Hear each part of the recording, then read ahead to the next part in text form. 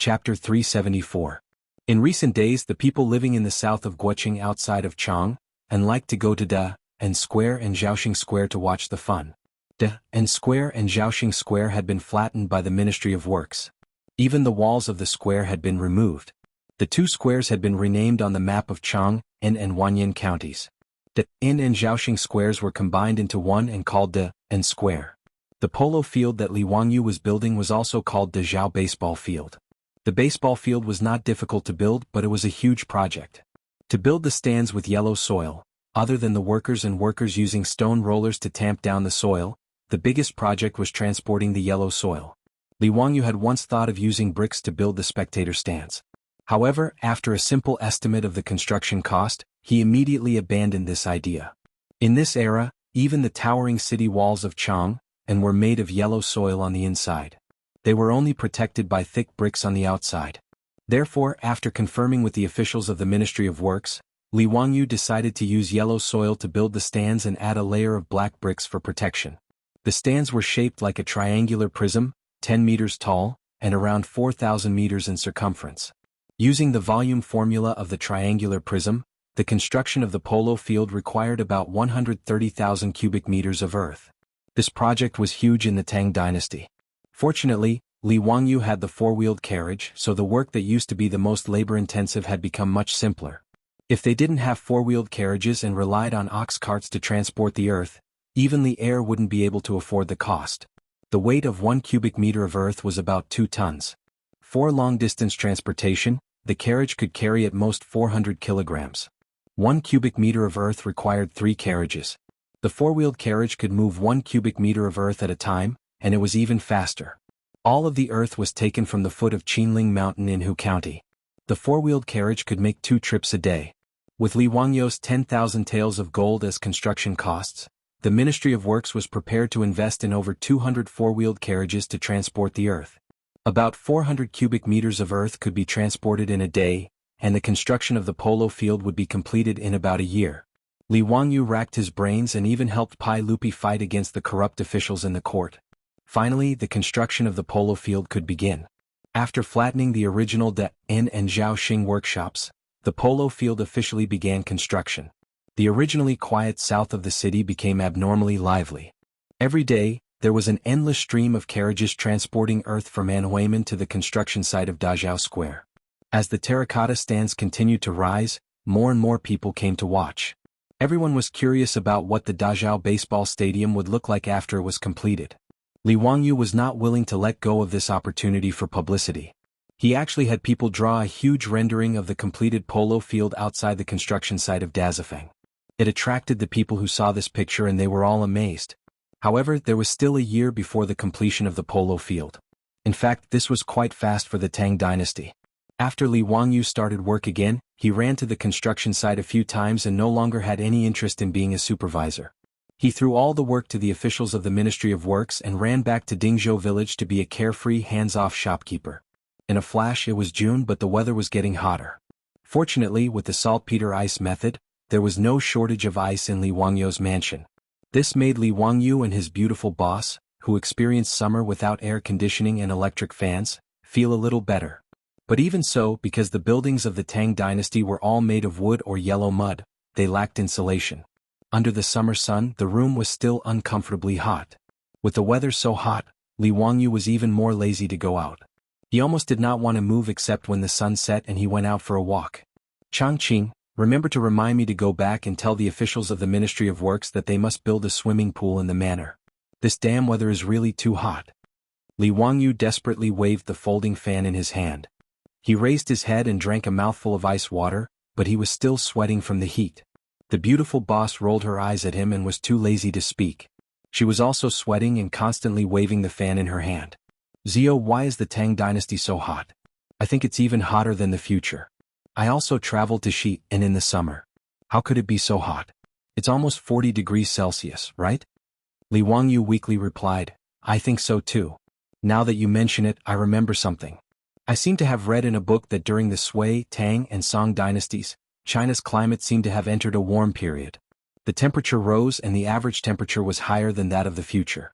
In the Tang dynasty there were 19 years of winters, but because the temperature was too high there was no snow. The beautiful boss listened to his words and became even more dispirited. She lay on the table and said weakly, "Oh my God, I really want an air conditioner. Even an electric fan would be fine." Li Wangyu couldn't help but laugh. "In your dreams? An air conditioner? Don't even think about an electric fan. Here, the hand-crank generator in the courtyard has electricity. Go and build an electric motor, then you can use an electric fan." The beautiful boss raised her head and glared at him fiercely to express her dissatisfaction. Li Wangyu chuckled. When he was about to continue speaking, he suddenly thought of something and sat up abruptly. "Zio, what are you doing? Why are you so surprised?" The beautiful boss asked in a bad mood. "Chongqing, I think I know how to build an air conditioner." "Are you crazy? You majored in e-commerce. You can't even build an electric motor for an electric fan, and you want to build an air conditioner?" Li Wangyu carefully recalled the memory in his mind. After confirming that there was no mistake, he couldn't help but laugh. "Ah, you don't say. I really do know how to build an air conditioner. It's very simple." "Humph, I don't believe your words." "Hee, then do you want to make a bet? What if I build an air conditioner for you?" Seeing Li Wangyu mention a bet again, the beautiful boss couldn't help but blush. She remembered the bet from last time. "Bah, stinking rogue." The beautiful boss didn't answer Li Wangyu's question, but she also didn't believe what he said. "Forget it, this lord is magnanimous. I won't lower myself to your level. You wait, I'll go and build an air conditioner."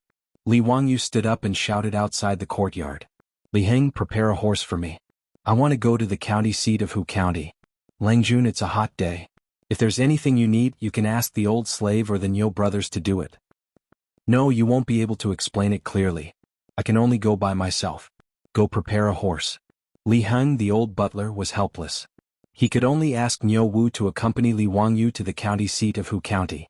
Seeing that Li Wangyu was actually going to build an air conditioner, the beautiful boss couldn't help but be curious. Could it be that in the Tang dynasty there was no electricity, no mechanical industry, no freon? Could Li Wangyu make an air conditioner out of thin air? Chapter 375. Li Wangyu didn't care about the hot weather. He braved the scorching sun and made a trip to Huxian County, then went to the porcelain kiln in Huxian. This old man greets county head Huxian. The manager of the kiln hurriedly came out to greet him. Li Wangyu's reputation resounded like thunder in Chang'an, and there was no one in Huxian County who didn't know of him. Even if they didn't recognize Li Wangyu just by looking at his precious horse and the blind Nyo Wu behind him, they knew that this young man was the famous founder of Huxian County, Li Wangyu of Dingzhou Village. "Thank you, manager. I want to make a batch of porcelain. This is the pattern." Li Wangyu was too lazy to be polite. He was already sweating from running all the way here. He fanned himself with all his might and handed the pattern to the manager. The manager hurriedly took it with both hands. When he opened it, he couldn't help but be stunned. "County head Huxian, you really want to burn this? How do you use it?" "Aha, I only have a use for it. Help me make it as soon as possible. You won't be short of money." His request was always so strange in the eyes of the Tang people. The manager of the kiln confirmed with him again, and after receiving a large deposit, he braced himself and agreed to deliver the finished goods to Dingzhou Village in a few days. After customizing a batch of goods from the kiln, he returned to the village to find Carpenter Lu and have him make a few items for him. His beautiful superior was even more curious as she watched him busying himself.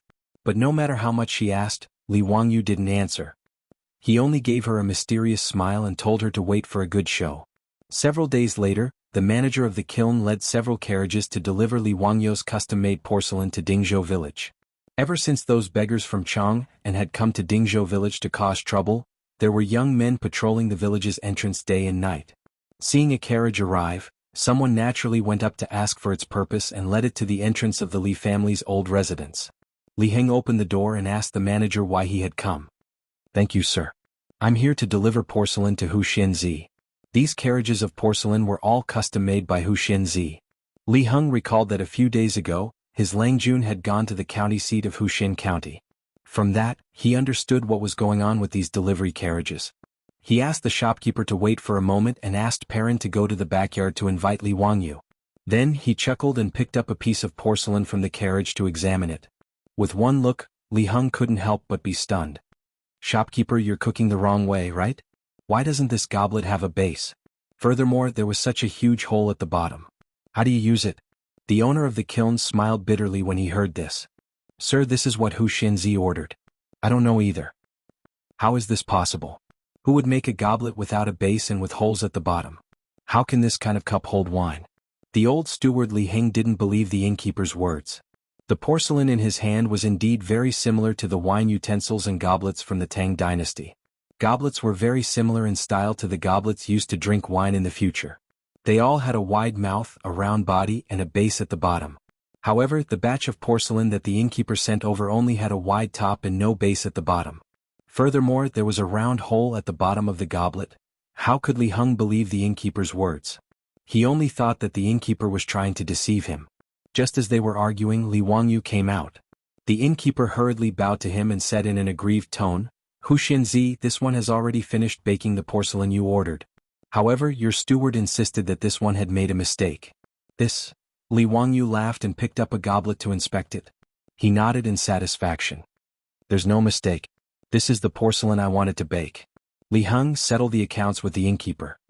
When Li Heng heard his Langjun say this, he couldn't help but be dumbfounded. "Langjun, this is the utensils you're going to bake? What's the use of these utensils? How do you use them to serve wine?" He still thought that these porcelain utensils were wine utensils, so he was completely confused by Li Wangyu's words. At this moment, his beautiful superior also came out with Aphrodite. When she saw the porcelain in the carriage, she was also puzzled. "Zio, what are you making?" She had never seen such porcelain in the future, so she couldn't figure out what Li Wangyu was trying to do.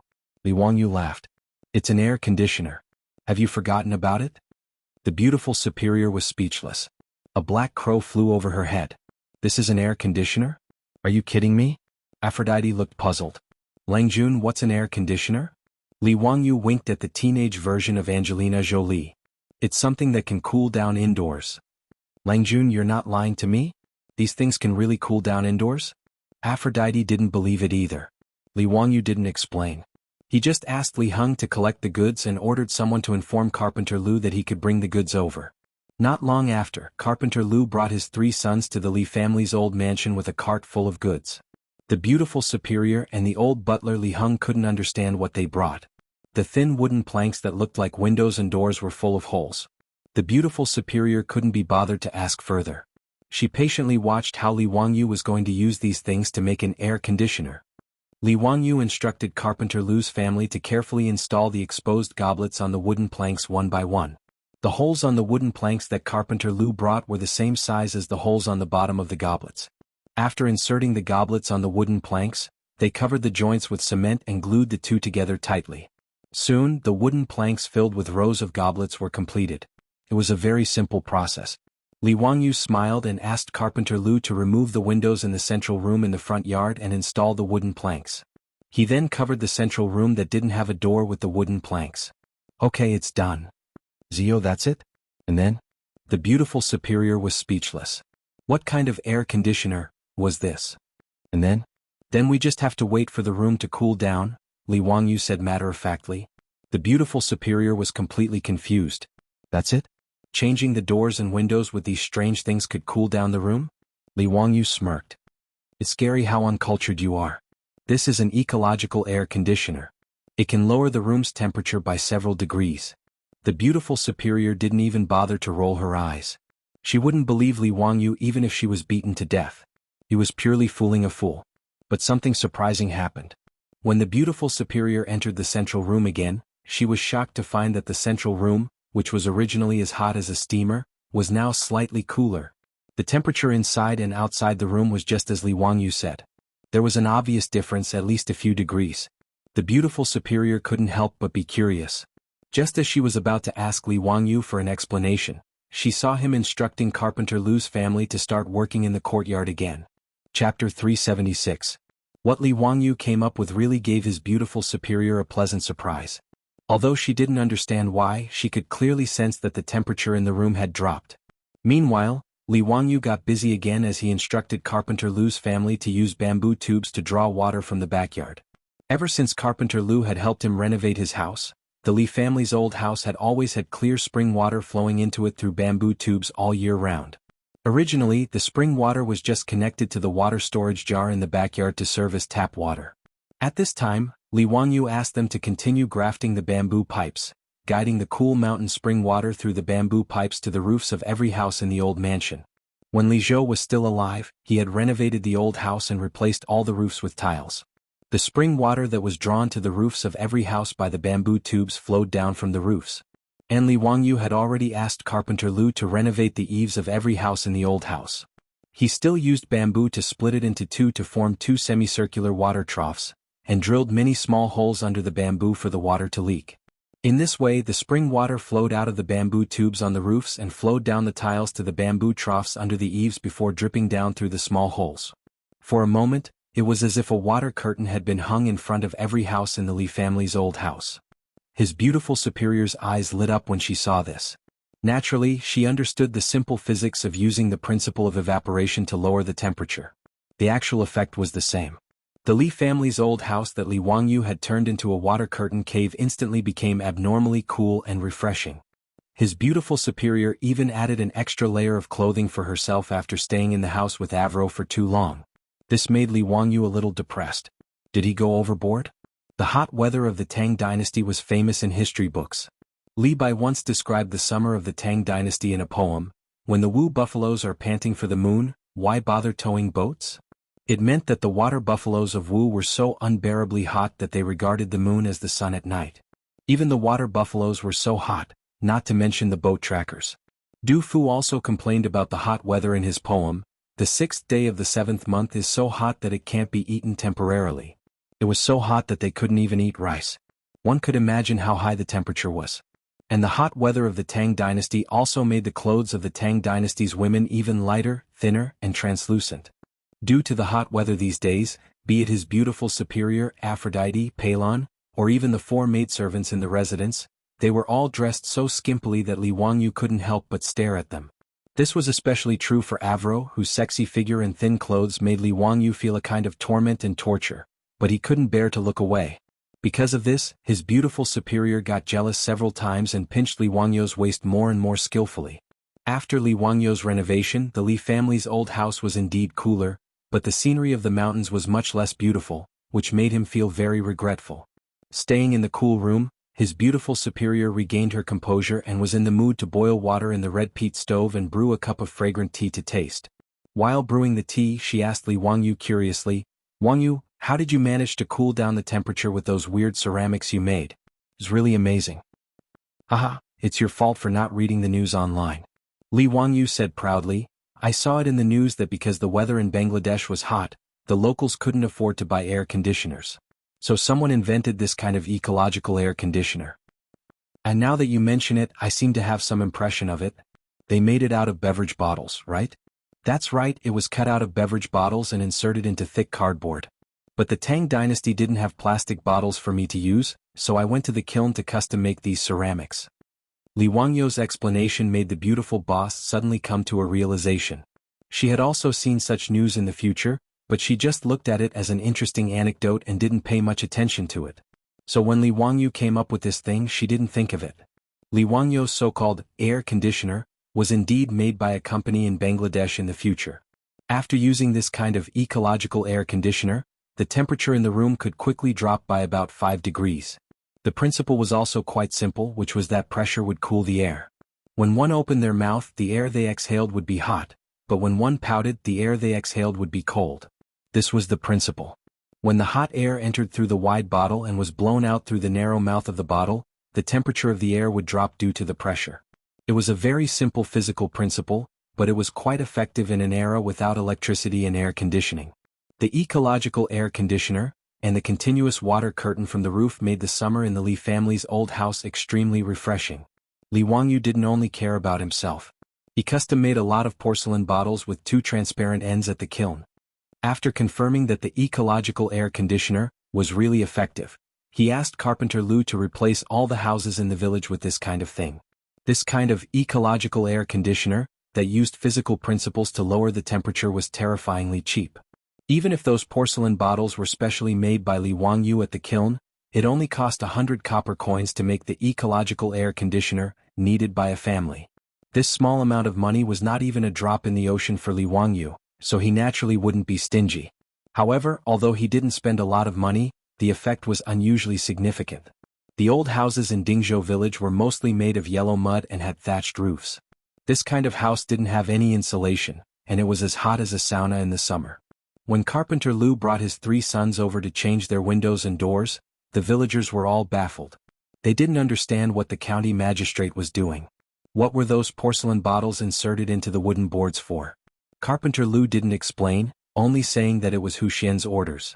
With Li Wangyou's current prestige in Dingzhou village, let alone changing their strange windows and doors, even if he wanted to tear down their houses, the villagers wouldn't have any objections. They might even help tear down the houses. However, when these ecological air conditioners were changed, everyone immediately noticed a difference. The originally stuffy and hot houses were actually much cooler. This discovery made the villagers go wild with joy, but they didn't understand why. Just by changing a strange window and door panel, such a miraculous thing could happen? The ancient people of the Tang dynasty naturally didn't have the concept of air conditioners. Therefore, the villagers who originally stubbornly believed that Li Wangyou was a literary star who had descended to the mortal world were now even more certain. If it wasn't an immortal item that could change the temperature, then what could it be? This was clearly the work of an immortal. It must be that Hu Xian's son couldn't bear to see us suffer from this heat, so he borrowed the immortal power of the heavens to send us this immortal item to make the house so cool. Therefore, the villagers of Dingzhou village who were already patrolling every day, became even more nervous about their treasured, immortal item, fearing that it would be stolen by thieves. Under the arrangement of the old village chief, more villagers patrolled the entrance of Dingzhou village and all over the village. Chapter 377. Let's not talk about the old villager and the others. They are racking their brains to protect their treasures. After Li Wangyou solved the problem of the summer heat, there is a new problem in front of Li Wangyou. That is, there are too many mosquitoes. Speaking of which, the Tangs had all sorts of ways to drive mosquitoes away, the most direct being through smoke. Weave wormwood and mugwort into straw ropes, dry them in the sun and set them on fire. The unique smell of the ropes could drive away mosquitoes. While the mosquitoes could be driven away, Li Wangyou felt like he was about to be suffocated by the smell. The smell of wormwood and mugwort was really unpleasant, and the smoke was too strong. However, between being bitten by mosquitoes and the unpleasant smell, Li Wangyou had no choice but to choose the unpleasant smell. Although the smell could drive away the mosquitoes indoors, he still couldn't avoid being bitten by mosquitoes when he went out, which was very distressing. In particular, Li Wangyou and Avro were particularly popular with mosquitoes. Li Wangyou wasn't used to wearing a perfume pouch. He always felt that it was too girly for a man to carry a perfume pouch around all the time.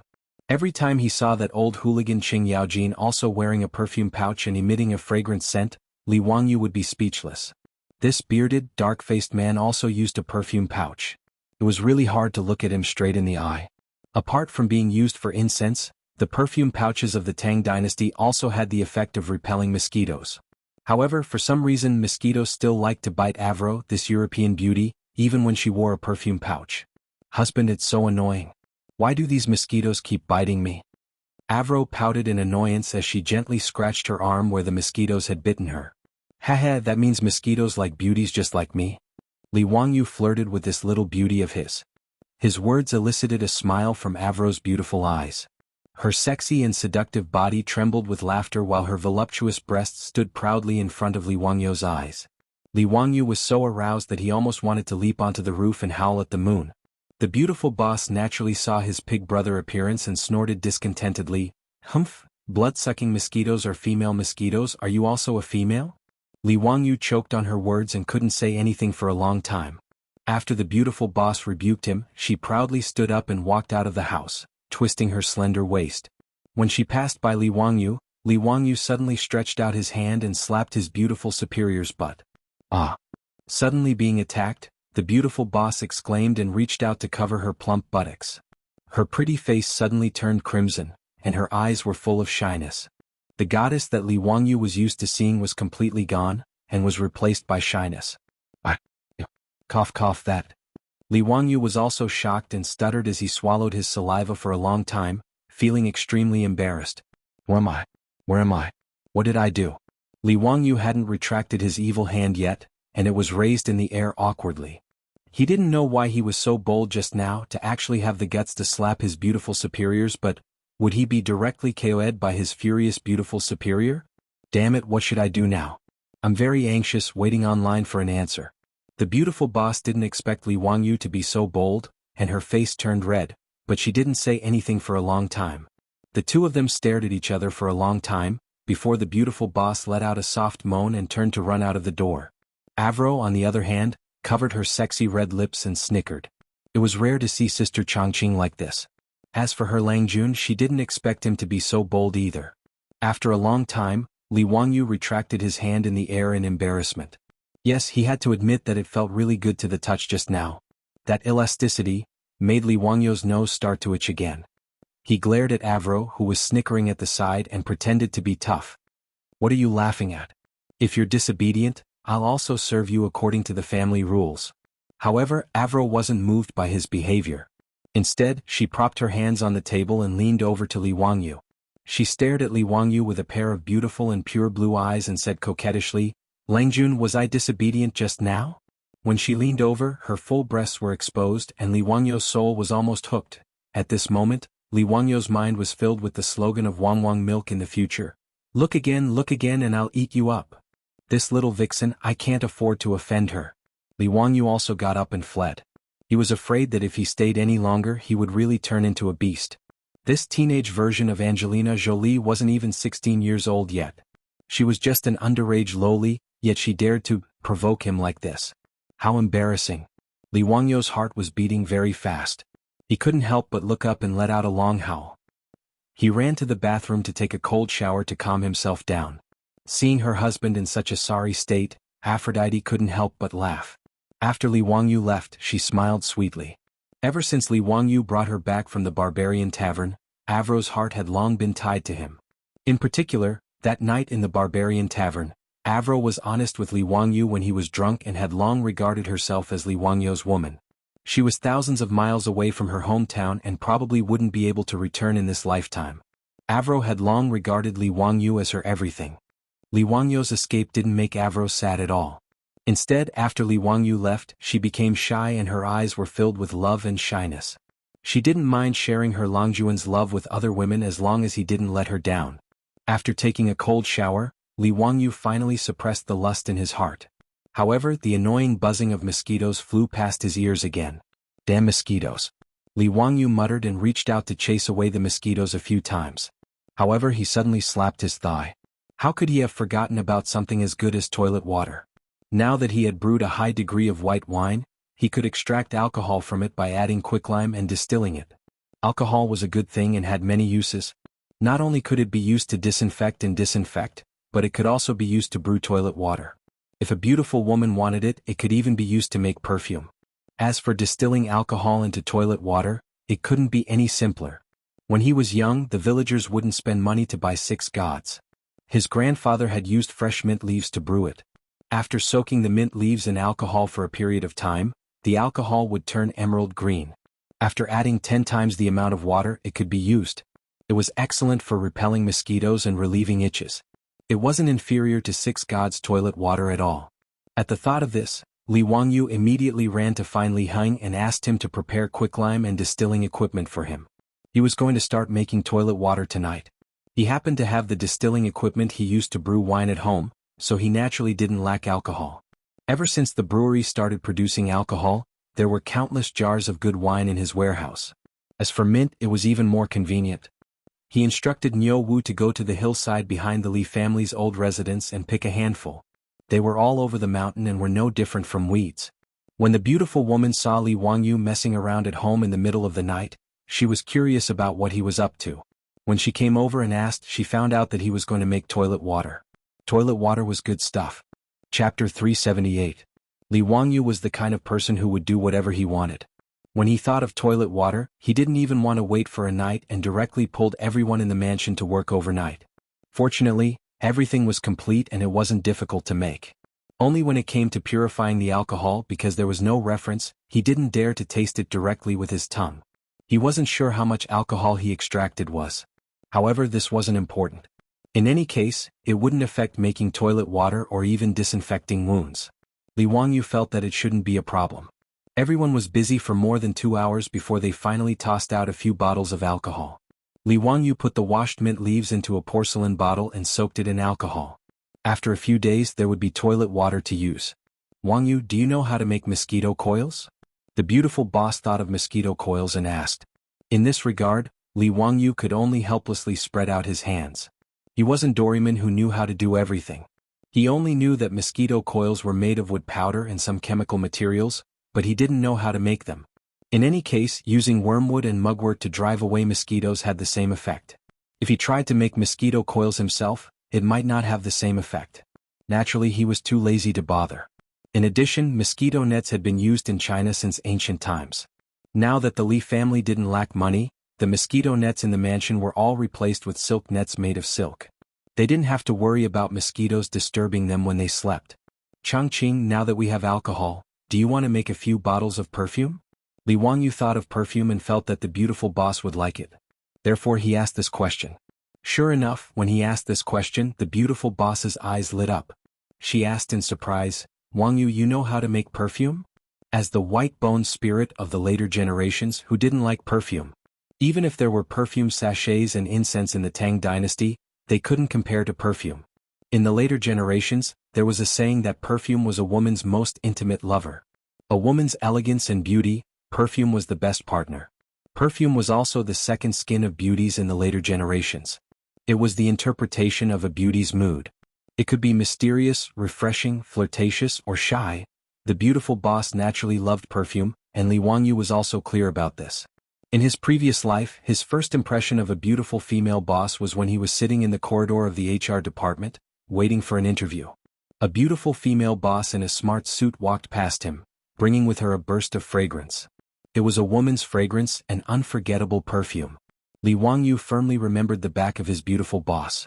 Now, the two of them had somehow traveled back 1,000 years and returned to the Tang dynasty to rely on each other. In the deepest part of Li Wangyu's memory, there was still that rich fragrance. Li Wangyu awkwardly rubbed his nose in front of his extremely excited beautiful superior's stunning face. "I don't know how to extract the essential oil from perfume, but I do know a simple way to make perfume. The effect should be okay. If you don't mind, I can give it a try." The beautiful boss naturally didn't mind. She nodded repeatedly with a face full of expectation. Li Wangyu knew that the traditional way to make plant essential oil in the later generations was to put flower petals in a copper pot and steam them with fire. Just like distilling wine, the essential oil of the flower petals was released with the steam and condensed through a bamboo pipe connected to the copper pot. However, knowing was one thing and whether or not he could do it was another matter. First of all, making plant essential oil in this way required a lot of flower petals. About 8 tons of flower petals were needed to extract 1 kilogram of rose essential oil. In the Tang dynasty, there were no fields dedicated to planting flowers. Li Wangyu had no place to collect so many flowers. Secondly, he only knew the general idea. Extracting essential oil wasn't so simple. He might have experimented countless times but still couldn't really extract the essential oil. Therefore, Li Wangyu didn't intend to waste any effort. He knew a very simple way to make perfume. Collect the flower petals, wash them and dry them. Then mash them and soak them in a solution made from alcohol and distilled water for a day or two. Then filter out the residue of the petals and leave behind the perfume. The natural perfume made in this way had a short shelf life. Usually it could only be stored for about a month. However, it was simple and convenient. Moreover, it had no harmful ingredients.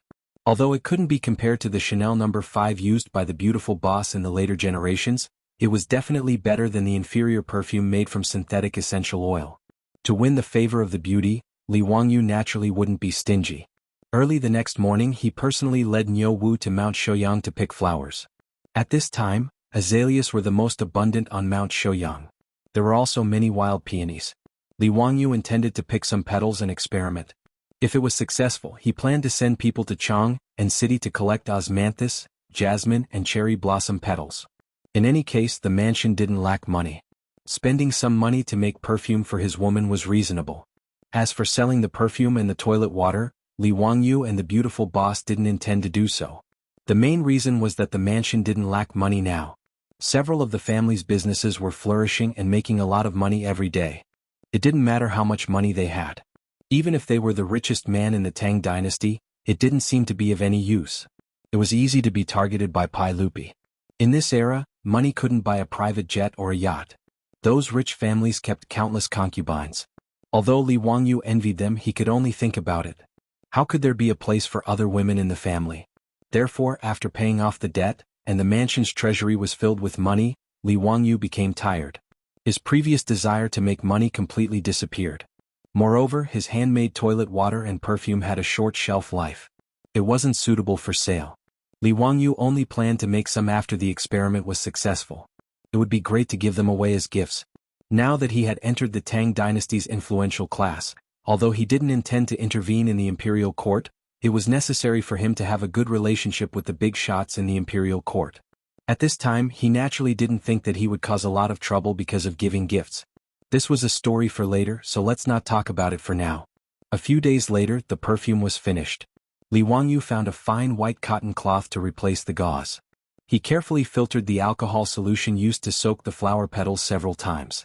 Then he poured the filtered perfume into a small, exquisite porcelain bottle that he bought in Shi City.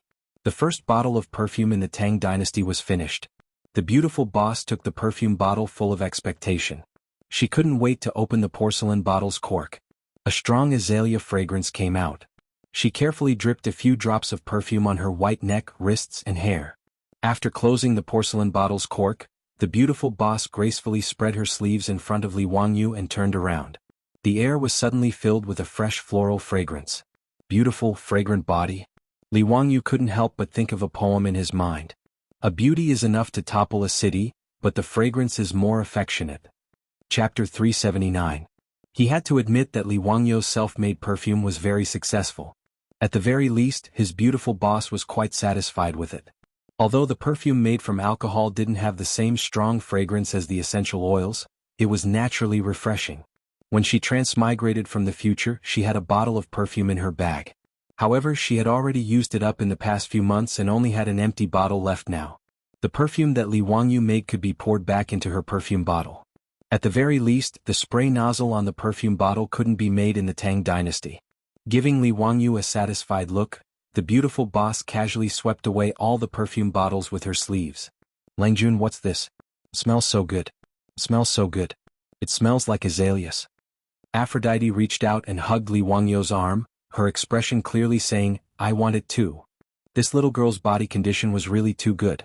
Li Wangyu immediately felt that his arms had actually sunk into two soft lumps of skin. "Ah, Aphrodite, let go first." Li Wangyu stuttered and tried to pull his arm out in a panic, only to be hugged even tighter by Aphrodite. "No, Langjun, you haven't told me what Sister Changqing uses." Aphrodite wasn't willing to let go. The awkward expression on Li Wangyu's face only made her cling even tighter to Li Wangyu until she was almost hanging onto his arm. Li Wangyu was embarrassed and his body stiffened. "Perfume, that's perfume. If you like it, I'll make more for you. Let go of me first." It wasn't that Li Wangyu was a calm man. The reason why he was so nervous was because he was wary of Aphrodite's age. A 15-year-old girl was still a junior high school student in the future. No matter how horny and beastly he was, he couldn't do anything indescribable with Aphrodite. But the more he was like this, the more Aphrodite liked to tease him. Especially when her beautiful boss wasn't around, this European girl would become even more aggressive, often making Li Wangyu embarrassed. "Then you can't lie to me, Langjun." Avro finally let go of Li Wangyu's arm after getting Li Wangyu's guarantee. Her bold actions caused the little girl, Perrin, to be extremely displeased. She pouted her little mouth and scoffed coldly. She then softly spat out, "Shameless vixen." Afro naturally heard Perrin's words, but she didn't care at all. Instead, she secretly stuck out her tongue at Perrin and made a funny face. This made Perrin stomp her feet in anger. She turned around and complained to her beautiful boss. Li Wangyu pretended that he didn't see their little actions. Li Wangyu naturally knew that Perrin had feelings for him, but he could only pretend that he didn't know. After all, this girl was only 12 or 13 years old. He didn't want to really be some perverted beast. The Tangs usually got married very early. When Empress Zhang's son married Pai Lupi, she was only Perrin's age and was basically a lowly. Li Wangyu could only express his disdain for this. In the future, Pai Lupi's behavior would take at least 3 years. If his beautiful boss had such an attitude like Aphrodite's, Li Wangyu would probably have turned into a wolf and done indescribable things. However, in the future his beautiful boss only had a good impression of Li Wangyu.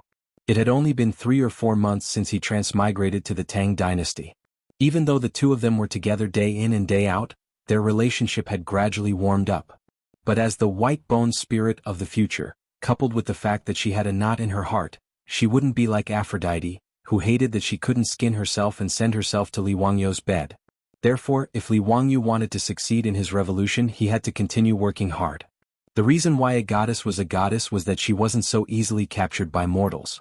At the very least, he couldn't make his beautiful boss undress for him just by making a few bottles of perfume and saying some vulgar words of love. Li Wangyu worked hard to make the perfume and toilet water, which won the beauty's smile. But after 2 days of peace, a group of bandits came to the residence, making him miserable. This matter started with the two little traitors, Li Qingqian and Li Tai. Ever since Li Wangyu renovated his house, the originally unbearably hot summer wasn't so unbearable anymore. It could even be said that it was rather comfortable. Li Qingqian, Li Tai, and Li Lizzie, the three little ones, came to Dingzhou village as usual to learn from Li Wangyu. Now, every time they came to Dingzhou village, it was the happiest thing for Li Qingqian and Li Tai. Because of this, the two little ones complained to Li Wangyu many times that they could only come to Dingzhou village once every 5 days, which was really too little. It would be better if they could come to Dingzhou village every day. They even glorified it by saying that they would follow their teacher around and serve their teacher to respect him. In this regard, Li Wangyu saw through the sinister intentions of these two little brats at a glance. What serving their teacher? They just wanted to play with the brats in the village every day. How could Li Wangyu be willing? Naturally, he mercilessly rejected them. Although being the imperial tutor of the crown prince seemed very glorious, how tiring was it to be the king of the children? Coming once every 5 days was already very troublesome for him. If it wasn't for Pai Lupi's threat, he wouldn't even bother to be the crown prince's imperial tutor. Today the three little ones arrived at Dingzhou village in a carriage. They felt a cool breeze as soon as they entered the Li family's old residence. Li Qingqian looked at the curtain of water flowing down from the Li family's central room and couldn't help but be dumbfounded. Although he was the crown prince of the Tang dynasty, he had never seen such a situation in his family's residence. The little fatty, Li Tai, even foolishly raised his head to look at the sky to see if it was raining or not. "Teacher, did you cast an immortal spell on this residence? Why would it fall into the water under the eaves?" Li Wangyu unhappily patted Li Qingqian's head. "You two little idiots, this is spring water from the back of the mountain. I had someone use a bamboo pipe to bring it to the roof." "What's the use of it?" "To lower the temperature." After Li Wangyu finished speaking, he walked into the central room with his hands behind his back. The three little ones hurriedly followed behind him. After entering the central room, the three little ones discovered that the room was unusually cool, without any trace of summer heat.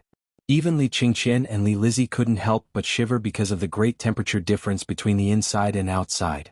Li Wangyu was afraid that the three little ones would catch a cold, so he thoughtfully asked Perrin to bring them some clothes to put on. The three little ones sat in the cool room eating ice cream and drinking cold drinks. They felt that the days of immortals were just like this. "Teacher, your residence is even more comfortable than the palace. These days the palace is unbearably hot. Even mother and father can't rest well." Li Qingqian swallowed a mouthful of ice cream with difficulty. He had eaten too much. When Li Wangyu heard this, he couldn't help but pat his own head. He had only thought about installing ecological air conditioners for the villagers of Dingzhou village, but he had forgotten to flatter Pai Lupi. He had miscalculated, truly miscalculated. Chapter 380. Under Li Wangyu's reminder, he finally realized that he had forgotten to flatter the emperor of the Tang dynasty. This was a mistake. He had even neglected elders like Yu Shernan who cared about him. He really shouldn't have done that. There were also those rich playboys. How could he have forgotten about those rich playboys? There were also Yang Quan, Lu Xiao, and the others from the Hu County government.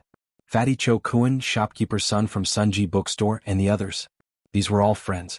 How could he only care about himself and not think about the others? Li Wangyu blamed himself. He hurriedly had Niu Wu ride a horse to the Hu County government to inform the shopkeeper of the kiln to make another batch. However, after some calculations, he realized that the amount of porcelain that needed to be made was quite large. Changing a window would require more than 40 specially made porcelain bottles. Changing a door would require more than 100 porcelain bottles. How many palaces were there in the imperial palace? Yu Shernan, Kongingda, and the other big shots also had many rooms, not to mention Qing Yaojin, Qin Qiong, Fang Shenling, and Zhang Sun Wuji. Now that he knew a lot of big shots in the imperial court, the demand for this ecological air conditioner was really high. Thinking of this, Li Wangyu helplessly shook his head. He simply ordered Niu Wu to bring enough gold and inform the shopkeeper of the kiln. For the next few days he didn't need to do anything else. He just needed to focus on making porcelain bottles for him. He temporarily took over the shopkeeper's kiln. As for the wooden planks needed for the ecological air conditioner, he couldn't rely on Carpenter Lu. Even if the old man and his 3 sons worked themselves to death, they probably wouldn't be able to make much. Li Wangyu pondered for a while and simply had Li Heng accompany Niu Wu to the Hu County government to ask Yang Quan for help. He asked Yang Quan to find craftsmen in Hu County to help him process the wooden planks. After arranging these trivial matters, Li Wangyu waited for the porcelain bottles to be made at the kiln. Then he would send these ecological air conditioners to Chang, and as gifts. But before he could deliver the gift, a group of uninvited guests came knocking on his door. On the second day after Li Qingqian and Li Tai returned to Chang, and Pai Lupi led a group of bandit dukes to Dingzhou village in a mighty manner. Li Wangyu was shocked by the murderous look of Pai Lupi and Cheng Yaojin. What were they trying to do? Are you here to fight me to the death? It was still early in the morning and today was not the day off. Did Pai Lupi and these big shots not go to court often? Zio, why didn't you think of giving the good stuff to your uncle and aunt? He really deserved a beating. If Cheng Qian and Qing Ke had not returned to inform us, we would still be kept in the dark by you. Pai Lupi didn't wait for Li Wangyu to open his mouth and scolded him. Li Wangyu was so angry that his teeth itched. Those 2 little traitors, little bastards. They ate and drank well in their own home and they enjoyed themselves enough. How dare they turn around and sell me out? Li Wangyu secretly made up his mind. The next time Li Qingqian and Li Tai came, he would definitely let them have a taste of his power as a teacher. Copying the epigraph of my shack 100 times was a good idea. Naturally, he knew what Pai Lupi was referring to. It was the ecological air conditioner that he had invented.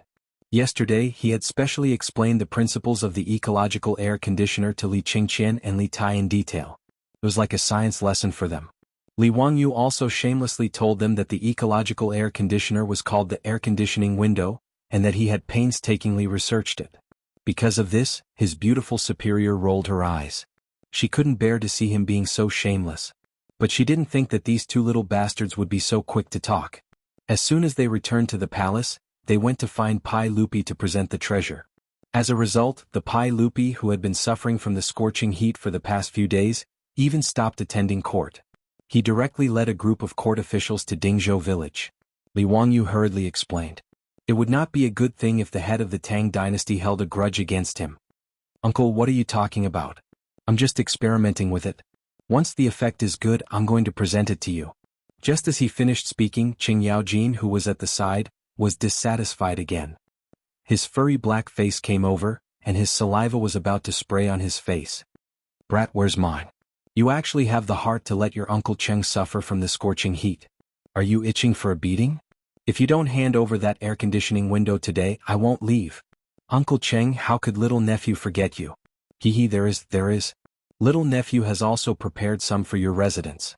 However, the air conditioning window is still being fired, and it can't be completed in a short time. At most, little nephew will personally send it to Uncle Cheng's residence in 2 or 3 days. As soon as Li Wangyu finished speaking, he felt a stab of pain on his back.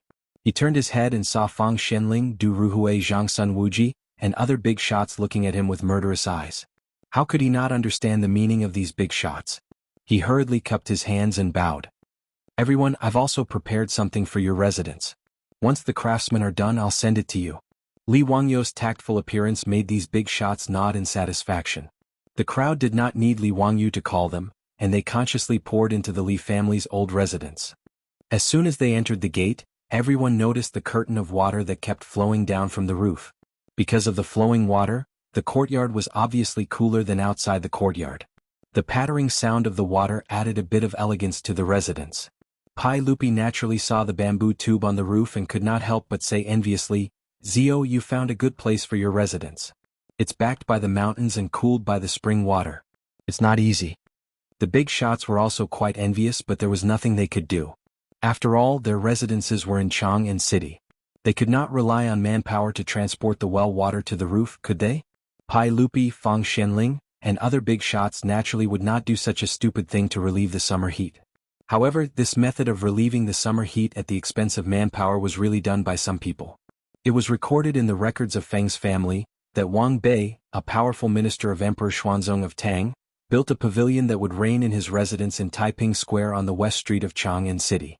On the eaves of this pavilion, water flowed in all directions. Living in the pavilion in midsummer was as cool as late autumn, but outside the pavilion was still unbearably hot. The pavilion made people feel the difference between ice and fire. In Chang and city, to make the pavilion like rain, there was no other way except to transport the well water up and pour it out by manpower. In fact, in the Qinling Mountains, there was also a summer palace of the royal family, Cuiwei Palace. Cuiwei Palace was not far from Dingzhou village. It was in the Yellow Valley of the Qinling Mountains, also known as the Royal Valley. It was 70 miles away from Chang and city and 40 miles away from Dingzhou village. It could be reached in less than an hour by horse. These days, because Empress Zhangsun was pregnant, she could not stand the heat in Chang and city and was ready to go to Cuiwei Palace to relieve the summer heat. Pai Lupi was reluctant to leave his wife.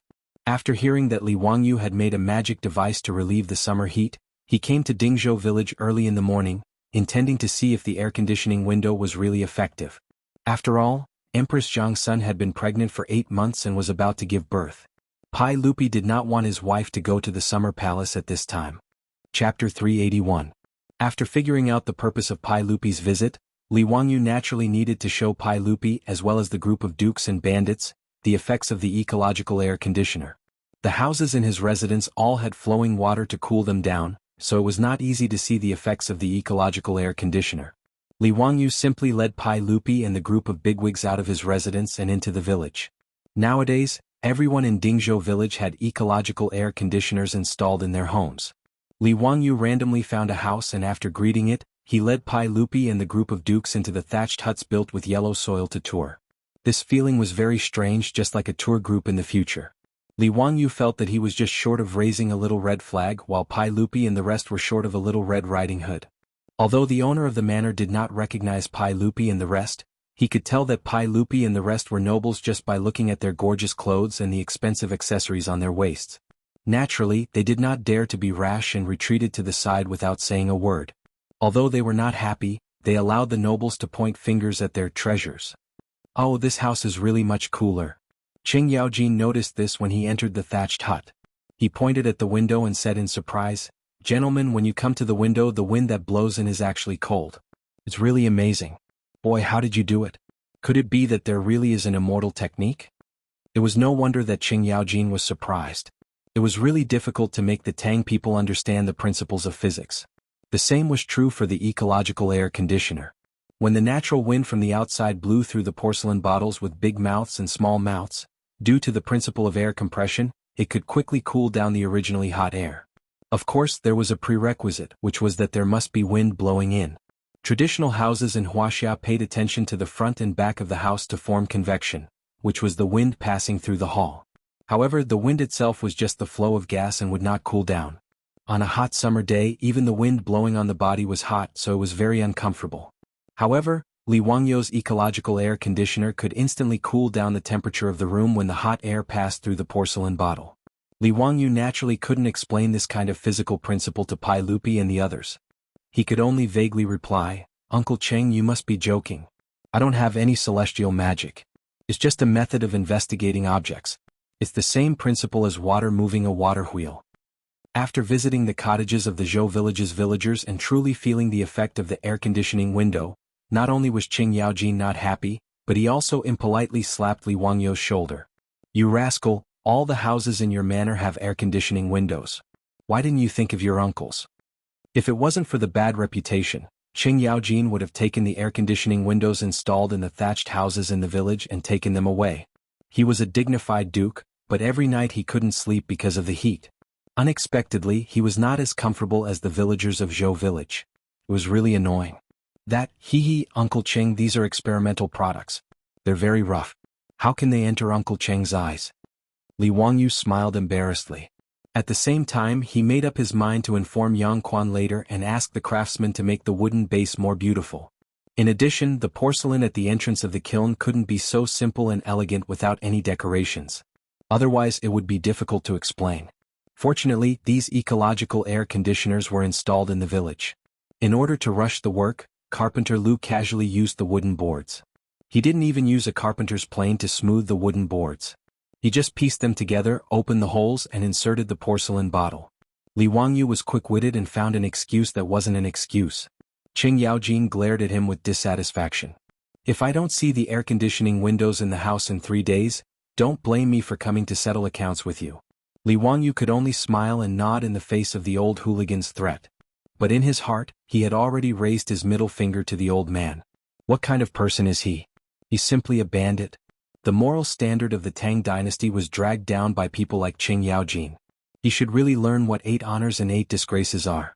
After visiting the thatched houses in the village, the group returned to the Li family. Li Er walked boldly into the living room and sat down. He took out a folding fan from his waist and started fanning himself. Then he glared at Li Wangyu in dissatisfaction. Zio, why isn't there any ice cream? Also, the fruit juice with ice cubes was also sent. How can you treat your guests like this? Don't you welcome us? Uncle, what are you saying? Hee, uncle, and all of you have come to my humble abode, bringing light to my humble abode. How could I not welcome you? Uncle, please wait for a moment. I'll immediately ask someone to send the ice cream and cold drinks. Li Wangyu was cursing in his heart.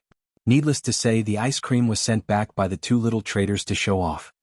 He quickly asked the maids in the house to prepare ice cream and cold drinks to entertain this group of freeloaders. Haha, this guy's house is really cool and refreshing. It's really refreshing. Qing Yaojin wiped the sweat on his forehead and drank a glass of fruit juice full of ice cubes. Zio really knows how to enjoy life. No wonder you don't want to live in Chang'an. Dingzhou village is also a good place. Fang Xianling was naturally not as vulgar as Qing Yaojin. She held the glass and drank slowly while praising. Hehe, Prime Minister Fang, you flatter me. Li Wangyu said politely while wondering when Pai Lupi and the others would return to Chang'an. Qing Yaojin ordered loudly, "Boy, ask your maids to prepare good food and wine. Today we won't go home until we're drunk. Bring out the mahjong. I want to play with His Majesty and the other officials." Li Wangyu was about to break out in cold sweat when he heard Qing Yaojin say that they wouldn't go home until they were drunk. He immediately thought of the day when he had just brewed the sorghum wine and this old guy was drunk in his house. Damn, was he not satisfied with tearing it down once? Was he going to do it again? However, he obviously had no right to object. As the youngest master here and the lowest rank, he had no right to speak. Li Wangyu could only obediently agree. He asked Niu Wu and Niu Yong to bring the mahjong table and asked the maids to boil water and make tea. He himself waited on the side to play mahjong. Ever since Qing Yaojin played mahjong in the Li family, he liked the gambling equipment very much. After returning to the house, he asked the craftsman to make a set of mahjong using the best ivory. When he had nothing to do, Qing Yaojin often invited Qin Qiong and the others to play mahjong in the house. Gradually, the quintessence of Wuxia mahjong naturally became popular in Chang'an City. Now even Pai Lupi had learned how to play mahjong. In the harem, including Empress Zhang's son and concubine Yang, they all enjoyed it. Today there were more than a dozen officials who accompanied Pai Lupi to Dingzhou village to enjoy the cool air.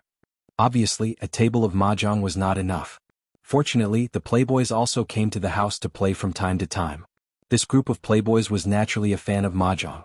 For this reason, Li Wangyu prepared many mahjong sets in the house for everyone to play. The sun outside was hot, but the central room of Lai Hot was as cool as autumn. Pai Lupi and the officials of the imperial court were naturally in a good mood. They sat down at the mahjong table, set up the battlefield and began to play. Li Wangyu looked at the central room with 4 mahjong tables and heard the sound of mahjong.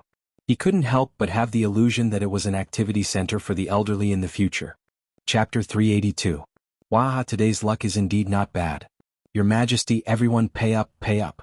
20 taels of gold per person. Qing Yaojin's luck was off the charts today.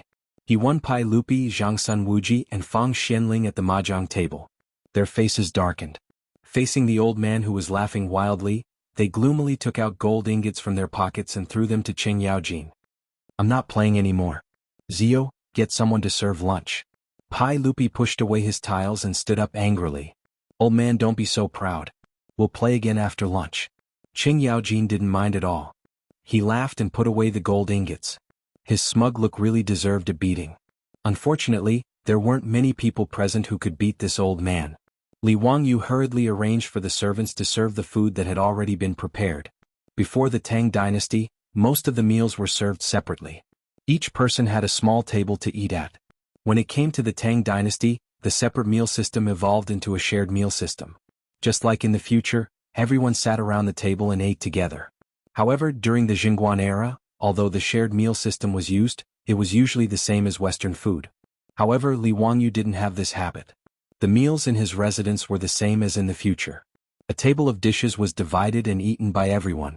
Pai Lupi and the other big shots didn't care about this.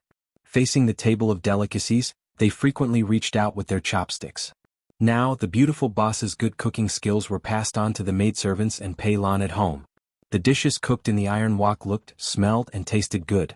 It made Li Er and the other big shots very satisfied.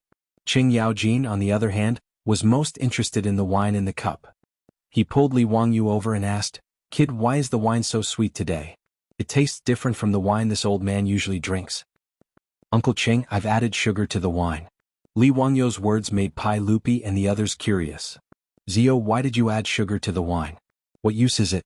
Icing sugar was rock sugar, which appeared in the Sui and Tang dynasties. "Uncle, this sugar frosting is sweet and mild. It can moisten the lungs and stop coughing. It can improve the taste of the wine." In the future, when Li Wangyu's grandfather drank sorghum wine, he liked to add rock sugar. Therefore, Li Wangyu thought of adding sugar to the wine in the residence. Pai Lupi picked up his wine glass and took a sip. He nodded repeatedly. "Not bad, this Xiaodao has sugar frosting. It tastes sweet, but it is a perfect match." The group of high dukes also praised after tasting it. Only Qing Yaojin snorted discontentedly. "You be *ts, you're really not straightforward. Why is it that every time you have something good, you unconsciously take it out and give it to us? How petty of you to hide it." Li Wangyu wanted to splash the wine on this old hooligan's face. This was too much. "You're eating my food and taking my money. Not only did you not say thank you, you even scolded me. You're really going too far." Li Wangyu pretended not to hear the old hooligan's words. He turned his head and chatted with the others. It was not worth getting angry with this old hooligan. He was purely looking for trouble. Everyone was satisfied with the lunch. Li Wangyu thought that it was getting late. Should these high dukes go back? Today was still okay. Although Qing Yaojin's face was dark red from drinking, at least he did not go crazy and tear down his room. But before he could say anything, Pai Lupi, who had eaten his fill, actually went back to sit at the mahjong table. He stretched out his hand and beckoned Qing Yaojin and the others to continue the game. "Jijie, come. Don't think you can run away after winning my gold. Today I must let you, this old man, know my power. Your Majesty, there is no reason to lose a bet. As long as you bring enough gold, how can I refuse? Wah! Come, let's continue." Seeing that Pai Lupi and the high dukes were still sitting at the mahjong table after eating and drinking, Li Wangyu could not help but feel speechless. What was going on? Were they planning to stay in his residence? Damn, this kind of freeloading behavior was too shameful. It should be severely condemned. Although he complained, he had no right to speak in front of Li Er and a group of dukes. He could only ask the maids in the mansion to bring cold drinks and ice cream, as well as some fruits and snacks, to these big shots that he could not afford to offend. It had to be said that sitting in the cool room and playing mahjong on a hot summer day was a kind of enjoyment. The fierce mahjong game in the central room of the Li family's residence went from noon to sunset. Li Wangyu cautiously reminded him, "Uncle, it's already 5 o'clock." The hidden meaning of his words was, "Why aren't you guys going back? Don't tell me you're still planning to stay for dinner?" It was not that Li Wangyu could not bear to treat Pai Lupi to dinner, but that Pai Lupi, the head of the imperialist Tang dynasty, was too stressful to stay in his residence. As the saying went, being with the emperor was like being with a tiger. Although Pai Lupi was good to him, he was still the emperor of the Tang dynasty.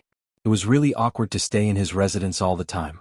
Even his beautiful superior only came out to greet everyone when they arrived, and then stayed in the backyard with Afro and Perrin.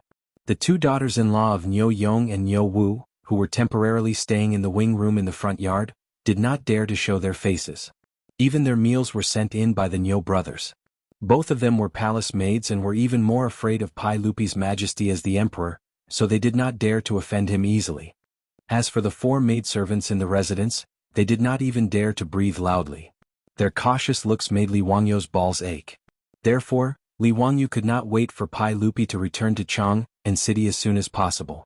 Who knew that as soon as he finished speaking, Pai Lupi would glare at him. "What? Zio, don't you welcome me to have dinner in your residence? Do you want to drive me away?" Li Wangyu was about to cry. He hurriedly waved his hands and said, "Uncle, you've wronged me.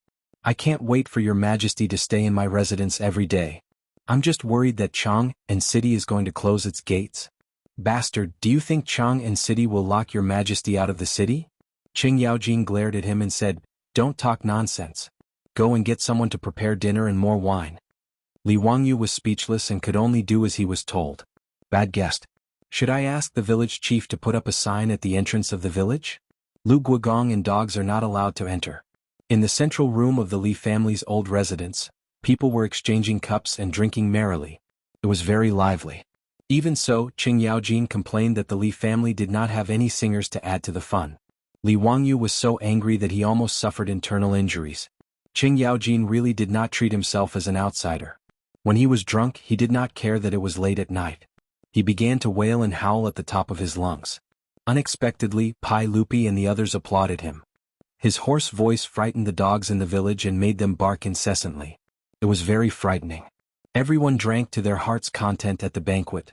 It was not until the moon was high in the sky that Li Ertsai burped. He and the other marquises got on their horses with the help of their guards and headed for Chang'an.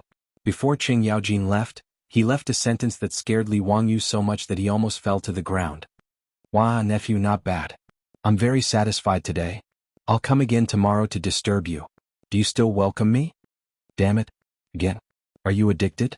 Chapter 383. Fortunately, Qing Yaojin's words were just words. The next day, Li Wangyu was in a state of anxiety for the entire day, afraid that he would hear that earth-shattering laughter again. In order to prevent Qing Yaojin from having an excuse to come to Dingzhou village again, Li Wangyu had Niu Wu make another trip to Hu County and spent a large amount of copper coins. His goal was to urge the porcelain kiln and woodworkers to hurry up and make the air conditioning fans as soon as possible so that he could report back to Chang'an City. Pai Lupi and Qing Yaojin did not come to Dingzhou village again. After all, there were many state affairs. Pai Lupi and the dukes could slack off for a day, but they could not skip work every day. The playboys, however, came to Dingzhou village the next day to freeload off the air conditioning. Li Wangyu naturally welcomed the playboys' visit. Although these guys were not very good at drinking and liked to mess around after drinking too much, Li Wangyu felt that they were as cute as a group of playful brothers in the future. Even his beautiful superior was now familiar with the foppish playboys. She was also very welcoming of their arrival. There was good food and drink and it was cool and comfortable.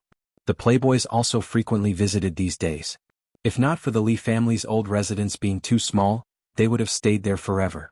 3 days later, the first batch of eco-air conditioners was made in a few hundred. Li Wangyu hurriedly ordered Shunfeng Carriage Company to send out carriages to personally escort the eco-air conditioners to Chang'an City to deliver the gifts. He first sent 100 fans to the Imperial Palace, then another 20 to 30 fans to the various dukes and prefectural dukes' mansions. He didn't forget about Yu Shernan and Kong Yingda's mansions either. He even sent 10 fans to Cho Kuan's residence. At present, Hu County was still rushing to make air conditioning windows. In Noda's Chang'an City, there were so many nobles and officials that Li Wangyu could not be biased in his gifts. Otherwise he would attract jealousy for no reason. He even sent air conditioning windows to Chongping County Duke Zhang Liang's mansion. This was also the way of the world. In the next month or so, Li Wangyu ran to Chang'an City almost every day to deliver gifts. It was quite tiresome for him. However, as the air conditioning windows began to be installed in Chang'an City's civil and military officials, its cooling effect immediately surprised everyone. Any room with an air conditioning window was obviously much cooler than a room without one. The officials who received Li Wangyu's gift naturally had a good impression of Hu County's son. Li Wangyu's gift was given at the right time.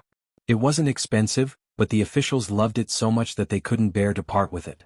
The Tang naturally did not understand the principle of the air conditioning windows, but there were smart people who copied it and the effect was just as good. As a result, Li Wangyu's air conditioning windows quickly spread among the people of Chang'an. Many porcelain kilns began firing. Fired the air conditioning windows. Soon, the air conditioning windows in city. Li Wangyu relied on the air conditioning windows to gain another wave of popularity in Chang'an City. Even the air conditioning windows were nicknamed Wangyu windows by the people of Chang'an City. Not only did it refer to Hu County's son Li Wangyu's invention, but it also referred to the fact that after installing the air conditioning windows, there was no need to worry on a hot summer day. Wangyu, forget your worries. However, this was all for later, so let's not talk about it for now. Now, Li Wangyu was still braving the scorching sun to deliver gifts all over Chang'an City. He was already sweating profusely, and the clothes on his back were already soaked. He felt that delivering gifts was also a tough job. Brother Chumo, how many more families are going to deliver gifts today? Li Wangyu asked listlessly as he rode on horseback. In the four-wheeled carriage team that delivered the gifts, however, were the profligates who were also sweating profusely and listless under the scorching sun. Li Wangyu naturally did not spare this group of fellows who were eating and drinking in his residence. They were brothers, so of course they should share weal and woe. How could he let these fellows eat and drink in his residence while he was running around alone? Moreover, in Chang'an City, there was no one more familiar than these fellows. He wanted to go to each residence to deliver gifts, so naturally he needed these fellows to guide him. Therefore, even if Cheng Chumo, Fang Yai, and the others were unwilling, they were dragged out by Li Wangyu to accompany him in the sun. Cheng Chumo wiped the sweat off his face. There are still 2 more. They are all in the Shioda workshop. Then let's go quickly. After delivering the gifts, I'll treat my brothers to a drink. Drink on a hot day like this? I have no appetite. I just want to drink your cold drinks and ice cream. Ah, Brother Chumo is right. Ziyu residence has a lot of good things. It would be so refreshing to have a cold drink on such a hot day. Li Wangyu was riding on horseback and was dizzy from the sun. Hearing this, he casually said, "Isn't it just cold drinks? When we see a vending machine later, I'll treat you guys to a drink." Ziyu, what nonsense are you talking about? What vending machine? What is that? Country bumpkin, don't you know about vending machines? It's a machine that's placed in the streets and alleys. It doesn't need anyone to watch over it. You just have to put in some money and it will automatically sell you cold drinks. Li Wangyu was still dizzy, so he replied without thinking. Halfway through, he realized that something was wrong. Damn, this was not the future. This was the Tang dynasty. Where did this vending machine come from? He was really dizzy from the sun. How could he talk nonsense? His words caused the fellows to burst into laughter. Ah, Ziyu, are you dizzy? Where would there be such a magical machine? Ziyu is talking nonsense again. If there really is such a machine, I'm afraid only gods can do it, right? Li Wangyu, who felt that he had said something wrong, was not happy after being laughed at by the fellows. He straightened his neck and argued, "Didn't Zhuge Wuho create the wooden ox? It doesn't rely on feng shui. It operates on its own and doesn't require manpower. What's so difficult about a vending machine?" His words made the fellows laugh even louder. Ah, Ziyu, your silver tongue really knows how to talk. The wooden ox is just a rumor. Do you really think it's true? I also don't believe what Ziyu said. That vending machine, Ziyu, you probably thought of it on your bed, right? Ziyu, if you can create a vending machine that doesn't require manpower to sell cold drinks, I will give you the calligraphy of Wang Yu's army. Ah. Chai Lingwu laughed and joked. The Wang Yu's army he was talking about was Wang Shiji. It was unknown where Chai Lingwu obtained Wang Shiji's calligraphy. He treated it like a treasure and did not normally show it to others. It was only when Chai Lingwu drank too much and let it slip that everyone found out. After forcing Chai Lingwu to take out the calligraphy, Li Wangyu liked it very much. This was Wang Shiji's authentic calligraphy. In the future, there was not a single authentic Wang Shiji left in the world. There were only copies. Li Wangyu had long coveted Wang Shiji's calligraphy, but he could not obtain it. Wei Shiyu's words immediately made Li Wangyu's spirit rise. He couldn't help but sit up straight on the horse. Brother Shiyu, are you serious? If I really create a vending machine, you can't go back on your words. Humph, a gentleman's words cannot be taken back. Why would I lie to you? However, if you can't create it, then your residence's Zhao Yebai and Jade Flower Horse will lose to me. Chai Lingwu also laughed mischievously. He had long coveted the 2 treasured horses that Zhang Liang lost to Li Wangyu. Come. Clap your hands as an oath. Brothers, be witnesses. Chapter 384. Li Wangyu's straightforward agreement made Chai Lingwu hesitate.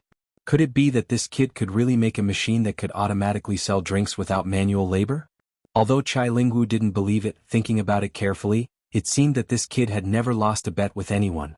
Thinking of this, Chai Lingwu immediately cowered. Haha, Zio, what are you talking about? I was just joking with you. Don't take it seriously, don't take it seriously. Brother Lingwu, you just said that a gentleman's words cannot be taken back. How can you go back on your words? No, we have to make this bet today. Li Wangyu saw that the cooked duck was about to fly away and hurriedly stopped Chai Lingwu. However, the more he acted like this, the more suspicious Chai Lingwu became. That copy of Wang Shiji's calligraphy was his treasure. How could he bear to lose it to Li Wangyu? Did I? Zio, perhaps because the sun was too bright, you heard wrong. I definitely didn't say that. Ah, today's weather is really good. Everyone, let's go drink with Zio after he delivers the gift. Chai Lingwu wanted to whip his horse to leave, but Cheng Chumo and the others grabbed the reins. Wait, Brother Lingwu, we can testify that you did say that you wanted to make a bet with Zio. As a man, how can you go back on your words? This group of debauches just wanted to watch a show. Moreover, the vending machine that Li Wangyu mentioned sounded quite interesting. Since that was the case, how could they let Chai Lingwu run away? Chai Lingwu only just realized that he had caused trouble because of his loose tongue. He had a vague feeling that his beloved copy of Wang Yu's calligraphy would be lost. With a long face he said, "Brothers, can you pretend that I didn't say anything just now? I was wrong. I apologize to Zio and everyone. Today little brother Ping Kong Square will be treating. Brothers, please feel free to order any of the ladies in the painting house, okay?" Fang Yai, Cheng Chumo and the others looked at each other and replied in unison, "No. Today's bet must be made.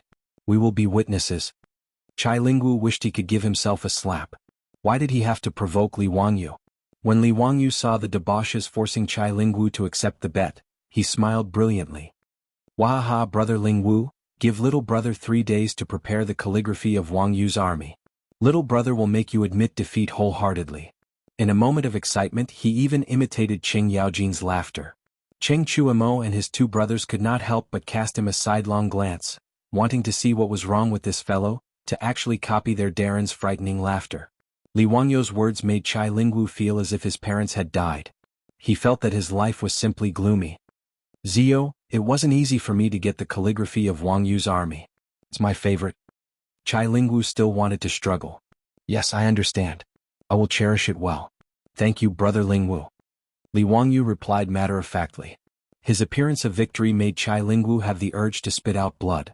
He had met the wrong person. Chai Lingwu looked up to the sky and sighed. He did not look at the almanac when he left the house today. Li Wangyu, who had been dazed by the sun's rays, regained his energy and quickly went to the last 2 noble residences to deliver his gifts. He didn't even have time to take a sip of tea before he took his leave.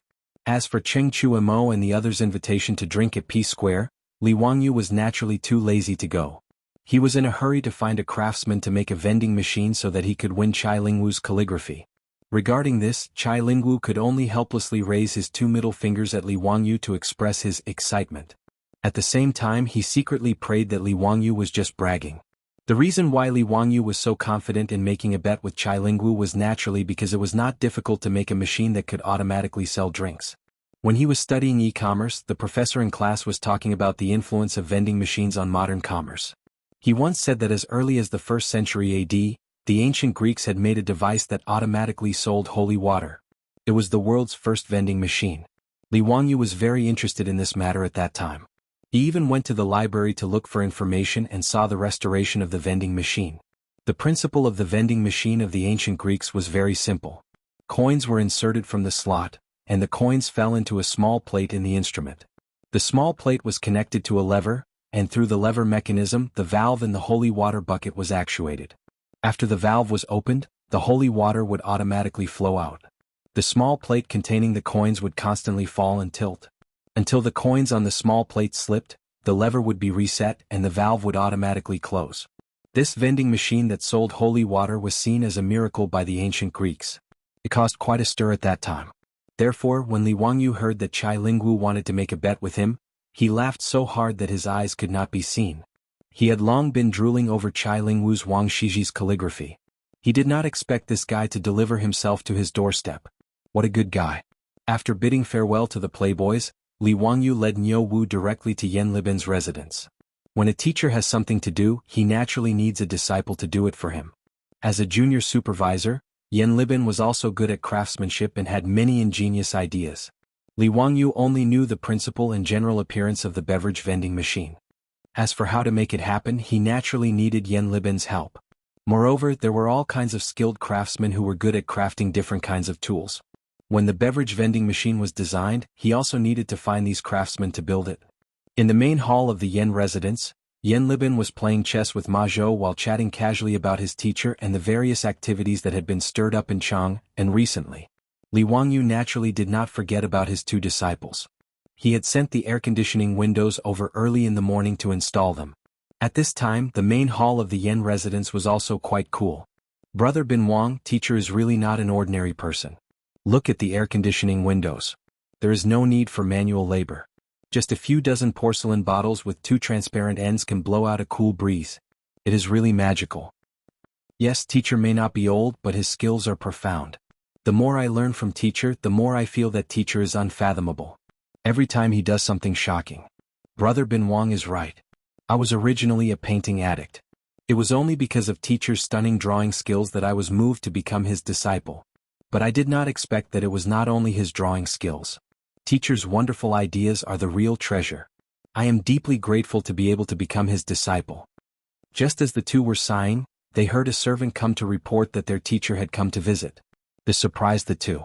They did not even have time to wear shoes and hurriedly ran out barefoot. Teacher, why are you so free to come to my residence today? Quickly come in, quickly come in. Yan Libin was overjoyed. He and Ma Zhou quickly went forward to greet him. Li Wangyu did not expect Ma Zhou to be here as well. He could not help but laugh. It is good that you are here. I have something that I need the two of you to help me with today. Chapter 385. Yan Libin and Ma Zhou invited Li Wangyu to take a seat in the central room. Teacher, what do you need us to do for you? Please tell us. Libin, bring me a brush and ink. I'll draw a drawing for you two to see. A servant of the Yan family brought them paper, ink, brush and ink stone, including a few feather brushes. Yan Libin and Ma Zhou had seen this feather brush in Li Wangyu's mansion. After trying it out, they found it very interesting. They also learned how to make it from Li Wangyu and made some when they returned home. However, this feather brush, as a hard brush, had not spread in Chang, and for the time being. The main reason was that the Tangs were not used to it. The way of holding a brush was completely different from the way of holding a hard brush. The scholars of the Tang dynasty had never touched a hard brush, so they naturally did not know where to start. Even if they forced themselves to change the writing posture, the words they wrote were not very beautiful. Naturally, no one was willing to use it. Later generations wrote beautifully with a hard brush, but writing with a brush would probably be a mess. Even if one knew how to write with a brush, writing with a hard brush might not be good. In the Great Tang, only a scant few people had tried to learn how to use the quill brush. On the other hand, Li Qingqian and Li Tai, these two little fellows, found it much easier to use the quill brush than the brush. They were abnormally earnest in their studies, and their handwriting was the best. This was normal. It was indeed easier to ask 8 or 9-year-old children to lift a brush and write with a hard brush than to write with a hard brush. However, Li Wangyu did not care about this. Anyway, he made this feather brush for his own convenience. It had nothing to do with him whether other people liked to use it or not. Picking up a feather brush, Li Wangyu began to draw on the paper. Yan Libin and Ma Zhou quickly stood behind Li Wangyu and curiously looked at what their teacher was drawing. Teacher, what is this cabinet for? Why are there so many mechanisms inside? Yan Libin became more and more confused and asked in confusion. As Li Wangyu drew, he explained, "This is something I came up with. It's a mechanism that can automatically sell drinks. There is no need for manual labor.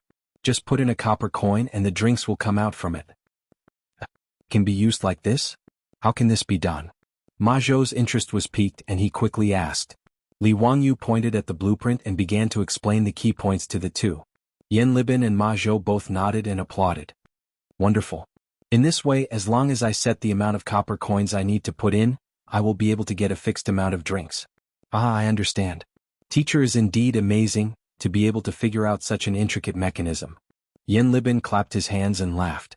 Li Wangyu blushed at Yan Libin's praise. He had only plagiarized the wisdom of the ancient Greeks.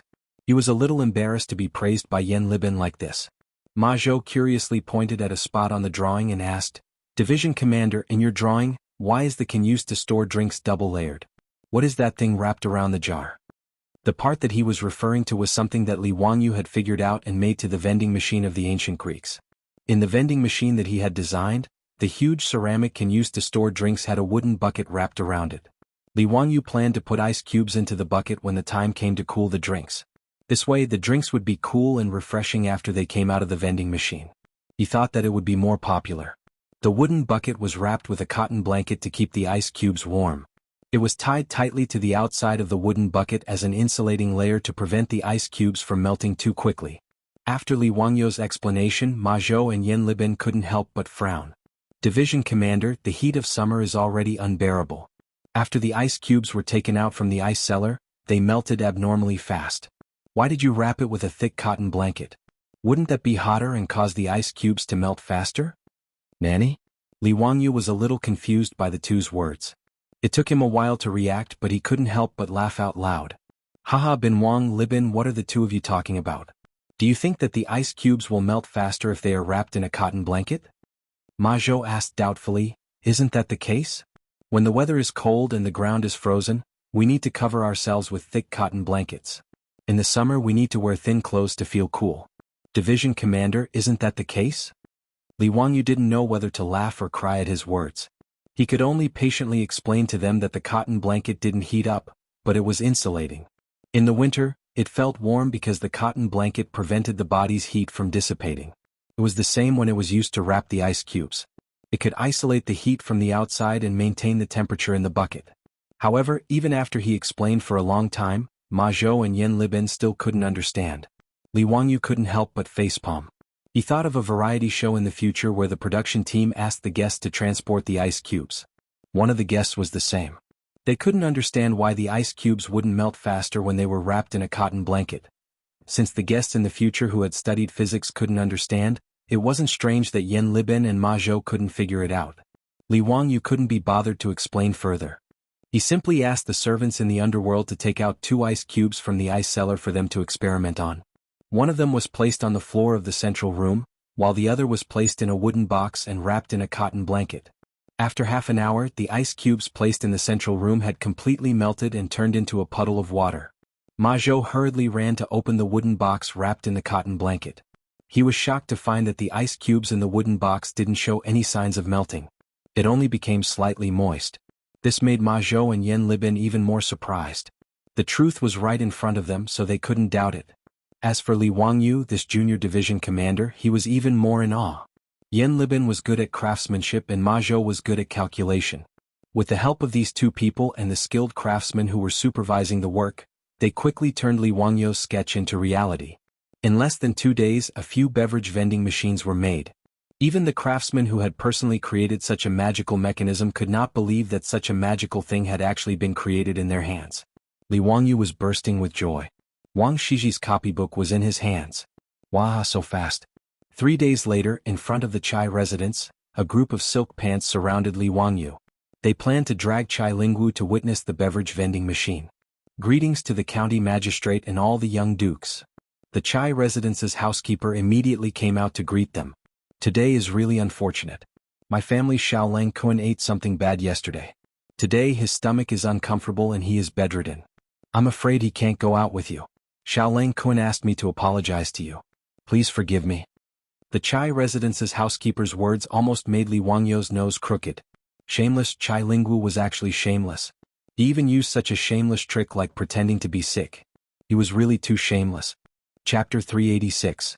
How could Chai Lingwu's trick of pretending to be sick fool the group of wastrels? Amidst the laughter, they ignored the Chai residence's housekeeper's advice and barged into the Chai residence. In any case, they were familiar with each other and had been to each other's residences countless times. They were already familiar with the place and knew where Chai Lingwu lived even with their eyes closed. The Chai residence's housekeeper could only shake his head and smile bitterly as he followed the group of wastrels to his Lord Xiaolang's courtyard. Brother Lingwu, we heard that you had a stomachache and came to visit. Quickly come out and welcome us. Fang Yai shouted as soon as they entered Chai Lingwu's courtyard. Seeing that his little trick had been seen through by a group of wastrels, Chai Lingwu could only walk out of his room with a pained expression and bow to the group of wastrels. Everyone, why do you have to do this? Can this little brother admit defeat? Ziyu, that Wangyu army's copybook is really Big Brother's favorite. Can you change it to another one? How about this Big Brother give you 10 beautiful singers? Chai Lingwu saw Li Wangyu and knew that he had lost for sure. He quickly admitted defeat and begged for mercy. As for the conditions he proposed, Li Wangyu snorted disdainfully. Bah, am I that kind of person? Not to mention 10 singers, so what if there were 20 of them? Do you think I would dare to take them home? Damn it. You're really pissing me off by bringing up my sore spot. Brother Lingwu, a gentleman's words cannot be taken back. Don't act like a woman. Where is the copybook of Wangyu army? Ziyu, do you have to be like this? Do you really not care about our brotherhood? Chai Lingwu's face stiffened as he stared fiercely at Li Wangyu. He looked as if he was about to fight to the death with Li Wangyu. Li Wangyu did not buy it at all. There are no brothers in the casino. Cut the crap and hand over the copybook and I'll spare your life. The wastrels also laughed and shouted for Chai Lingwu to hand over the copybook. Otherwise they would personally search his room. Facing this group of wastrels, Chai Lingwu could no longer pretend and could only admit defeat. You're ruthless. You bunch of bastards, don't fall into my hands in the future. Let's go. I want to see what kind of ingenious idea Zio has to come up with to create a mechanism that automatically sells drinks without any human effort. Naturally, Chai Lingwu wasn't really angry. Although Wang Shiji's copybook was rare, it wasn't to the point where he would go back on his word. This was purely a joke between friends to relieve boredom. Ah, that's right. Let's go, let's go. Ziyu has already placed the mechanism in the East Market. We're just waiting for you to go there and reveal it yourself. Cheng Chumo laughed and pulled Chai Lingwu's sleeve as they walked out. Li Wangyu and the group of playboys laughed as they rode to the East Market. In the Tang dynasty, apart from drinking and eating tea, there was also a popular drink called Happy Drink. The Tangs naturally did not use the term drink. The foppish young masters had all learned from Li Wangyu, which was why they used the term drink. In the Tang dynasty, the drink was called cooked water. In the various markets of Chang, and there were many shops that sold cooked water. Moreover, there were many types of drinks sold. There were juices from fruits and vegetables such as watermelon juice, sugarcane juice, grape juice, and black plum juice that were commonly drunk in the future. The second was dairy products, which the Tangs called milk. The most common ones were feta cheese, horse cheese, or goat's milk and horse's milk. Finally, there was yinzi, which was Chinese medicine powder. It was the same as the herbal tea that the Cantonese liked to drink in the future. It was boiled with various Chinese medicine herbs and had health benefits. Li Wangyu led the group of playboys to a shop that sold cooked water in the East Market. There was a row of cabinets covered by red silk. When the crowd in the East Market passed by the shop, they all cast curious glances. They didn't know what these tall, square, and tightly covered cabinets were. Some of the regular customers asked the shopkeeper of the shop, but the shopkeeper just smiled and replied that it was a novelty that Hu Xinzi came up with and that they would know later. This made people even more curious and they discussed and speculated with each other. Li Wangyu had made a bet with Chai Lingwu to make this drink vending machine. Originally, he just wanted to win Wang Shiji's calligraphy from Chai Lingwu. He didn't intend to popularize this drink vending machine in Chang'an. After all, he didn't think that it would make much money and was quite troublesome. However, Li Wangyu didn't want to make it industrialized because he wanted to constantly replenish the drinks in the machine. Did he want to open another shop, boil drinks every day, use saltpeter to make ice, and then replenish the vending machine? Li Wangyu, who was rich, didn't care about the profits that the drink vending machine could bring. However, this idea of his was laughed at by his beautiful boss. Li Wangyu was not convinced and planned to have a good debate with this top student from the University of Pennsylvania. Chongqing, am I wrong? Do you want to treat this drink vending machine as your family's business? Humph, let me ask you, how much does it cost to make this machine? I asked Yen Libin to invite the craftsman to make it. It should be around 10 times. Okay, let's say 10 times. How much do you want to sell a cup of drink for? How much does it cost? The beautiful boss asked again. It can still make money. This machine can adjust the price from 10 to 50 coins, according to the different drinks sold. As for the profit, I asked the shopkeeper of the shop, he said that it should be around 80%. The drink vending machine designed by Li Wangyu could automatically dispense 500 milliliters of drink at a time, which was equivalent to a bottle of mineral water in the modern world. However, drinks were definitely not cheap consumer goods in the Tang dynasty. In this era, the cheapest drink was about 150 coins per bucket, which was about 2,000 milliliters. The price of cooked water was slightly cheaper than cheap drinks. According to the conversion rate, 1 coin was almost equivalent to 4 yuan in the modern world. A cup of 500 milliliters of inferior wine would cost 150 yuan. The same amount of cooked water was equivalent to 40 to 200 yuan, which was much more expensive than the milk tea in the modern world. As for the drink, it was even more expensive. There was such a record in the Taiping Guangji. When Chang'an was at its peak, there was a shop that sold drinks in Shi City. 100 coins per cup. 100 coins per cup was 400 yuan, which was a sky-high price. In response to Li Wangyu's answer, the beautiful boss nodded and continued, let's calculate it at 30 coins per cup and make 20 coins per cup. A vending machine can sell 100 cups a day. That's not much, right? Li Wangyu shook his head, not much. Then one machine can make a profit of 2 times per day, and you can recover your cost in 5 days, right? The summer is so long, are you afraid that you won't make money? What if there are 100 vending machines? That's 200 coins per day. The beautiful boss's words made Li Wangyu speechless. After a long time he muttered, but we don't have so many people to make the drinks. How many more people do we have to hire? Isn't that also the cost? His words made the beautiful boss's eyes almost roll up to the sky. She disdainfully threw him a contemptuous look. You're so stupid that you can die. Chapter 387. You're so stupid. The beautiful boss glanced at Li Wangyu with disdain. Don't you know what a franchisee is? Her words made Li Wangyu stunned. After a while he asked, Changqing, do you mean that we should license the beverage vending machine to the wet water shops in Chang'an? Let them be our franchisees? Will that work? Why not? Don't tell me that the beverage vending machine can't attract customers? It should be able to attract people, right? Even if it's a taste, many people will buy it. But how do we control the sales of those wet water shops? And this vending machine is not complicated. Can't others find craftsmen to copy it? Li Wangyu scratched his head and asked a new question. The beautiful boss was speechless. She couldn't help but stretch out her slender white finger and point at Li Wangyu's forehead. Why didn't I realize that you were so stupid before? Is it too late to return the goods? Li Wangyu replied with a cheeky smile. Sorry, the goods are sold. No refunds.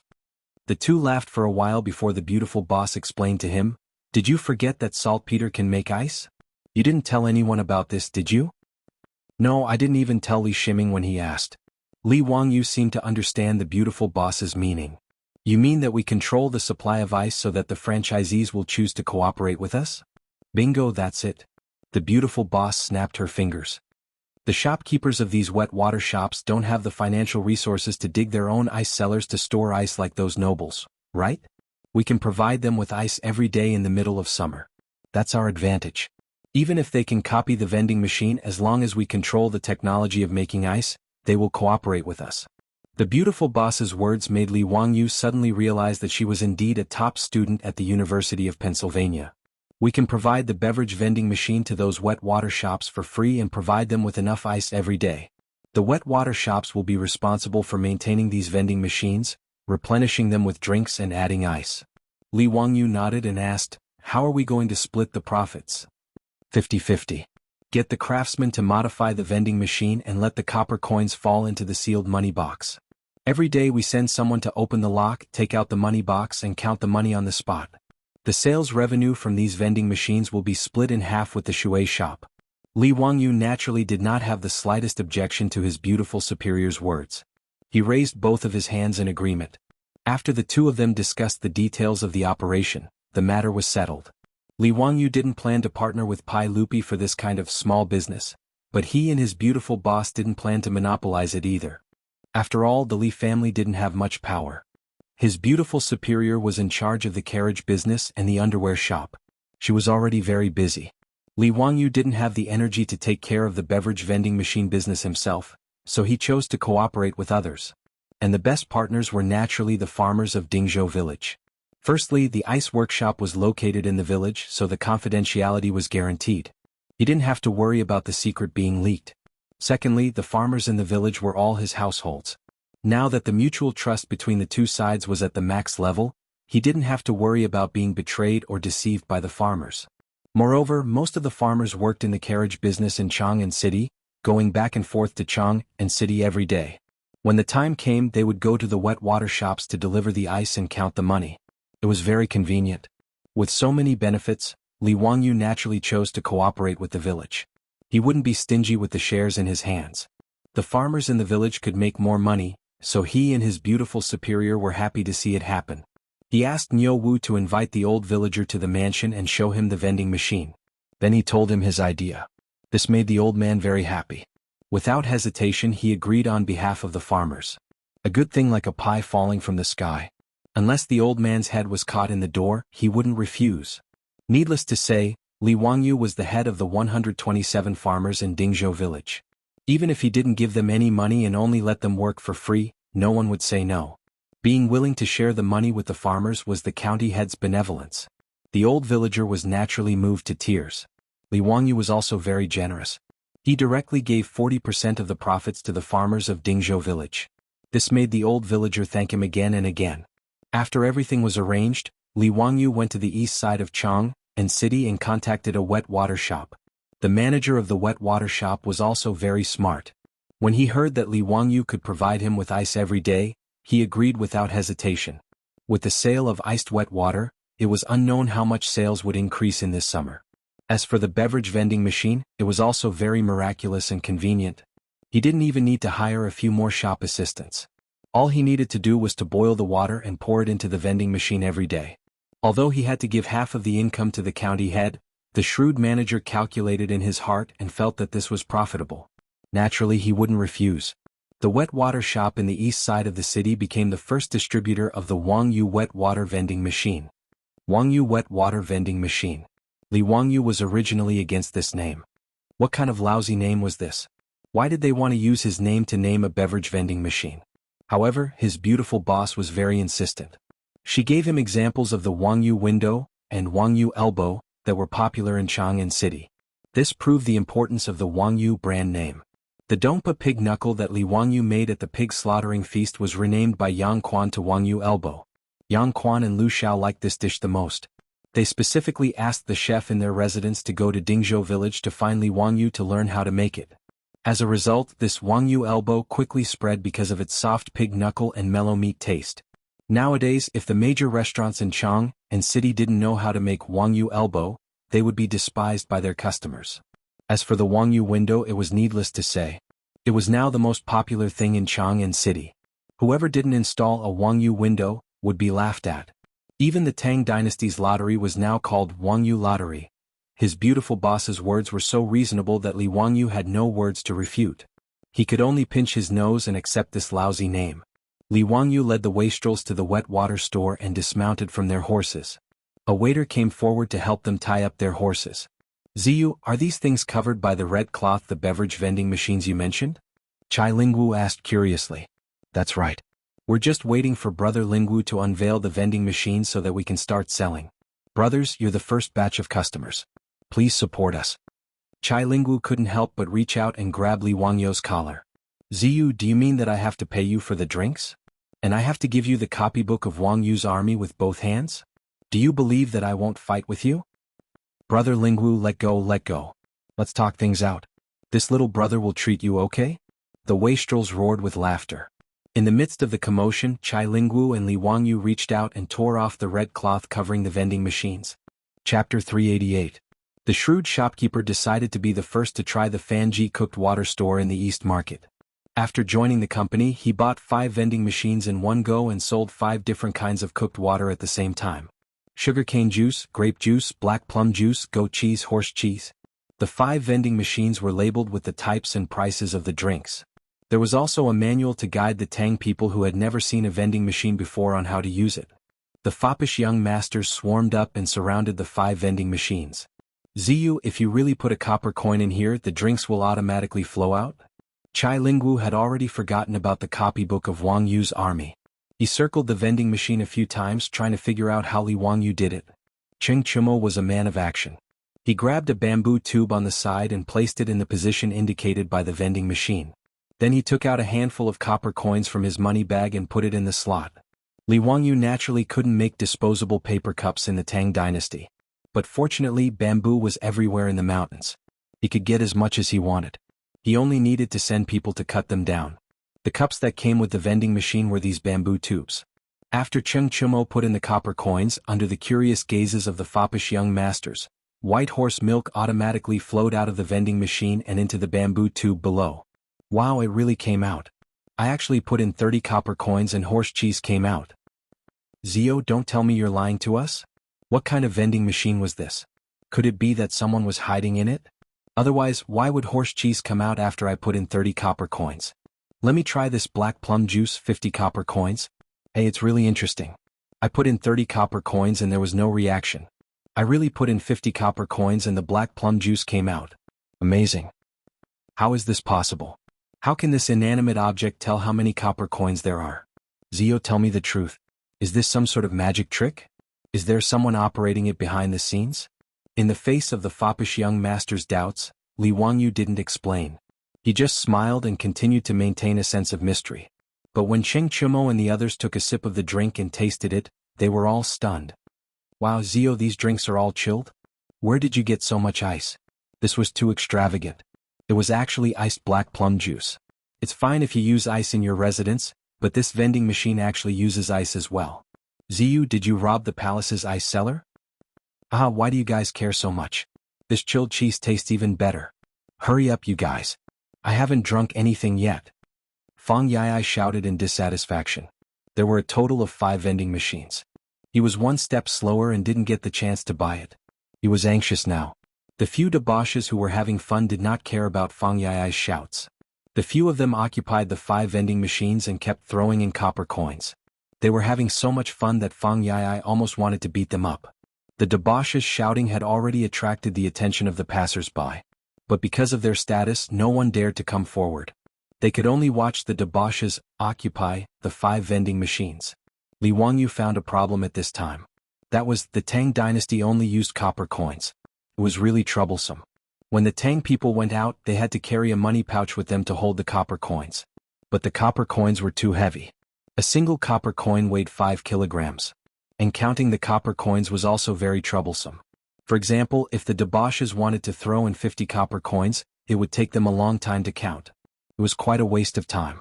Li Wangyu suddenly felt that he should suggest to Pai Lupi to make silver and gold coins to supplement the copper coins. The Tang dynasty itself was also lacking in copper coins. So, most of the time they bartered. Even silk was legal currency. Li Wangyu never accepted silk. He always felt that it was quite strange to use silk as currency. So, in the treasury of the Li family's old mansion, there were only copper coins and gold coins. Although silver was not a currency in the Tang dynasty and could not be circulated in the market, its value was about the same as a copper coin. Li Wangyu felt that he could definitely advise Pai Lupi to make silver and gold coins to supplement the copper coins.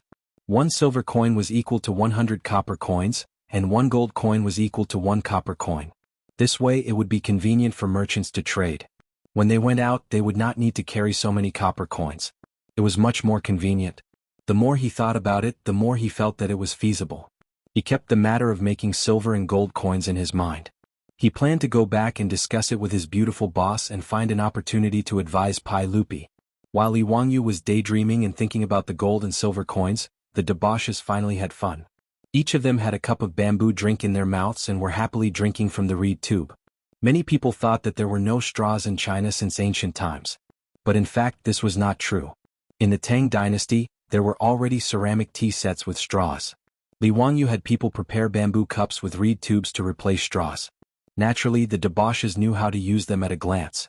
After waiting for the debauches to leave the 5 vending machines with great difficulty, the crowd, who had been itching for a long time, instantly swarmed over and surrounded the vending machines in front of the Fanji cooked water store. Manager Fan hurriedly called out to the shop's staff to guard the vending machines in case they were damaged. The crowd had already seen the debauches using the vending machines to buy the cooked water. At this time, a man at the front of the crowd grabbed a handful of copper coins with difficulty and stuffed them into the coin slot. The crowd beside him was counting loudly, 5, 6, 29, 30. Is flowing out. Is flowing out. It's really flowing out. Dao ancestor above, is there really no one hiding in this cabinet? Hey, if you're done buying, get out of the way. Don't waste time. We also want to buy the cooked water. God, the cooked water is actually iced. I've lived for so long, but this is the first time I've drunk iced cooked water in the middle of summer. Seeing that there were too many people crowding in front of the vending machines, the shop staff hurriedly shouted at the top of his voice. Line up, don't push. Why are you pushing? Line up at the back. Haven't you bought a lottery ticket before? Tian Shilang, line up at the back. Fortunately, after the baptism of the lottery ticket, the people of Chang and city now had the consciousness of lining up. Under the shop staff's hoarse shouting, 5 long lines quickly formed in front of the Fanji cooked water store. Because there were too many people in the line, even the main street in front of the store was blocked. The caravans and cattle carriages heading to the East City were completely unable to pass through and could only take a detour. The commotion in front of the store was naturally spread everywhere. It didn't take long for most people in the East City to hear that there were 5 magical cabinets in the Fanji cooked water store that could automatically identify copper coins and sell the cooked water without manual labor. What was even more amazing was that the cooked water sold was actually iced. Therefore, as word of mouth spread, the line in front of the Fanji cooked water store became longer and longer. Chapter 389. The Wangyu boiled water vending machine became the hottest topic in the East Market that day. There were also commoners in the streets around the East Market who heard the news and came to see the machine that could automatically sell boiled water. Lengjun, I heard that this boiled water vending machine was made by Hu Xianzi? Of course. Look at the machine. It's written very clearly. Wang Yu boiled water vending machine. You know Wang Yu, right? That's the name of Huxianzi. Today the Wang Yu elbow and Wang Yu window in Chang and City are both masterpieces of Huxianzi. Tisk tsk. This Huxianzi is really a deity. I heard that he's only 16 years old and hasn't even turned 20 yet? Yes. Otherwise, why would everyone in Chang and City praise this Huxianzi as the reincarnation of an ancient person who had achieved Tao since birth? I think it's true. Look at the vending machine. Put in enough copper coins and it automatically flows out boiled water without manual labor. It's even chilled. Have you ever heard of such a divine object? Of course not. I'm afraid that only the gods in heaven have such ability. These commoners of Chang and City were talking about Li Wangyu as they lined up, their faces full of admiration. At this time, a few people dressed as merchants passed by and overheard their conversation. They couldn't help but ask curiously. Excuse me, may I ask who this Wangyu you're talking about is? What's the meaning of this boiled water vending machine? The Chang'an commoners couldn't help but look at each other. I'm afraid you're not from Chang'an, are you? The merchants cupped their hands and said, we're merchants who came to Chang and City from Yi province to sell silk. We're not from Chang'an. Yi province was Jianan Dao, where the Sichuan Basin was located in the future. Chengdu was the administrative center of Yi province. Yi province's shoe embroidery was very famous. These were merchants who came to Chang and City from Yi province to sell shoe embroidery. Seeing that these merchants didn't know who Huxian was, the Chang and commoners who were lining up immediately became interested and began to introduce Li Wangyu to these merchants. Ladies and gentlemen, Wangyu is Li Wangyu, the founding county magistrate of the dynasty. He is only 16 years old, but he is knowledgeable and multi-talented. He is the great Confucian scholar of the age, the emperor's tutor of the crown prince. The Izhou merchants were dumbfounded by the incessant introduction of popular science. They wondered if the Chang and citizens in front of them were telling a fairy tale and making fun of them. How could anyone be so powerful? In just a few short months he had earned tens of thousands of gold coins, and even spent tens of thousands of gold coins to repair some baseball field. These merchants worked tirelessly to transport goods from thousands of miles away, but they only had a net worth of a few thousand strings of coins. In comparison, did they spend all their years living in the belly of a dog? They looked at each other, not knowing what to say. Suddenly, a merchant asked, may I ask, is the Huxianzi you are talking about the one who wrote the Romance of the Three Kingdoms? Yes, it is the Romance of the Three Kingdoms written by Huxianzi. Have you read it before, Langjun? Haha, I love this Romance of the Three Kingdoms. I study it every day. So that's how it is. Then it's not strange. Someone who can write such a wonderful book like the Romance of the Three Kingdoms must be extremely talented. Ladies and gentlemen, let's also line up and try the vending machines made by the famous Huxianzi. Of course we must give it a try. Haha, when we return to Izhou and tell others about it, I'm afraid their eyes will fall out of their sockets. From the opening of the market at noon to the beating of the drum at dusk, the crowd had no choice but to disperse. The 5 vending machines of Fan Ji cooked water shop were full of customers. Shopkeeper Fan called out to the shop assistants. Just by continuously adding all kinds of cooked water and ice into the vending machines, he was already half dead from exhaustion. In the end, when he opened the cashier of the vending machines and counted the coins, even Li Wangyu was shocked. In just half a day, the 5 vending machines had counted a total of nearly 30 strings of copper coins. Shopkeeper Fan was smiling so widely that he couldn't close his mouth. Although his shop was doing well, he usually sold 8 or 9 strings of cooked water at most. After all, a bowl of cooked water that cost dozens of copper coins was not considered cheap even in the Tang dynasty. Ordinary people might not be willing to spend money to drink it. 5 vending machines, but the profit was several times higher. How could shopkeeper Fan not be happy? Even if he had to share half of the profits with Huxianzi, it was still not a loss.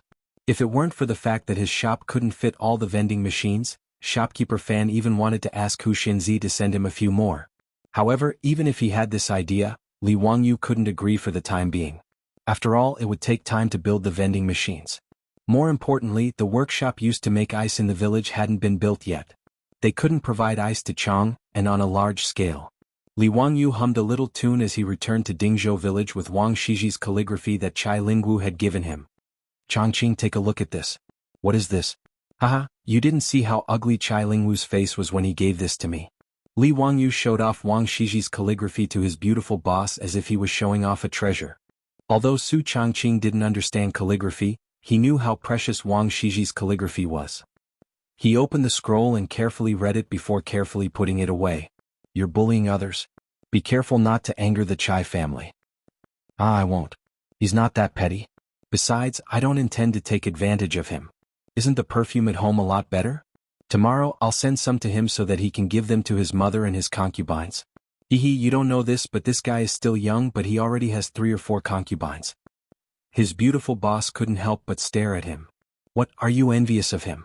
Su Changqing's words made a drop of cold sweat involuntarily fall down Li Wangyou's forehead. What a strong murderous aura. Li Wangyou's strong desire to live made him immediately shake his head. How is that possible? I despise people like him. Bah, shameless.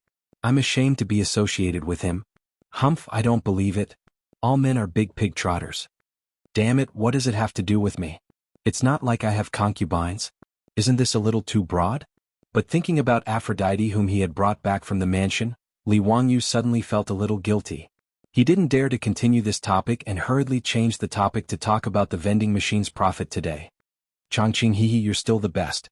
Today those people in the East Market are like crazy, crowding in front of the cooked water store to buy drinks. Simply crazy.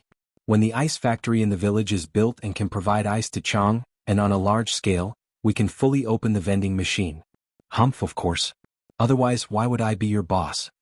Su Changqing raised his neck proudly. I'm also the founding viscount of the Tang dynasty.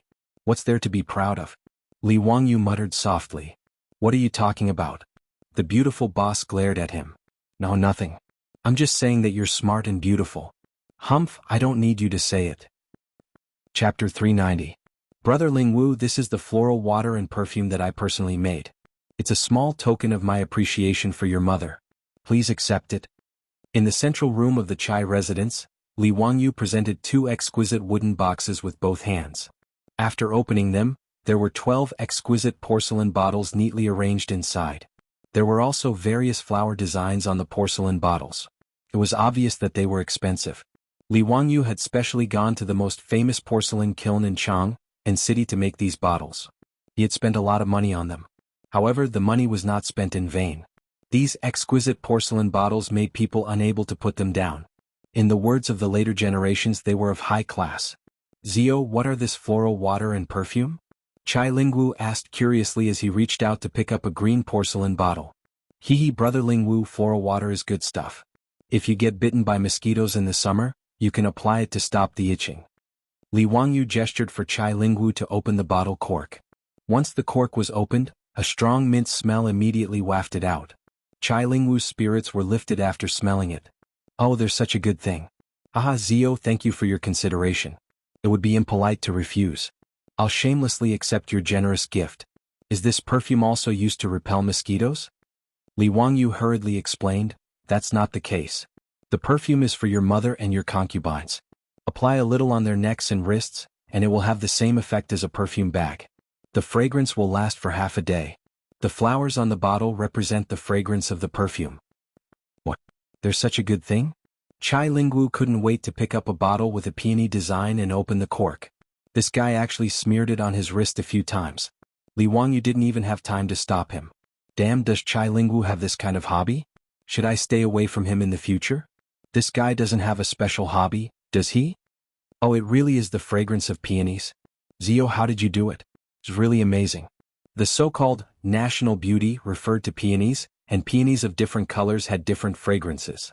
The bottle that Chai Lingwu took was the perfume that Li Wangyou soaked in white peony petals. It had a very pleasant floral fragrance and was very elegant. Zio, you really are my good brother. You didn't forget about me when you found something good. Do you have any more of this perfume? Give me some more. Are these 12 bottles not enough for you? Brother Lingwu, you only have 3 or 4 concubines in your mansion, right? Don't I still have some close female friends in Peace Square? Chai Lingwu replied shamelessly. Li Wangyou could only raise his middle finger at him to show his respect. It's not easy to make this perfume. We still have to send it to others. Brother Lingwu, why don't you go and discuss with Brother Chumo and ask them to share some with you? Li Wangyou was too lazy to continue talking nonsense with scum like Chai Lingwu. In any case, there was only so much perfume. If he wanted more, he could go and talk to the other debauches. It wasn't that he didn't want to part with the perfume, but it wasn't easy to collect the petals. Just the petals used in the perfume had cost him a lot of effort and copper coins to get people to collect them. How could he bear to give them to Chai Lingwu and let him use them to curry favor with the prostitutes in Peace Square? After leaving the Chai mansion, he went to each debauchee mansion to deliver the floral water and perfume. This was the proper exchange of favors. Since he and his beautiful boss didn't plan to make the floral water and perfume into a business, it was perfect to use them as gifts. However, when he went to Duke Lu's mansion to deliver the gifts, Li Wangyu unfortunately bumped into the old hoodlum, Qing Yaojin. Thus, not only was the remaining floral water and perfume robbed by this old man, he also forced him to promise to deliver some more tomorrow. What was even more excessive was that after receiving the gifts, Qing Yaojin didn't let them go and insisted on dragging Li Wangyu to eat and drink in the mansion. If it was someone else's mansion, eating and drinking like this would be fine. However, in Qing Yaojin's mansion, Li Wangyu felt that it was a kind of cruel torture. In particular, when he saw the Qing mansion's chef bring in the mutton that was still bleeding and obviously not cooked, Li Wangyu lost his appetite. Qing Yaojin even pulled out a small knife and cut a large piece of the bloody mutton, dipped it in spices and sent it into his bloody mouth to chew. This made Li Wangyu feel nauseous. Was the Qing mansion's food all like this? Li Wangyu looked at Cheng Chumo, Cheng Chuliang, and Cheng Chubi sympathetically. The meaning in his eyes was, "Did you guys grow up eating these things?" The three Qing brothers firmly nodded silently. At this moment, Li Wangyu clearly saw the tears in the three Qing brothers' eyes. Poor children. Li family's child, why aren't you eating? Is the cooking of this old man's mansion not to your liking? Seeing Li Wangyu not moving his chopsticks, Qing Yaojin couldn't help but glare. Eat your sister. Not to mention the taste of this half-cooked mutton, if he ate it like this, he would have to spend a lot of time in the toilet. It would be strange if he didn't have diarrhea. Hee, Uncle Qing, this little nephew just ate and now my stomach is bloated and uncomfortable. I really can't eat anything. Humph. If you can't eat, then drink. You little child, only the Shaodao wine is to this old man's liking. After drinking your wine, drinking any other wine is no different from drinking horse piss. Come, De Lang, Erlang, San Lang, fill the Li family's child's wine cup and drink. Li Wangyu looked at the table in front of him. The wine cups were big enough to be used as soup bowls. He couldn't help but stare blankly. Drink your sister. Is this drinking or risking your life? He desperately winked at Cheng Chumo and the other two, implying that he was begging them to let him go, but the three Qing brothers acted as if they didn't see it. They grabbed the wine jug and poured wine into the wine bowl in front of him. Zio, it's not that we don't want to help you, but we are powerless. Come, drink. Without waiting for Li Wangyu to resist, Cheng Chubi and Cheng Chumo clamped his arms, one on the left and one on the right. Cheng Chuliang picked up the wine cup and poured it into his mouth. Save me. Li Wangyu was trapped in Duke Lu's mansion and was as powerless as a quail. After the banquet, Li Wangyu was already drunk until he was dizzy and unconscious. He was carried back to Dingzhou village by Niu Wu. The next day, Li Wangyu woke up in bed with a splitting headache. He couldn't help but gnash his teeth in anger. Old Qing. This one and you cannot live under the same sky. Li Wangyu hated that he couldn't rush to Duke Lu's mansion to take revenge. But considering the difference in strength between the two sides, he could only endure. Cheng Chumo and the other two brothers changed sides and helped the tyrant, which made Li Wangyu even more distressed. He really couldn't have such brothers. A classic example of biting the hand that feeds you. After the trip to Duke Lu's mansion, Li Wangyu deeply realized that giving gifts in the Tang dynasty was risky, so he should cherish it. Chapter 391. Li Wangyu rested in his mansion for a few days after being forced to drink by that old man Qing Yaojin, and only then did he regain his senses. In Li Wangyu's mind, Duke Lu's residence was no different from a terrifying existence like Sunluo Temple. If he went to Chang, and again, Duke Lu's residence would be a forbidden area that could not be approached. On this day he sat in his flowing water room, listening to the sparse sound of running water, drinking fragrant tea, and listening to Aphrodite plucking the zither strings next to him. Idling away in a daze, he felt that this was life. Recently, Li Wangyu felt that he had been too busy, completely going against his desire to be a carefree landlord. He had to reflect. Unknowingly, he had found himself a pile of things to do, and none of them could be delayed. The most important thing now was to supervise his own manor. The progress of the construction of the manor on the hillside facing the sun had sped up a lot. The main building had been completed, and the interior construction had begun. In about a month's time it would be ready to move in. The decorations of the Tang dynasty were all in their original state, and there was absolutely no formaldehyde. Therefore, once the manor was completed, Li Wangyu could immediately move in. The construction of the new houses for the villagers, funded by Li Wangyu, was progressing even faster. Many of the 127 houses and courtyards had already been completed. Li Wangyu originally wanted to let the villagers start moving, but the old village chief did not agree no matter what.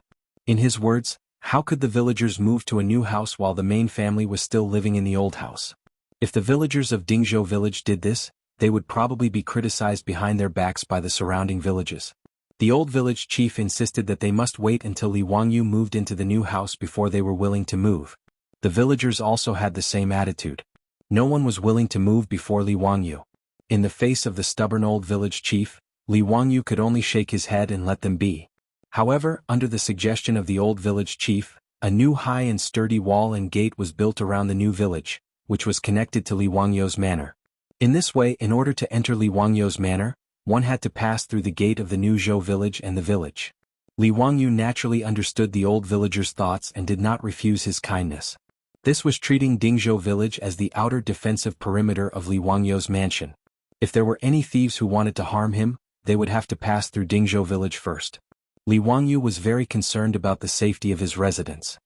Not only did he request the Ministry of Works to build a sturdy and tall courtyard wall for him, but he also requested for the Ministry of Works to build a sturdy and tall courtyard wall for him.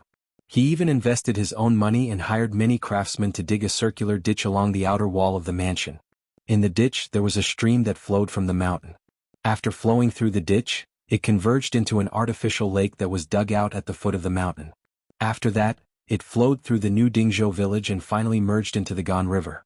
In this way, not only did the manor have a moat, but the manor and Dingzhou village's water supply were also guaranteed. Li Wangyu did not hesitate to spend copper coins to have the craftsmen lay down cement and insert large pieces of smooth pebbles into the ditch. These ditches were made exceptionally beautiful, and the stream that flowed through them was so clear that one could see the bottom. Passing through the ditches in Dingzhou village, Li Wangyu also had carpenter Lu build many water wheels and place them in the ditches. They continuously raised the stream water in the ditches and poured it into the bamboo pipes. These bamboo pipes were connected to 127 courtyards. Not only could it be used for daily use, but it could also be used like the currently family's old residence. The stream water was connected to the roof and created a rain house, making the house unusually cool in midsummer. Li Wangyu racked his brains when designing the new Dingzhou village in order to realize the peach blossom spring in his beautiful superior's heart and also for the villagers of Dingzhou village.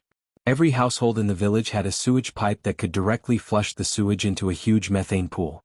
Not only were every household equipped with methane lamps, but even the roads in the village were equipped with methane lamps for illumination at night.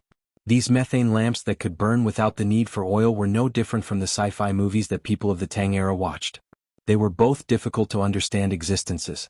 Li Wangyu even helped the village build 2 public bathrooms, which made the villagers feel that it was too extravagant.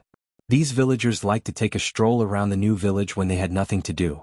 Not to mention how happy the original villagers were. Even Yo Wu and Yo Yang's wives and the dozen or so palace maids who were married to the soldiers of the old residence were so excited that they could not control themselves after seeing these residences. In their eyes, even the Taiji palace that they had lived in for more than a decade might not be as comfortable as these residences. This made these palace maids feel even more fortunate, and they became even more gentle and virtuous when serving their husbands.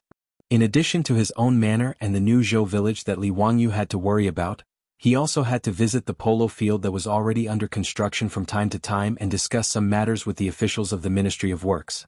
As for the brewery in the call of the Qinling Mountains, it was now on the right track.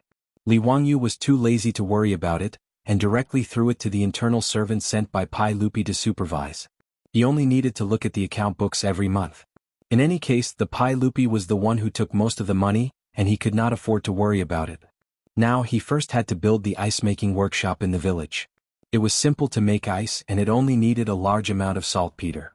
In order to keep it a secret, Li Wangyu had the villagers split up and run around Chang and city and the surrounding counties to buy saltpeter from medicine shops of all sizes. Fortunately, saltpeter could be used repeatedly to make ice. If they bought enough saltpeter at one time, they would not have to worry about it in the future.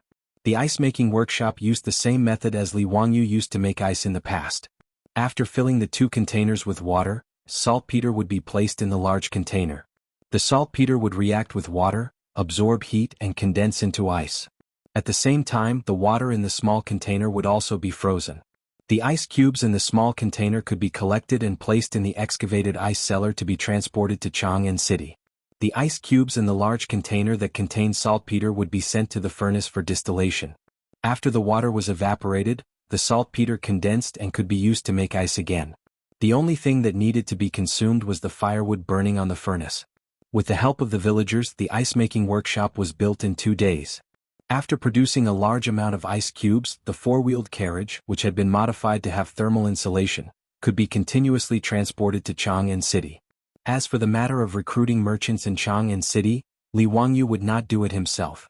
As the founder of the Tang dynasty's Hu County, he would be laughed at if he personally went to talk business with the shopkeepers of those brewed water shops. Li Wangyu was smart. He found Fatty Cho Kuan and asked him if he was willing to take over the business. Cho Kuan naturally would not refuse. He did not care about how much money he could make. The key was to get closer to Li Wangyu. How could he refuse such a good thing? Therefore, the Cho family became the general distributor of the beverage vending machine in Chang'an City. Li Wangyu was also very generous and directly gave him 10% of the shares.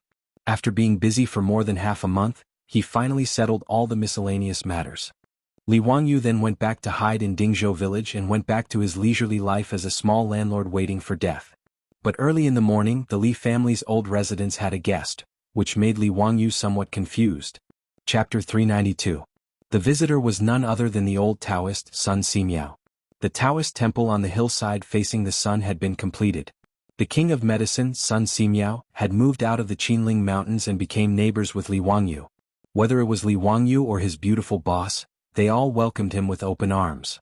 On the day of the completion of the temple, Li Wangyu naturally sent many gifts to congratulate him. Originally, the villagers of Dingzhou village did not think that the temple on the hillside facing the sun was special. They thought it was just a small temple. However, to the surprise of the old village chief and the villagers, when the temple was completed, not only did their own families send many gifts, but even many officials in Chang'an came to congratulate them. The Tang dynasty naturally had its own religious administration. During the reign of Jingguan, religious affairs were managed by the Minister of Ceremonies of Honglu Temple. If Sun Simiao wanted to build a temple, he also needed to register with the Minister of Ceremonies. The old Taoist was too famous. Even Pai Lupi knew that he wanted to build a temple in Dingzhou village in Hu County, but he was also happy to see it happen. He asked Sun Simiao to be an official in Ru dynasty, but it was a pity that he did not succeed. However, now that Sun Simiao, who usually lived in seclusion in the mountains, had settled down in Dingzhou village, it was naturally a good thing for Pai Lupi. On the day of the completion of the temple, even Pai Lupi sent servants to the palace to send all kinds of gifts to congratulate him. Therefore, as soon as Sun Simiao's temple was completed, the incense burned brightly. Not only did the villagers of Dingzhou village burn incense, but the people of the surrounding villages also came to burn incense. Even people from the county town of Hu County came to burn incense. Sun Simiao did not care about the incense burning in the temple. He left the temple to his disciples to take care of. The old Taoist did not receive any guests. He only immersed himself in his study of medicine. Sun Simiao named the temple Xian Microscopic Temple. The origin of the name was the microscope that Li Wangyu casually mentioned to him that day. The old Taoist still remembered it.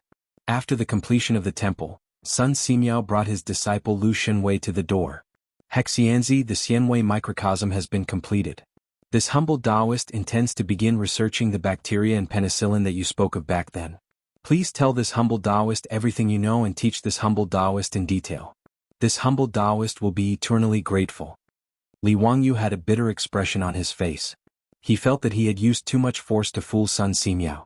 He wasn't a pharmaceutical major. The so-called method of making penicillin was just something he learned from TV dramas. He wasn't sure if he could really produce penicillin using that method.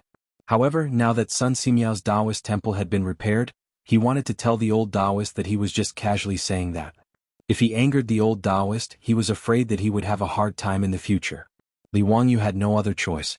He could only brace himself and repeat the method he learned from the TV series again. On the other hand, Lu Shenwei, who was at the side, was completely focused. He used his pen to continuously record down Li Wangyu's words, fearing that he would miss a single word. Hu Xianzi, what kind of water is distilled water? This time, the old Taoist priest listened very carefully and interrupted. It's when water is boiled and the water vapor condenses back into water. What you get is distilled water. What's the use of it? It's purer. Li Wangyu was almost at a loss for words. How could he know what advantages distilled water had? Fortunately, Sun Simiao didn't continue asking. Instead, he reached into his lapel and took out a brocade pouch. While Li Wangyu was still puzzled, he saw the old Taoist priest open the brocade pouch and pour out the contents on the table. These sparkling and translucent objects that reflected light almost blinded Li Wangyu's eyes. Crystals. Natural crystals. Moreover, they were all colorless and transparent natural crystals. The quality was quite high and they were all as transparent as water. Li Wangyu rarely saw such high-quality crystals in the east and west cities. It seemed that Sun Simiao had spent a lot of effort to collect these colorless crystals. Wuxianzi, that day you said that you needed crystals to make a microscope. A few days ago, this humble Taoist collected these colorless crystals through the Tao sect. Do you think you can help this humble Taoist make a microscope? Sun Simiao looked at Li Wangyu very seriously with a face full of anticipation. Li Wangyu directly went into Sparta. What was going on? Did he really say that day about a microscope? Well, even if he said that, it didn't mean that he could make it. As for a microscope, he had only used it in biology experiments when he was in school. The only thing he knew was that the convex lenses were combined and magnified to form an image. However, he didn't know the specific structure of a microscope. Not to mention that he didn't understand, even most people in the future only knew the general principle of a microscope. If you asked them to draw a structural diagram, most people probably wouldn't be able to draw it. Li Wangyu really wanted to ask the old Taoist priest, "Can I make a magnifying glass for you to make do with?" He now deeply understood what it meant to lift a rock and smash it on his own feet. Originally, he just wanted to trick the medicine king Sun Simiao into staying in Dingzhou village so that he and his beautiful boss would have a reliable medical insurance. However, now that he had bragged too much, he really didn't know how to answer the medicine king Sun Simiao's expectant gaze. Li Wangyu opened his mouth and wanted to say that he didn't know how to, but when the words were about to come out of his mouth, he swallowed them back. He patted his chest and promised, "Old immortal, don't worry. I will do my best to help you make a microscope." With Li Wangyu's promise, Sun Simiao was full of joy and smiled while twirling his beard. "Immeasurable deity, since that's the case, then I'll have to trouble Hu Xianzi. This humble Taoist will now stay in the Xianwei temple to study the penicillin that Hu Xianzi mentioned. Hu Xianzi can come to the Xianwei temple to find this humble Taoist at any time." Yes. Old immortal, don't worry. After sending Sun Simiao and Lu Shenwei away, Li Wangyu sat down on the floor. It was a premature death and the words had been said. How was the microscope going to be made? Looking at the few pieces of crystal left by Sun Simiao on the table, Li Wangyu felt a headache coming on. Just polishing the crystal into a lens was a big trouble. It was doubtful that he could find a craftsman in Chang, and who knew how to polish crystal. Li Wangyu now knew the consequences of bragging, but there was nothing he could do. He could only stare blankly at the crystals on the table. When the beautiful boss came back from Chang, and then saw him frowning, she curiously asked what had happened. After Li Wangyu told her about Sun Simiao's visit and his request to make a microscope, the beautiful boss couldn't help but cover her mouth and laugh. Hey Changqing, what are you laughing at? Is it very funny? Hurry up and help me think of a way. If you can't make the microscope later, Sun Simiao will be angry and run away. The beautiful boss laughed even more happily. Wangyu, don't tell me you didn't take science classes when you were in school? I remember that there was a science class in elementary school where we were asked to make a simple microscope. It was very simple. As long as there was a convex lens, it could be made. You mean you know how to make a microscope? Li Wangyu got up from the floor and grabbed the beautiful boss's soft hand. The beautiful boss nodded proudly. Yes, I know, but... Chapter 393. But what? Seeing the beautiful boss keeping him in suspense, Li Wangyu hurriedly asked. But you have to help me make something in exchange. The beautiful boss playfully winked at Li Wangyu. Make what? So, speaking of this, the beautiful boss couldn't help but be a little annoyed. That soap pod soup is too difficult to use. I have endured it for a long time. If you hadn't made the perfume, I wouldn't have thought of it. You should know how to make soap, right? Li Wangyu nodded foolishly. He knew how to make soap, so soap should be about the same, right? Add some petal perfume to the soap and you can make soap. He had never thought of making soap. He was used to using the soap pot soup. Now hearing the beautiful boss's reminder, Li Wangyu suddenly woke up. He was also a pig's brain at that time. If he had known that he could make soap, he wouldn't have drawn erotic sketches to sell. However, he just thought about it. When he and the beautiful boss arrived at Dingzhou village, There was no distilled alcohol, and alcohol was also one of the necessary materials to make soap. Su Changqing saw Li Wangyu nodding and took a long breath. Then it's settled. I'll draw the diagram of the microscope for you. You go to Chang'an City and find a craftsman to polish the crystal into a lens. Ah? Didn't you help me make it? How can I have the time? Besides, I only remember the general structure. You can experiment slowly whether it works or not. After she finished speaking, she walked briskly to the backyard while humming a song, leaving Li Wangyu alone in the wind. Was he fooled again? Forget it. Since the beautiful boss had a demand, he naturally had to do his best. The microscope that the old Taoist Sun Simiao wanted was put aside first. It was more important to make soap for the beautiful boss. This soap, like perfume, could be used as a gift. It was excellent. As for making soap a profitable industry, it was not necessary at all. It was not that it would not be popular, but like perfume, the output could not be increased at all. Perfume was limited by the difficulty of collecting petals, but soap was limited by the difficulty of lard. Although pigs were raised in the Tang dynasty, they were not slaughtered in large quantities like later generations. It was also impossible for Li Wangyu to buy a large number of pigs to slaughter just to make soap. The most important thing was that the pigs of the Tang dynasty were not as fat as the pigs of the later generations. Naturally, they had less fat. Since ancient times, the various breeds of pigs in Wuxia didn't produce much meat. It was not until the Republic of China that large white pigs were introduced from the United States and crossbred with local pigs that the breed of pigs was improved. Therefore, even if Li Wangyu wanted to get a large amount of lard in the Tang dynasty to make soap, it was unrealistic. But if it was just for his own use, it wouldn't be troublesome. Li Wangyu could do it now. He first learned this skill from his grandfather. Many old people in the countryside knew how to make soap with pig pancreas. Pig pancreas was the pancreas of a pig. After adding alkali water and other materials, it was processed into soap. However, although the soap made from pig pancreas was good, it didn't look good. Many girls couldn't accept it. When Li Wangyu was in university, he also learned how to be romantic and made handmade soap for his junior in order to pick up girls. The soap was made, but the junior didn't want it. Instead, she accepted the boy who gave her beautiful jewelry. Now that he thought about it, it was really a sad story. At that time, it didn't matter if the junior didn't want it.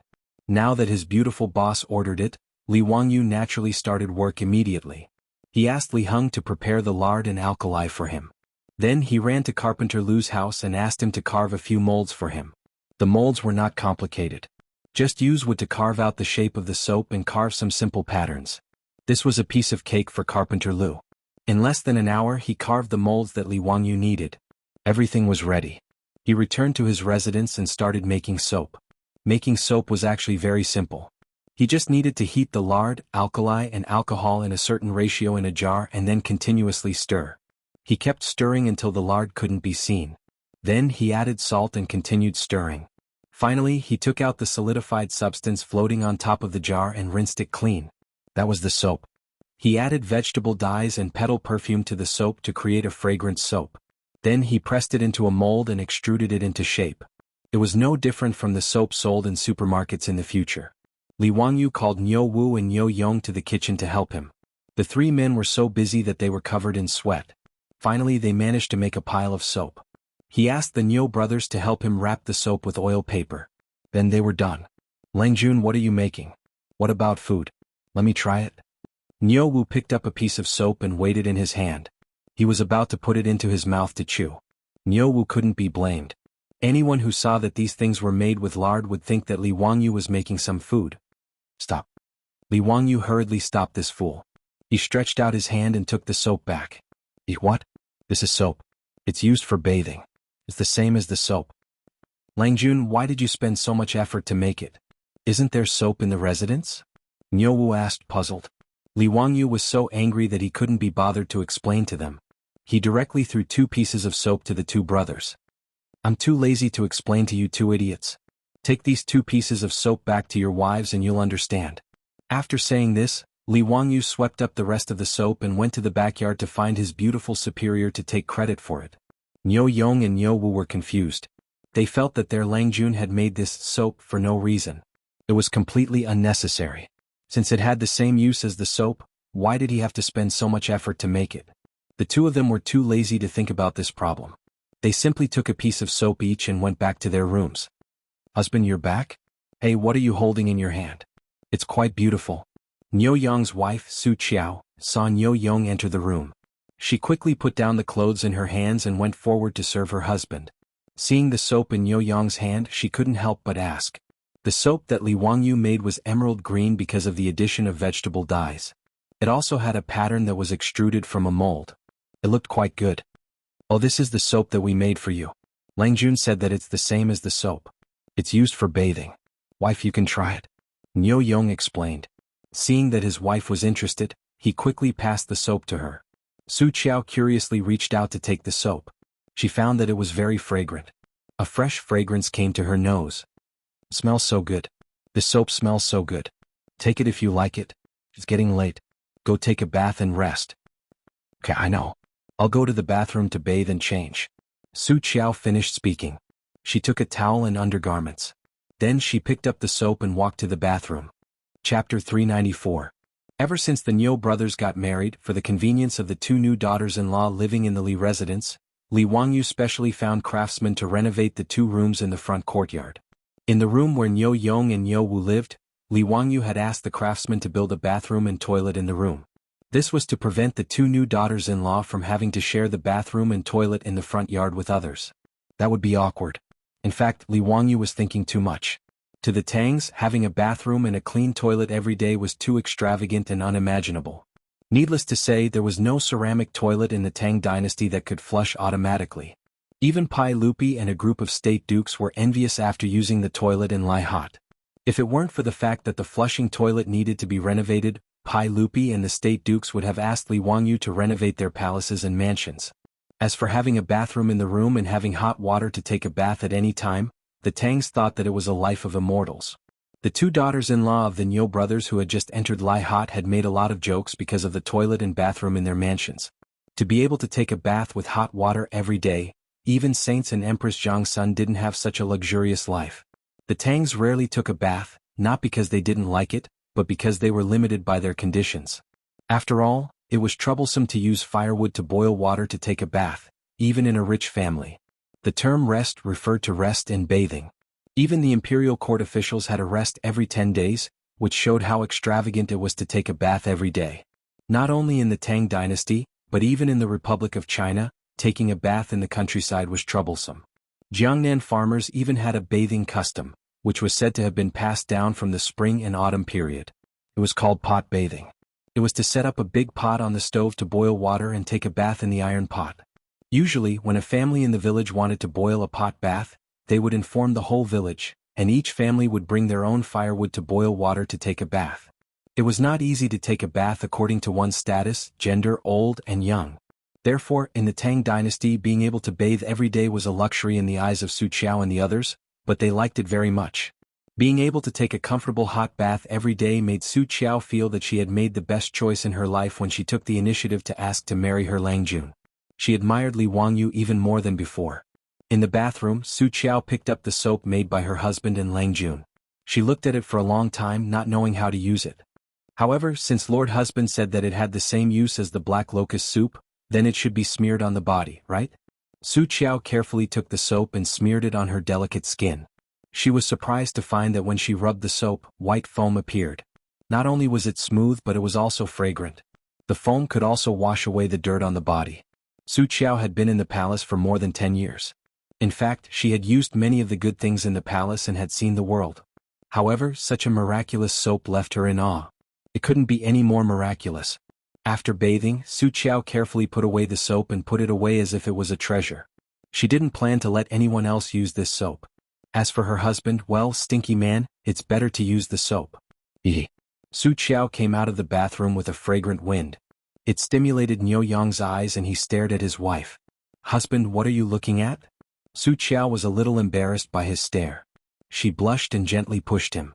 I'm looking at my wife. Wife, why do you smell so good today? What's this smell? You're so annoying. I just used the soap that my husband brought back to bathe. There's this fragrance on my body. Smells so good. Wife, come, let me smell it again. My husband. In the room, the lights went out and the torturous noise sounded again. Li Wangyu naturally didn't know that the soap he made to please his beautiful boss was used by the two bastards, Niu Yong and Niu Wu, as a catalyst for the pleasure of the boudoir. He also didn't know that the perfume and toilet water he sent a few days ago had now made a big wave in Chang'an City.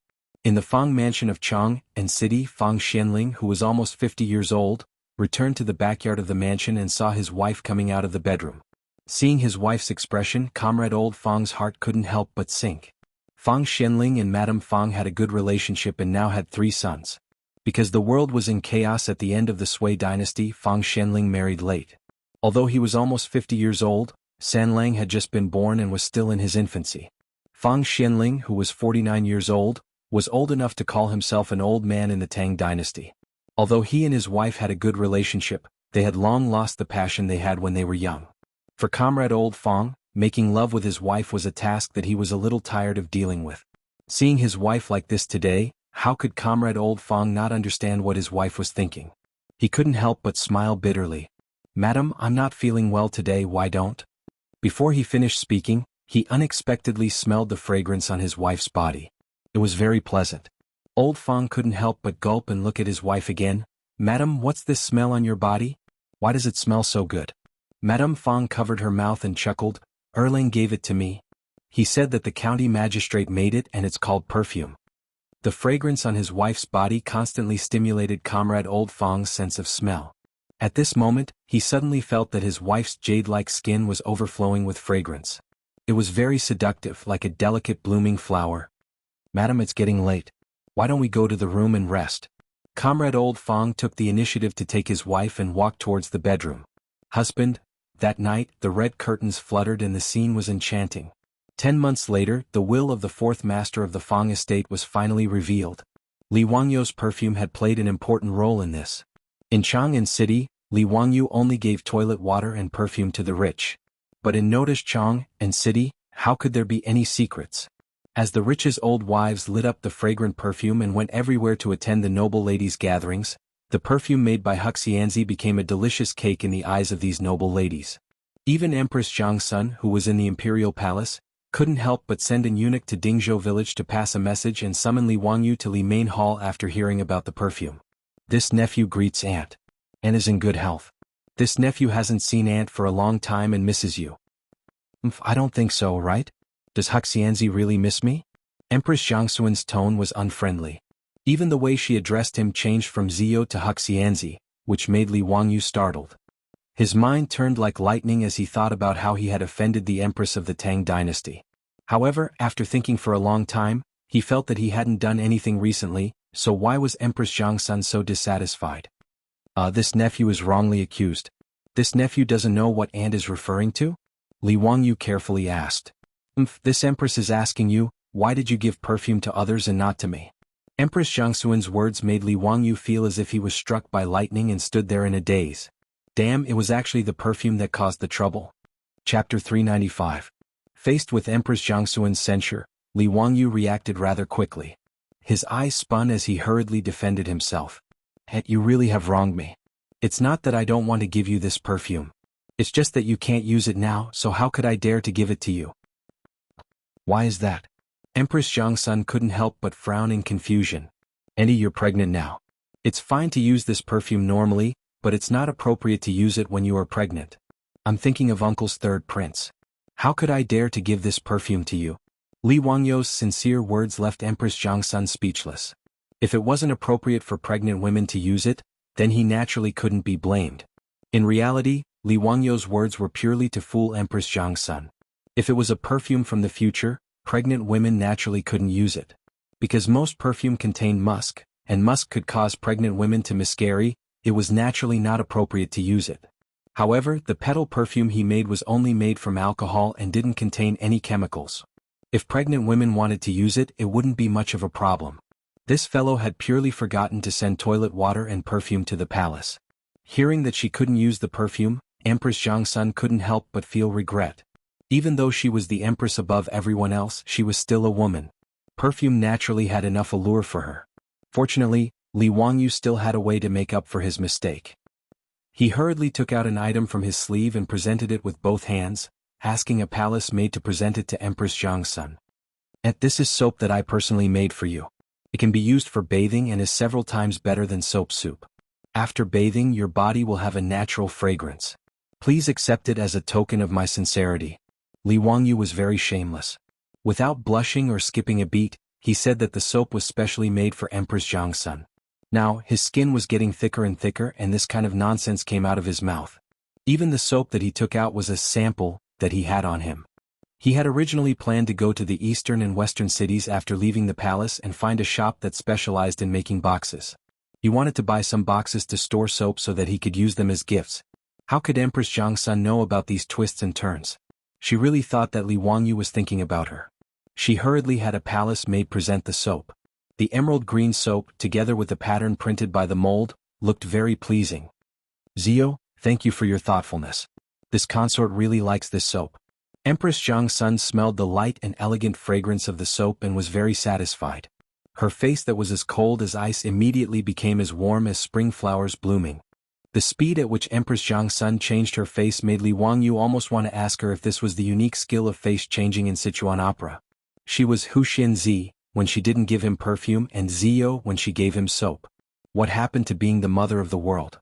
What happened to being gentle, kind, and virtuous? Li Wangyu secretly wiped the cold sweat off his forehead. Damn, this woman is too crazy.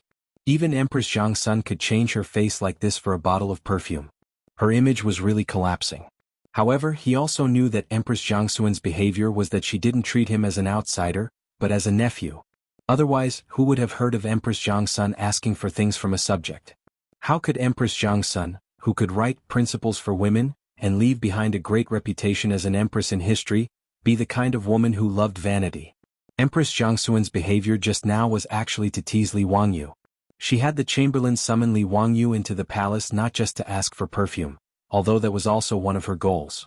Zio, you are now 16 years old, and that Taiyuan Wang clan has broken off the engagement with you. Do you have any thoughts about your marriage? Do you have a young lady that you like? Although your family's adults have all passed away, your aunt will make the decision for you. Empress Zhang's son suddenly changed the topic and talked about Li Wangyu's marriage, which made him very surprised. Why did she talk about his marriage out of the blue? What young lady could he fancy?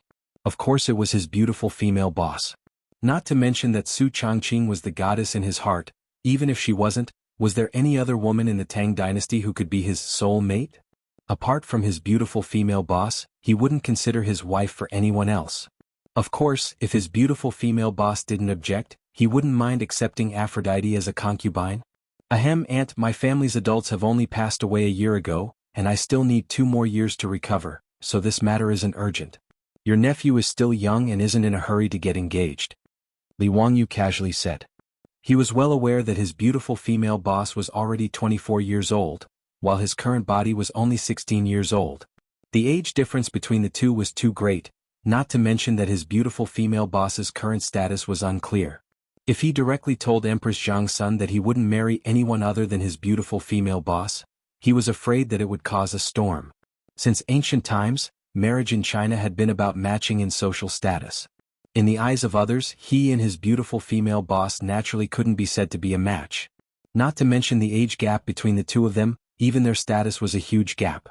In particular, the higher Li Wangyu's noble rank, the more difficult it would be for him to marry his beautiful female boss. This matter would probably have to be slowly planned and plotted. Empress Zhang's son smiled. No matter, you can set the engagement first. Men and women should get married when they're of age. You can get married when your recovery period is over. Zio, do you know how many dukes and noble madams in Chang'an City have asked me about you, intending to take you as their son-in-law? These words made Li Wangyu feel a little proud. Even I have such a day? Even the dukes are rushing to marry their daughters to me? Wah, sure enough, the charm of a handsome guy is irresistible. How could he know that Empress Zhang's son actually brought up this matter because of his own sins, and the source was the perfume? These noble madams had many gatherings on weekdays. After Li Wangyu gave them the perfume, they naturally took it to show filial piety to their mothers. And the dukes and noble madams who received such divine objects naturally flaunted it at their gatherings, causing the other noble madams to burn with jealousy. They couldn't wait to snatch the bottles of perfume from the hands of the dukes and noble madams.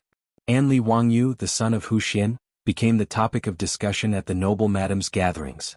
Many of the noble madams even mocked the Taiyuan Wang clan for having eyes but failing to see. They actually took the initiative to break off the engagement with such a good son-in-law. Their brains had been kicked by a donkey. After mocking the Taiyuan Wang clan, the noble madam suddenly realized that this son of Huxian was 16 years old and unmarried. This son of Huxian was a good son-in-law. He was young, rich, and talented. At the age of 16, he was conferred the title of the founding son of a country by the saint, and his future was bright. Even better, this founding son's parents were both dead. Their daughters wouldn't have to worry about being bullied by their mother-in-law if they married into his family. And if this son of Huxian became their son-in-law, would they have to worry about not having enough perfume? Filial piety couldn't be lacking from the mother-in-law, right? And so, because of a bottle of perfume, Li Wangyu inadvertently became the rich son-in-law, in the eyes of the noble madams. Chapter 396. Li Wangyu no longer had any elders in his household. He had been expelled from the Li clan by Huxian, and everyone knew that the family tree had been changed. Those noble women who wanted to marry their daughters found Empress Zhang's son and, in a roundabout way, brought up the matter of marriage with Huxian. This reminded Empress Zhang's son that her nephew was still unmarried, and there was no marriage contract on his body. Since ancient times, Wuxia had placed more importance on carrying on the family line than the heavens. As the saying went, there were 3 ways to be unfilial, and having no descendants was the worst. In the eyes of the Tangs, marriage was a matter of the highest importance.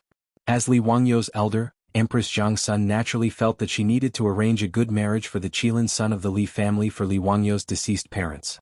She had the chamberlain summon Li Wangyu into the palace to ask him about his thoughts. If Li Wangyu was interested in a young lady from a duke's residence, then she was naturally willing to propose marriage for Li Wangyu.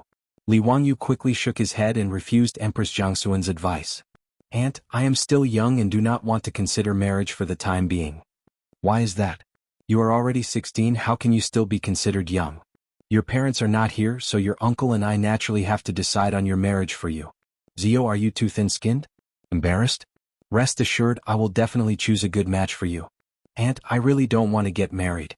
How about we talk about it 2 years later?" "No. I will discuss this matter with His Majesty. Zio, you don't need to worry about it. I will not harm you and will naturally arrange a good marriage for you." "Aunt, I really don't want to get married right now, Before Li Wangyu could finish speaking, Empress Zhang's son interrupted him. "Enough, there is no need to talk about this matter. I have my own plans." F***ck, he didn't even have the right to speak about his own marriage. This damned feudal dynasty, was there still any law? Li Wangyu almost forgot that Empress Zhang's son was the law of the Tang dynasty. Seeing that Empress Zhang's son actually had the hobby of being a matchmaker and insisted on setting a marriage contract for him, the cold sweat on Li Wangyu's forehead was about to fall again. Back then he had finally broken off his engagement with the Taiyuan Wang clan. He did not want to suffer like this again. That day, in order to break off the engagement, he was even expelled by the Li clan of Hu County. Although it was a good thing for him to be expelled by the Li clan, he absolutely did not want to experience this kind of thing a second time. What's more, he wouldn't marry anyone other than a beautiful woman. How could he agree? But he couldn't forcefully refuse Empress Zhang's son, which put him in a difficult position. Li Wangyu's mind spun at the speed of light. He suddenly thought of a poem that seemed to be able to fool Empress Zhang's son and dispel her thoughts of matchmaking him. Thinking of this, Li Wangyu stood up and put his hands behind his back. He looked up at the ceiling of Li Main Hall at a 45-degree angle with a solemn and stirring expression. Empress Zhang's son was bewildered by his actions. What was he trying to do with this posture? Li Wangyu put on a good pose, brewed up his mood and recited in a clear voice, bristling with anger, leaning against the railing, the drizzling rain rests. This poem of Yufei's Rivers Run Red was naturally popular in the future. The poem was filled with lofty aspirations and great momentum. Empress Zhang's son couldn't help but be surprised that Li Wangyu suddenly began to recite a poem. Why was this guy reciting a poem when they were talking about a marriage contract? Empress Zhang's son could naturally tell that Li Wangyu's poem was a rare masterpiece. It was a good poem, but what was the meaning of this guy reciting it at this time? Empress Zhang's son couldn't help but want to interrupt him to pull the topic back and continue to talk about Li Wangyu's engagement. But without waiting for Empress Zhang's son to speak, Li Wangyu opened his mouth again and continued his performance. 16 achievements are dust and soil, 8,000 li of cloud and moon. Don't be idle, your young years are white, empty and sorrowful. Li Wangyu almost didn't recite the 30 achievements are dust and soil line in Yufei's original poem. Otherwise it really would be hard to explain. He was only 16 years old. If he recited 30 achievements are dust and soil, how would he explain? The next line, Jingkong's shame has not been wiped away. When will the officials' hatred be extinguished? Li Wangyu was quick-witted and changed it to, Wei River's shame has not been wiped away. After all, the change of Jingkong was a matter of 500 years later. It was impossible not to change it. However, his change moved Empress Jiangsun. Although she was a woman, she felt the same way about the Wei River Alliance and felt the same way. Although the Wei River Alliance gave the Tang dynasty a chance to breathe, to be forced to sign the alliance at their doorstep was a disgrace, whether it was Pai Lupi or the officials in the court. When Li Wangyu was reciting the poem, he was also secretly looking at Empress Jiangsun's reaction. Seeing her serious face, he knew that he should be able to smoothly get away and not let Empress Jiangsun continue to pester him about the engagement. Li Wangyu continued to recite, riding a long carriage trampling the Helan Mountains. Aspiring to eat barbarians' meat, laughing and drinking Xiongnu's blood. Waiting to clean up the old mountains and rivers from scratch, facing the heavens. After the rivers run red, was recited, Li Main Hall was silent. Empress Jiangsun did not know what to say. As for the palace maids and servants, their faces were filled with emotions as they looked at Li Wangyu. Li Wangyu looked at Empress Jiangsun seriously and bowed. He suddenly raised his voice, "Your Highness, the Turks have not been wiped out, so how can we have a family?" This was a famous line by Hua Tsubing, "The Xiongnu have not been wiped out, so how can we have a family?" However, Li Wangyu directly changed it to Turks, which was quite appropriate. As soon as he said, "The Turks have not been exterminated, how can we establish our home?" Someone outside the hall applauded. "Good. What a good, the Turks have not been wiped out, so how can we have a family?" "Zio, if the men of our Tang dynasty were all like you, why would we worry about the Turks being treated unfairly?" The one who spoke was Li Er. After he had left court, he had heard the eunuch report that Empress Jiangsun had summoned Hu Xianzi for an audience. He knew that it was his wife who had said that she was going to talk about marriage for Li Wangyu. Pai Lupi had nothing to do, so he wanted to join in the fun. He wanted to discuss with Empress Jiangsun to see which duke's wife was suitable for Li Wangyu. When he arrived at Li Main Hall, without waiting for the eunuch to announce his arrival, he heard Li Wangyu reciting poetry in the hall. Pai Lupi quickly stopped the servant from speaking while he stood outside the hall to eavesdrop. When he heard Li Wangyu say, "The shame of the Wei River has not been washed away," Pai Lupi could not help but clench his fists and frown. After Li Wangyu finished reciting Rivers Run Red, Pai Lupi was stunned. He was so shocked by the solemn and stirring of the poem that goosebumps appeared all over his body. He was speechless for a long time. It was only when Li Wangyu said, "The Turks have not been destroyed, how to build a family," that Pai Lupi could no longer hold back and repeatedly clapped and cheered. Only then did everyone in the hall notice. Seeing that Pai Lupi had arrived, Li Wangyu quickly bowed. "Nephew greets uncle. Zio, copy down the short sentences you recited just now. I want to hang it in the legislative hall and study it every day." Pai Lupi laughed heartily and patted Li Wangyu's shoulder. He was very pleased.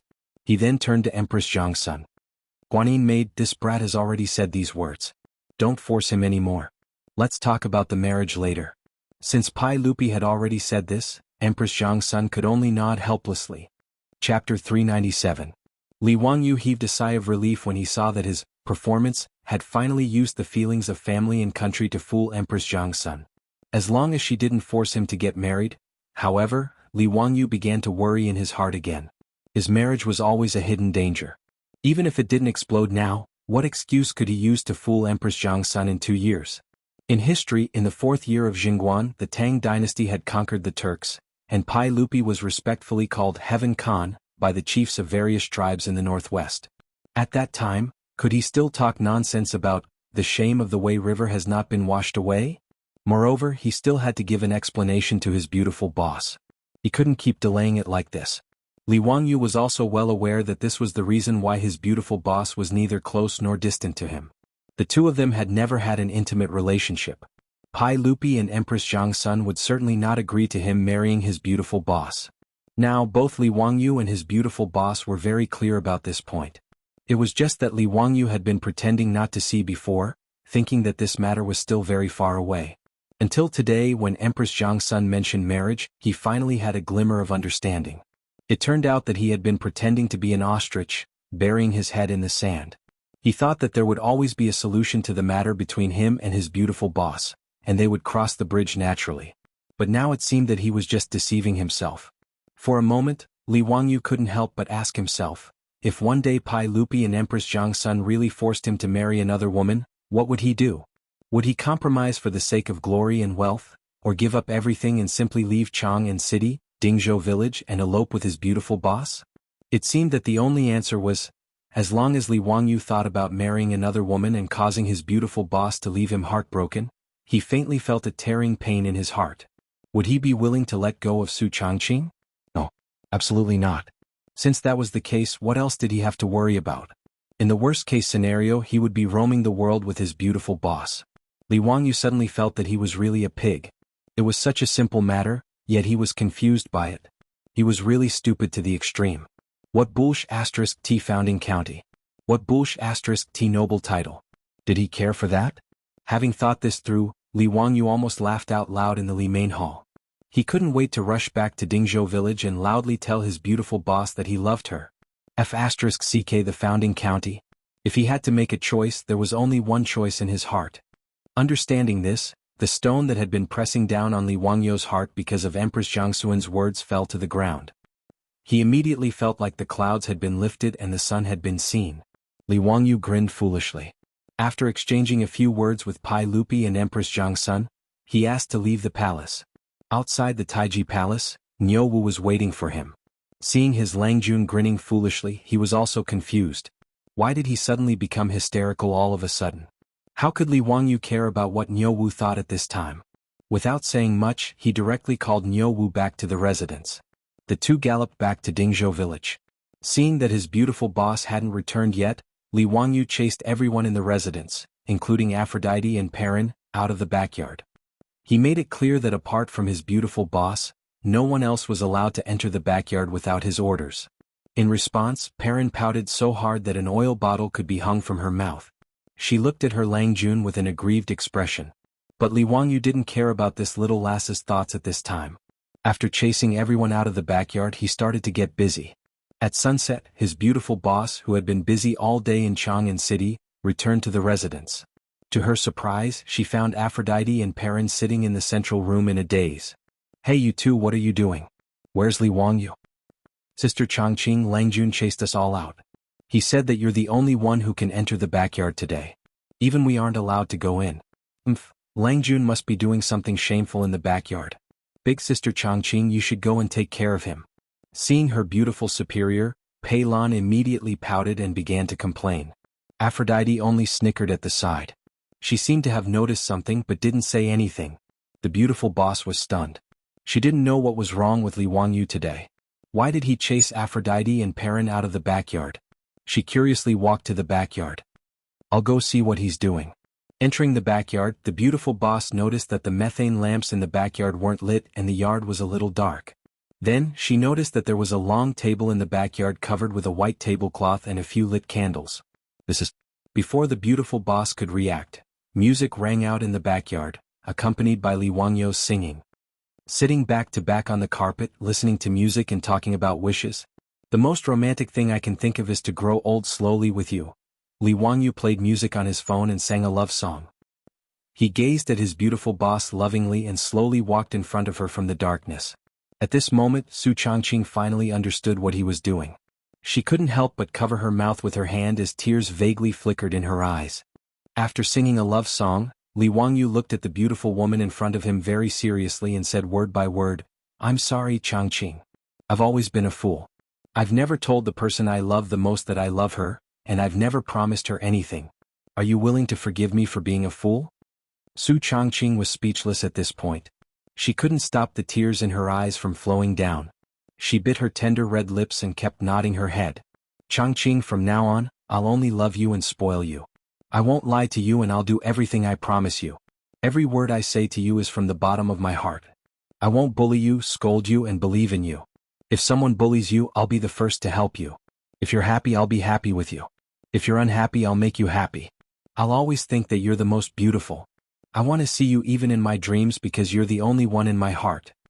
After Li Wangyu finished his mushy words of love, the beautiful boss who was moved to tears just now couldn't help but laugh through her tears. She kept pounding her fist on Li Wangyu's chest. "You're so annoying. If you have the ability, don't say movie lines." "I don't believe it." Before she could finish her words, her red lips couldn't make a sound. Li Wangyu directly covered her red lips with his lips. The breath full of male hormones hit her in the face, making the beautiful boss suddenly widen her eyes and her body unconsciously stiffen. However, the beautiful boss didn't push Li Wangyu away. She just slowly wrapped her arms around Li Wangyu's neck. At this moment, the moon seemed to be blushing and retreating behind the clouds. And at the backyard's courtyard door, two heads sneakily popped out. Chapter 398.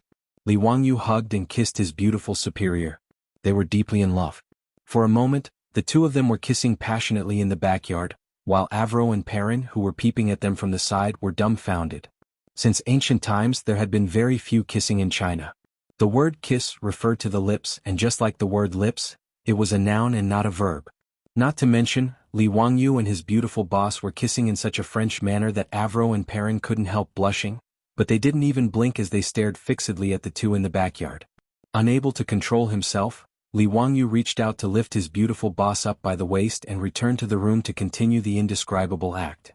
But who would have thought that before he could lift his beautiful boss up, he would cry out in pain and almost fall to the ground.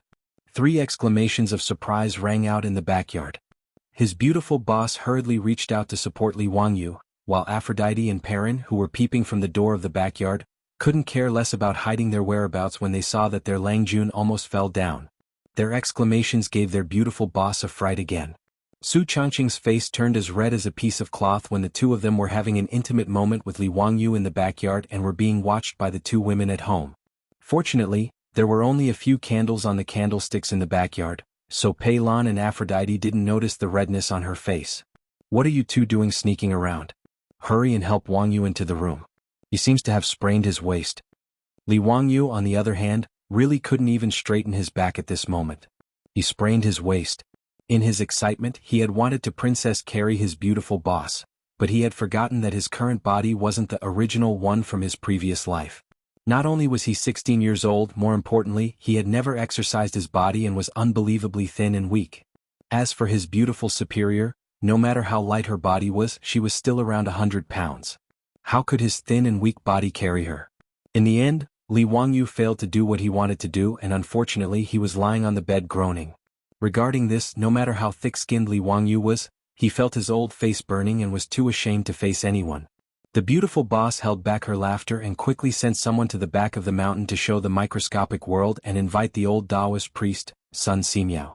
Hearing that Huxianzi had sprained his waist, Sun Simiao hurriedly brought his disciple Lu Xinwei to lie hot. After a round of diagnosis, he gave Li Wangyu an acupuncture treatment. He then took out the medicine he had concocted himself and had Lu Xinwei wrap it around his waist. "Alright, Huxianzi is fine. He just needs to rest for a few days." Sun Simiao gave his beautiful superior a few more instructions before leading Lu Xinwei back to the Taoist temple. Let's see if you can still be naughty. Now you're obedient." His beautiful superior couldn't help but laugh. Li Wangyu felt even more ashamed to face anyone. He didn't say anything and turned his head to face the wall to reflect on his past. He made up his mind that once his waist was healed, he would have to start exercising. Otherwise it would be too embarrassing. The original owner of this body was simply a good-for-nothing who couldn't distinguish between physical activity and food. He was despised. When the rich playboys found out that Li Wangyu had sprained his waist, they all came to visit him with all kinds of medicine. However, Li Wangyu was tight-lipped about how he had sprained his waist. He wasn't prepared to say anything even if he was beaten to death. He couldn't tell anyone about this. It was too embarrassing. If this group of bastards knew the truth, he wouldn't need to mingle in Chang'an anymore. It would be better if he just took his beautiful superior and wandered the world. Fortunately, the old Taoist priest Sun Simiao's medical skills were superb. In just a few days, Li Wangyu's waist was mostly healed and he could move freely. After breaking through the layer of window paper with his beautiful superior, they were now in love with each other. From time to time they would receive some benefits. However, if he wanted to do something indescribable with his beautiful superior, it would always lack some atmosphere. This made Li Wangyu very depressed. After his waist was healed, Li Wangyu prepared to go to the palace. He had already finished writing The Rivers Run Red that Li Er wanted. In the past few days, he had also planned to send the perfumes and floral water that had been produced in the manor into the palace to be presented to Li Er's imperial concubines. Little nephew greets uncle. "This is The Rivers Run Red," that little nephew wrote. "Uncle, please give me some pointers." "Not bad, Zio. Your thin body has improved a lot. I like this word very much. Pai Lupi nodded with satisfaction and ordered the inner servant, "Come, hang this word, Hu Xianzi, in the legislative hall for me." Li Wangyu learned the thin gold body from Emperor Huizong of the Song dynasty and was now famous in the Tang dynasty. His calligraphy was loved by everyone. Now in Chang, and many people were learning this unique calligraphy. Even the professors in the Imperial College had begun to copy Li Wangyu's thin gold body for their students to practice. Ever since he transmigrated to the Tang dynasty, he was forced to pick up the brush again because there was no computer to type. After a few months, especially after copying the Romance of the Three Kingdoms, his calligraphy was indeed much better than before. "Uncle, you flatter me." Little nephew's calligraphy is far inferior to uncle's flying white. Little nephew would like to ask uncle to give little nephew a few words so that little nephew can study them day and night at home. Li Wangyu shamelessly flattered Pai Lupi, which made Pai Lupi laugh with satisfaction. "Ah Zio, if you like my calligraphy I'll give you a few." Li Wangyu hurriedly offered the perfume and toilet water he made. Now he was a little regretful. Why did he show off this thing for no reason? If he had known, he would not have taken them out as gifts. After the perfume became popular in Chang, everyone who was familiar with Li Wangyu would ask about it in a roundabout way. It was very annoying. It was not easy to make perfume, and it was not like the air conditioning window which could be given out freely. In Chang, there were so many nobles and officials. It was troublesome to decide who to give the perfume to. If he did not do it well, he might offend others. That would not be good. For example, Pai Lupi had so many concubines in his harem. The few bottles of perfume in his hands were just a drop in the bucket. Therefore, Li Wangyu wisely offered all the perfume and toilet water he had to Pai Lupi. "You have so many women. How should you distribute them? Go figure it out yourself." He did not want to get involved. Pai Lupi still did not know what kind of trouble these bottles of perfume would cause in his harem. He did not think much of it and had the eunuchs accept them. Seeing Pai Lupi accept the perfume, Li Wangyu also let out a sigh of relief. He chatted with Pai Lupi for a bit more and planned to leave the palace. Before he could speak, he saw an eunuch stumble in from outside the hall of government. He knelt on the ground and panted as he said, "Sir, everyone, His Highness the Crown Prince suddenly has an unbearable pain in his abdomen. Everyone quickly go take a look." When Pai Lupi heard this, he jumped up and even knocked the brush and inkstone on the table in front of him to the ground. "What did you say? What happened to Qingqian? Why does his abdomen hurt? Quickly call for a doctor from the Shangyao Bureau." "I've already sent someone to the Shangyao Bureau to recruit a doctor into the palace. Her Highness the Empress has already gone to the Eastern Palace." The eunuch did not dare to raise his head as he replied with his head on the floor. Pai Lupi did not have time to pay attention to him and prepared to go to the Eastern Palace to see his son. Hearing that Li Wangyu was sick, Li Wangyu hurriedly said, "Uncle, I will also go see Qingqian." Pai Lupi nodded and turned his head to hurry to the Eastern Palace. Li Wangyu hurriedly jogged after him. Chapter 399. In the Shinda Hall of the Eastern Palace, it was a complete mess. Under the command of the doctors of the Shangyao Bureau, the eunuchs and palace maids were running around in a panic. When Pai Lupi led Li Wangyu and a group of eunuchs to the Shinda Hall, the pregnant Empress Zhangsun had already arrived. The group of eunuchs and palace maids hurriedly bowed to Pai Lupi. At this time, Pai Lupi was not in the mood to care about this. He impatiently waved his hand at the crowd and then looked at Empress Zhangsun. "Guanyin servant, how is Qingqian? Why does his stomach hurt all of a sudden?" Qingqian also does not know. Just now, the eunuchs of the Eastern Palace came to report that Qingqian's stomach was in unbearable pain. Qingqian hurriedly sent people to summon the imperial physician and doctors of the Shangyao Bureau. Right now they are still treating him. Empress Zhangsun also appeared very panicked. She had been 7 or 8 months pregnant and her body was not well. Now that she suddenly heard the news of her son's illness, her face paled and she appeared very haggard. Pai Lupi felt sorry for his wife. Seeing Empress Zhangsun like this, he hurriedly called for palace maids to help Empress Zhangsun sit down. "Guanyin servant, it is very inconvenient for you to be pregnant. Why don't you return to Li Main Hall to rest? With me here you do not need to worry." "No, Qingqian will not leave. Qingqian's illness is unknown. How can Qingqian leave?" Empress Zhangsun naturally did not want to leave. Even though she had already given birth to 2 sons and a daughter, and was pregnant herself, Li Qingqian, the eldest son, was still her favorite. Seeing Empress Zhangsun say this, Pai Lupi could only compromise. All right, Guanyin servant, do not panic. Qingqian will be fine. Maybe he just ate something bad. It is not a big problem." Li Wangyu also comforted her. Do not worry. Qingqian is blessed by the heavens. Also, I know a bit about physiognomy. Qingqian does not have the physiognomy of an unlucky life. Nothing will happen. He dared to say this because in history, Li Qingqian had lived well. Although Li Wangyu didn't live for long, only 26 years old, Li Qingqian was only 9 years old now. Li Wangyu naturally didn't think that his life was in any danger. There were many reasons for a child's abdominal pain, but Li Wangyu thought that it was probably the same as Pai Lupi's guess. It was probably just a stomachache. Recalling history, it seemed that Li Qingqian would fall seriously ill in a few years. It was recorded in the old book of Tang. Qingqian was first afflicted with foot problems, making travel difficult. At this time, Li Qingqian's 4 limbs were healthy and there was no problem with his legs. Li Wangyu looked at the historical analysis of the later generations and guessed that Li Qingqian might have fallen sick in the 7th year of Jingguan, causing his legs to be unable to move. In any case, Li Qingqian lived until Jingguan's 18th year before he died of depression in Guizhou. Now that it was the 2nd year of Kai Jingguan, Li Wangyu naturally dared to say such words. However, something that surprised Li Wangyu happened. The Shangyao Fengyu of the Shangyao Bureau had a bitter expression as he walked out of the hall and knelt down in front of Pai Lupi and Empress Zhangsun. Reporting to Your Majesty, Your Highness, this subject has investigated the Crown Prince's illness. It is intestinal obstruction. This subject is incompetent. This illness is incurable. This Shangyao Fengyu's name was Gung Hong and he was in his 50s. He was the highest official in the Shangyao Bureau, a lower 5th-rank official.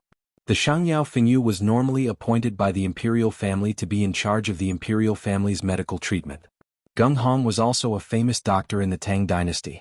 Although he couldn't compare to Sun Simiao, he was still quite famous. Hearing Gung Fengyu say that her son had intestinal obstruction, Empress Zhangsuan's face instantly lost all color, becoming as white as paper. Her body swayed a few times, and just as she was about to fall, Pai Lupi hurriedly reached out to support her.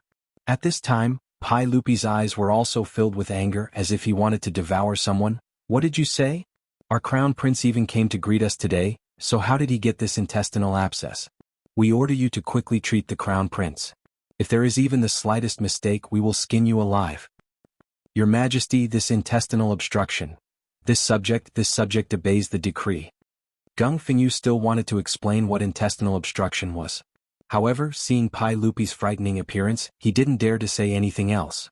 He scrambled back into the hall to discuss with the other doctors of the Shangyao Bureau how to treat the crown prince. Empress Zhangsun cried out in pain. She broke free from Pai Lupi's arm and stumbled back into the hall. Pai Lupi was afraid that something would happen to her body, so he hurriedly chased after her. The group of eunuchs and palace maids behind him also followed like a swarm of bees.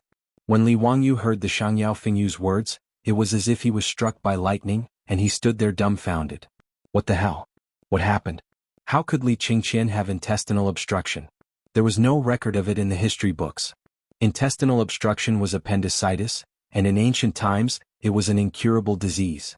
Although there were many vague records in the ancient texts that said that intestinal obstruction could be treated, Chinese medicine did not have this ability.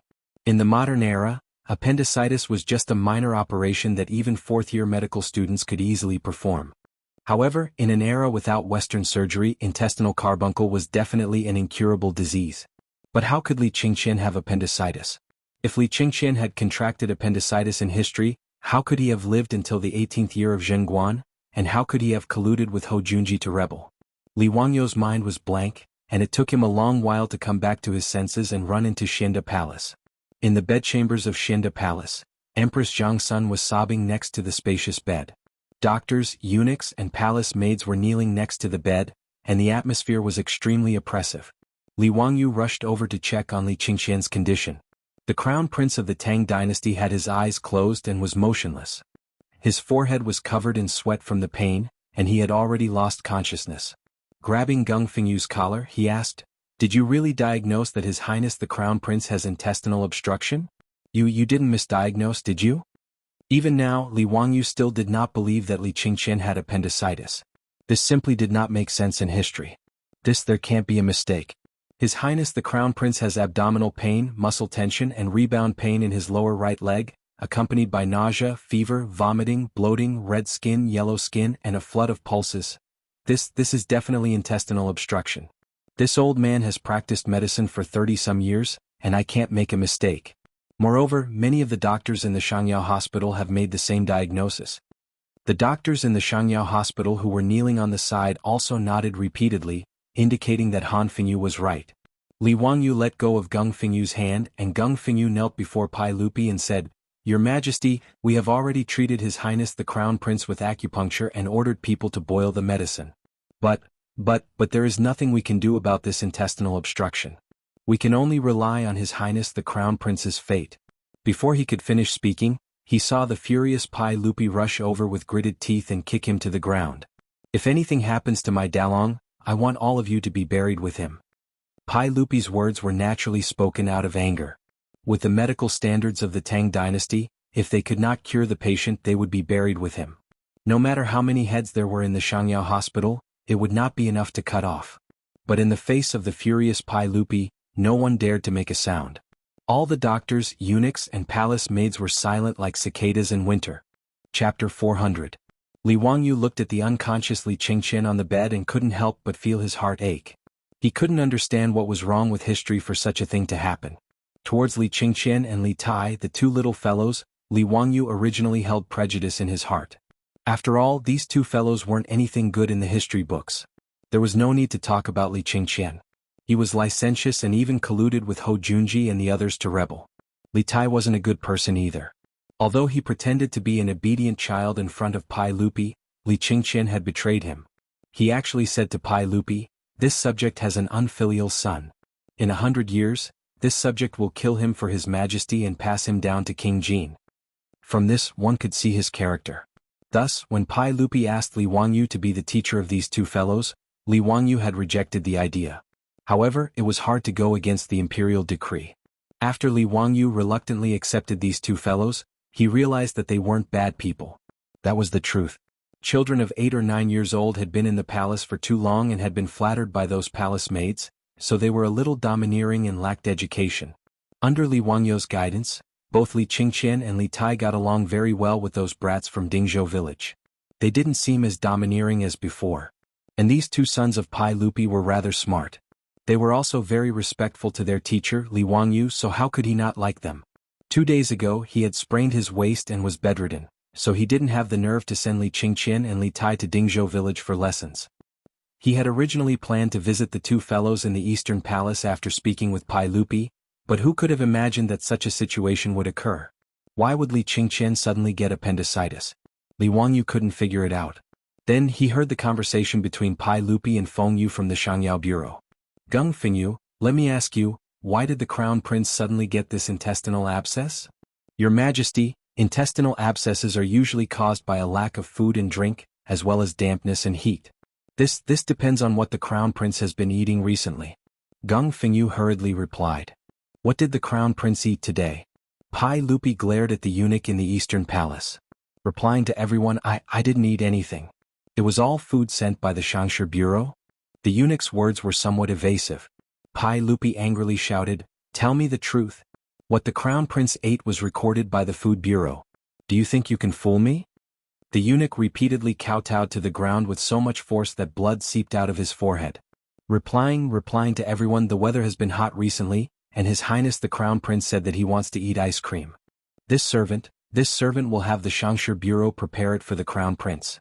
This servant deserves 10,000 deaths. This servant deserves 10,000 deaths." Ice cream? Li Wangyu was stunned.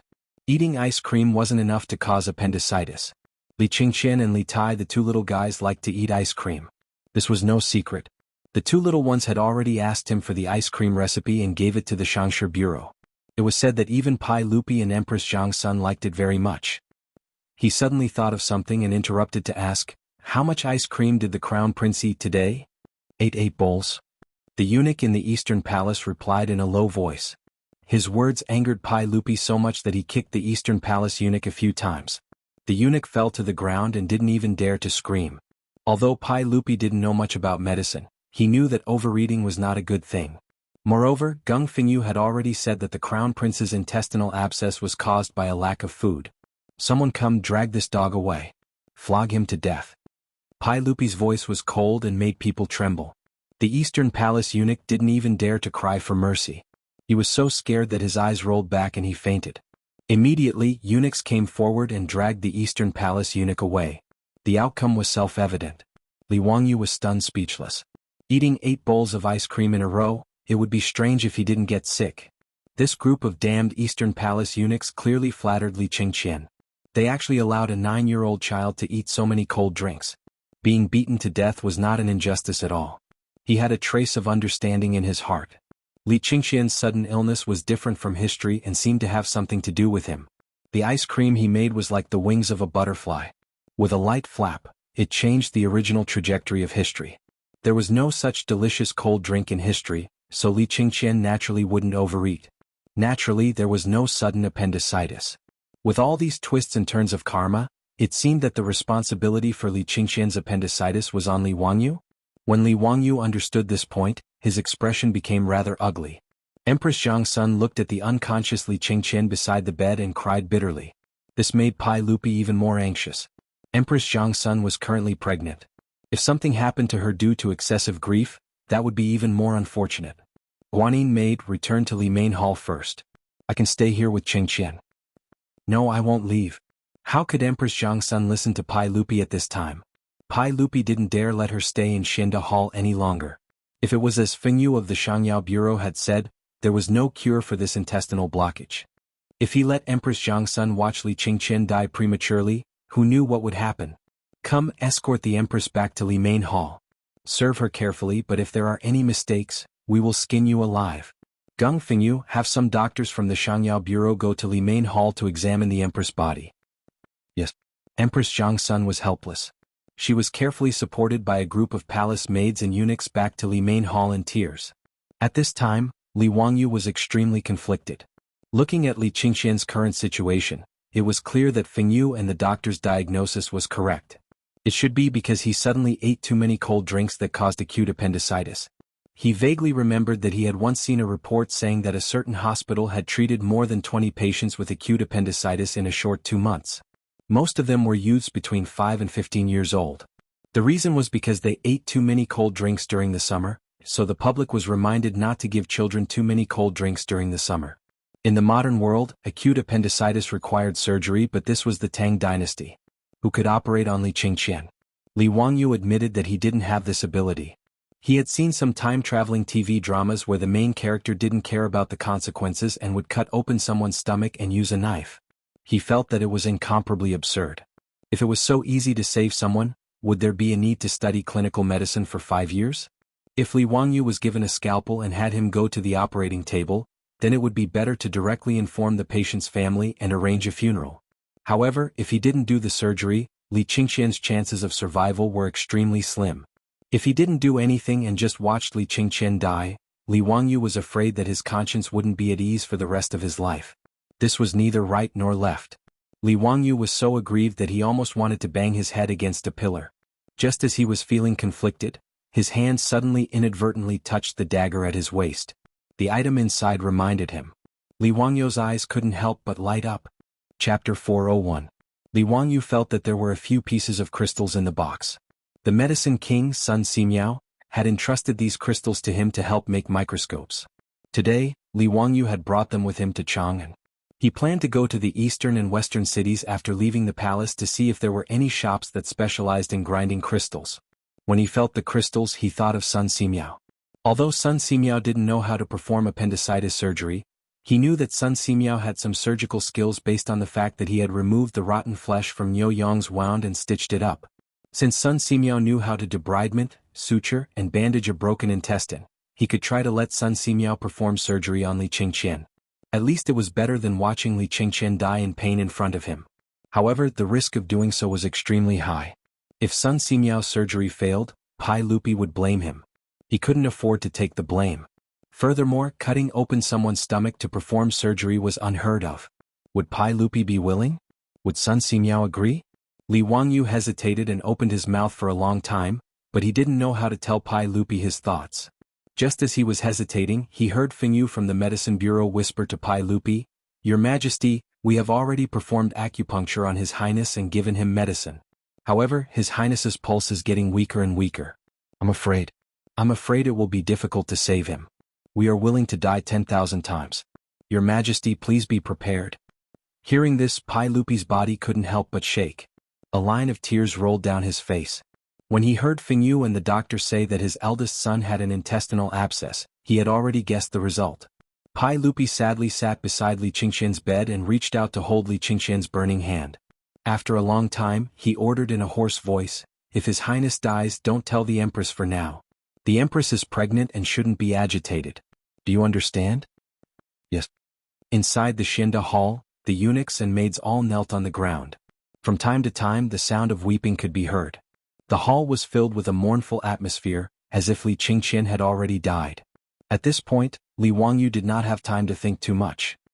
He suddenly said, "Uncle, Qingxian can still be saved." His words shocked Pai Lupi so much that he raised his head abruptly. He stared at him and asked word by word, "Zio, what did you say?" "I said Qingxian can still be saved."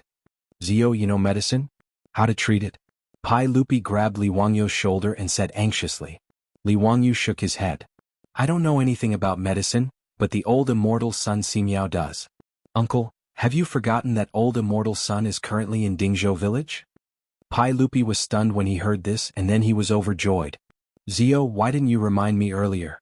Come, quickly go to Dingzhou village in Hu County and summon Sun Simiao into the palace to save the crown prince." "Uncle, I'm afraid others are not familiar with the way and will waste time. My troops are outside the palace. Let him go." Pai Lupi nodded.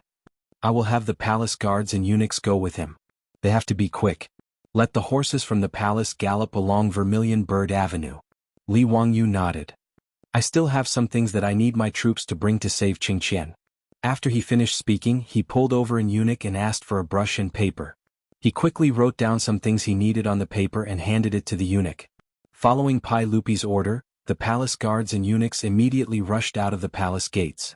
After meeting up with Niu Wu, a few strong horses galloped directly onto the wide imperial road in the middle of Vermilion Bird Avenue and galloped south. "Uncle, don't worry. Old immortal Sun will definitely be able to save Qingxian," Li Wangyu comforted. "I hope so, Sai." Pai Lupi sighed deeply.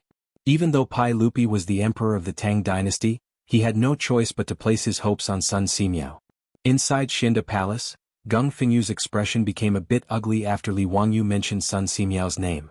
As the highest-ranking official of the Shangyao Bureau and a lower fifth-rank official of the Tang dynasty, he did not have a good impression of Sun Simiao.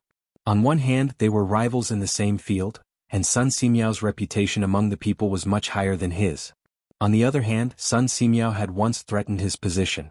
In the 9th year of Wuda, Pai Lupi had once invited Sun Simiao into Chang'an. He wanted to give Sun Simiao the title of nobility and give Sun Simiao the responsibility of the Shangyao Bureau, but Sun Simiao refused.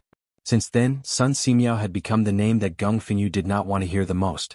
Now that the crown prince was critically ill and the Shangyao Bureau was helpless, Hu Xinzi had actually recommended Sun Simiao to Pai Lupi at this time. Gung Fenyu could not help but feel even more stifled. He could not help but say, "Your Majesty, forgive me for speaking so boldly, but even Sun Simiao might not be able to save His Highness the Crown Prince.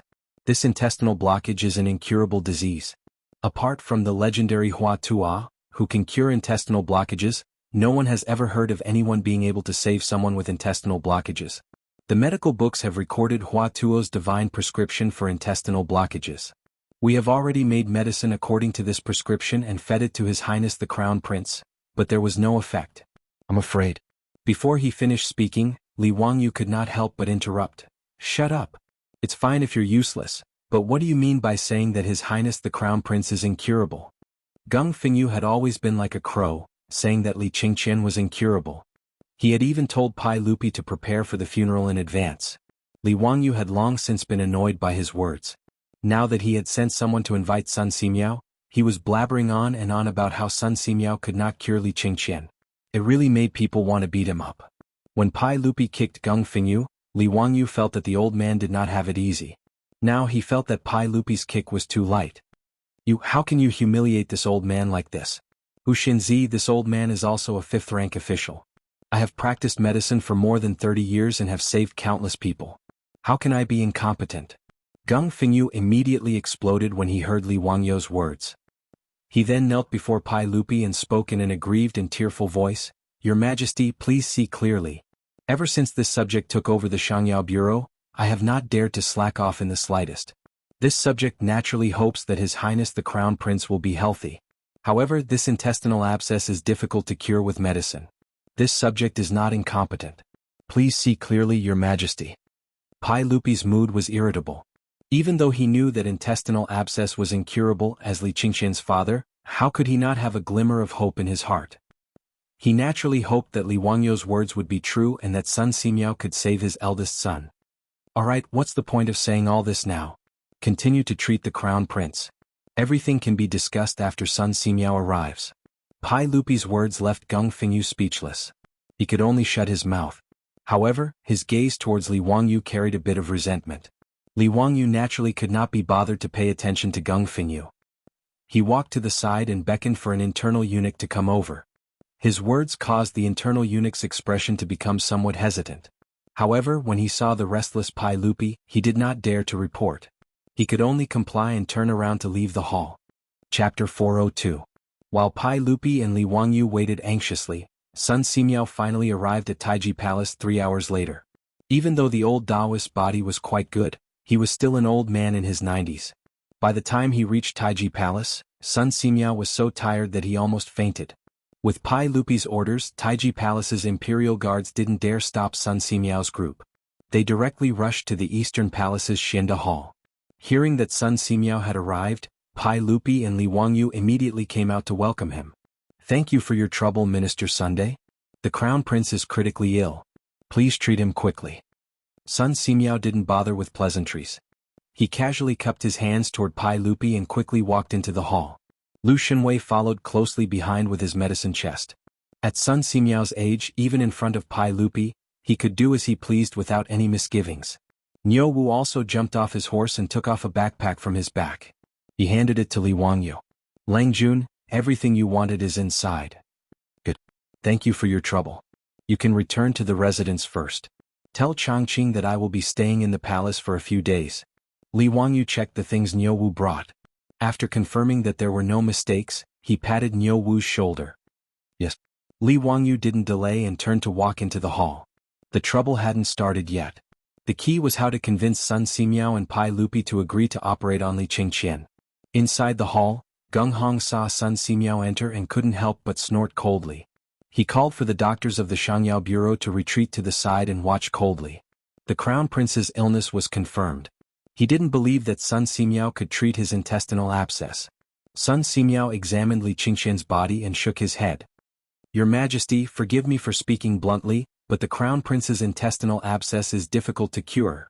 Before he could finish, Geng Fengyu interrupted him.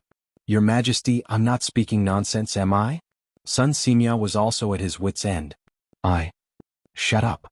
Pai Lupi and Li Wangyu shouted at the same time, scaring Geng Fengyu into taking a few steps back. Minister Sun, please continue. Pai Lupi glared at Geng Hong before looking at Sun Simiao. Sun Simiao stroked his beard and said, This intestinal abscess is indeed difficult to cure. I can only delay it for a while, but it is unknown whether the Crown Prince can recover completely. When Pai Lupi heard Sun Simiao say the same thing, he couldn't help but feel disheartened. After a long time he let out a long sigh. This is all Qingxian's fate. Then I ask Minister Sun to treat him. If there's really no way to save him, we won't blame Minister Sunday. Nodding his head, Sun Simiao beckoned his disciple Lu Shenwei over. He took out the golden needles from his medicine box and began to treat Li Qingxian. Take the Yangming meridian of the hands and feet as the main point. Use the catharsis method when inserting the filiform needles. Leave the needles for 15 minutes. Sun Simiao whispered to Lu Shenwei as he applied the needles. Your disciple understands. After he finished with the golden needles, Li Wangyu invited Sun Simiao to a place where there was no one else around. Old immortal son, are you really unable to save the Crown Prince? I can only do my best. However, intestinal abscesses are indeed difficult to cure. How confident are you? How can I be confident? The Crown Prince is almost certain to die. Sun Simiao shook his head and sighed. Li Wangyu's eyes flashed. Old immortal son, if I have a way to save the Crown Prince, would you be willing to help? What? Ushinzi, are you serious? What method can cure intestinal abscesses? Hearing Li Wangyu's words, Sun Simiao immediately became spirited. May I ask old immortal son, what is intestinal abscesses? Ulcerative abscesses in the intestines. Ulcerative abscesses were acute suppurative diseases. They were a type of poisonous sore. That's right. Since medicine is ineffective, then the only way is to cut open the abdomen and remove the ulcerative abscesses. Wouldn't that cure him? How can that be done? If this person's abdomen is cut open, how can he survive? Even though Sun Simiao would be revered as the medicine king in the future, when he heard Li Wangyou's words, he couldn't help but jump in fright and shake his head. Why can't he survive? Old immortal son, didn't you once tell me that people with severed intestines can be stitched up and bandaged and survive? Why can't the person live after removing the ulcerative abscesses? Li Wangyou's words stunned Sun Simiao. He had never thought of such a thing. How can that be the same? People with severed intestines often have their abdomens cut open on the battlefield by lethal weapons. Sun Simiao was halfway through his words, but he couldn't continue. On the battlefield, there were many people who had their abdomens cut open and their intestines cut open. Many of the soldiers could survive if they received timely treatment. He had experienced the chaos of the world and saved countless wounded and disabled soldiers.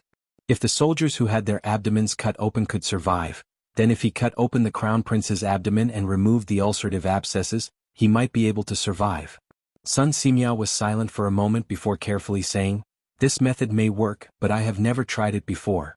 It may not be able to save the crown prince's life. Furthermore, the saint may not agree. This is cutting open the crown prince's abdomen. As long as old immortal Sun is willing to help, I will explain it to the saint." Sun Simiao calculated the gains and losses in his heart for a long time before finally nodding gently. "As long as the saint agrees, I am willing to try." Seeing that he had convinced Sun Simiao, Li Wangyou didn't dare to delay. He walked in front of Pai Lupi and carefully asked, "Uncle, I do have an idea that may be able to save Qingqian, but..." Hearing him say this, Pai Lupi was like a drowning person who had found a life-saving straw.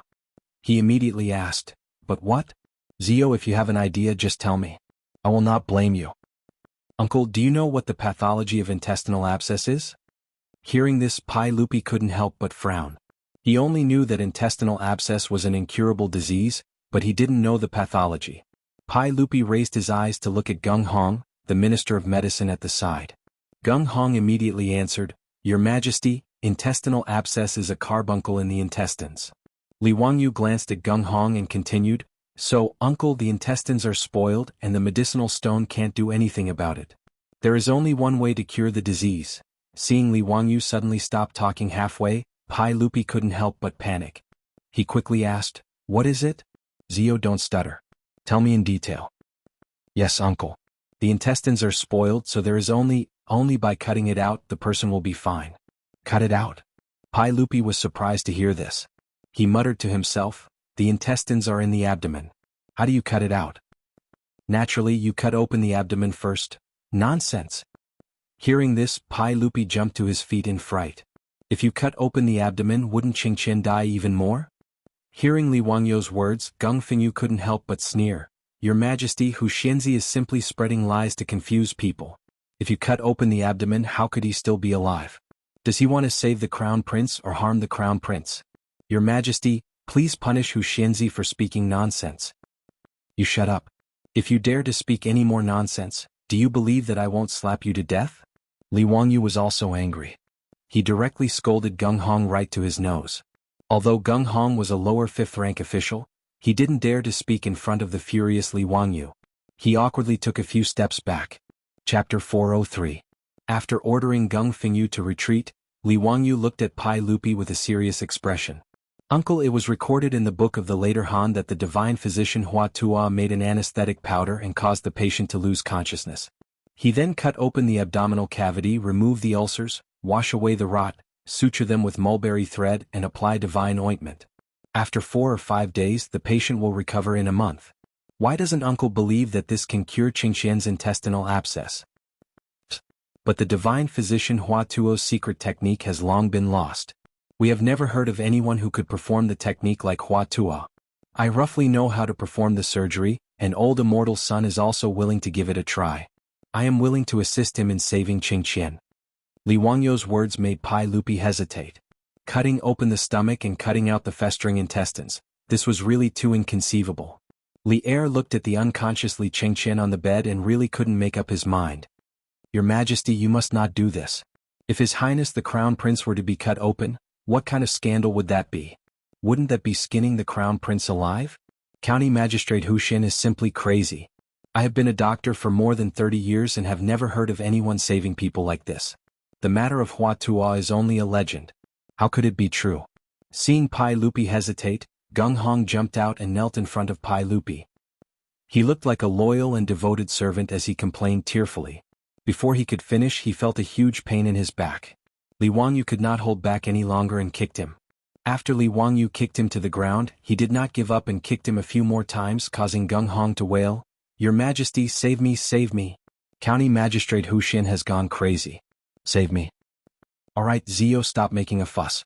After Pai Lupi spoke, Li Wangyu kicked Gung Hong again to stop beating this County Magistrate Hu Xin. However, his actions frightened the doctors of the Shangyao Bureau quite a bit. They didn't dare to look at this young county magistrate who had founded the country, for fear that they would also be beaten up.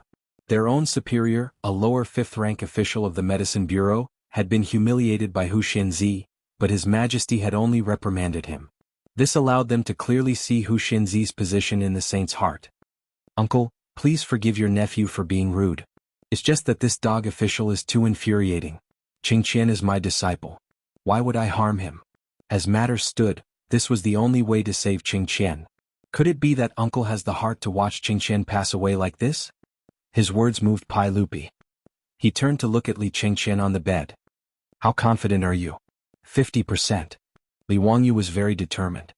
"If something happens to Qingqian, uncle, you only need to remove my title of nobility and demote me to a commoner."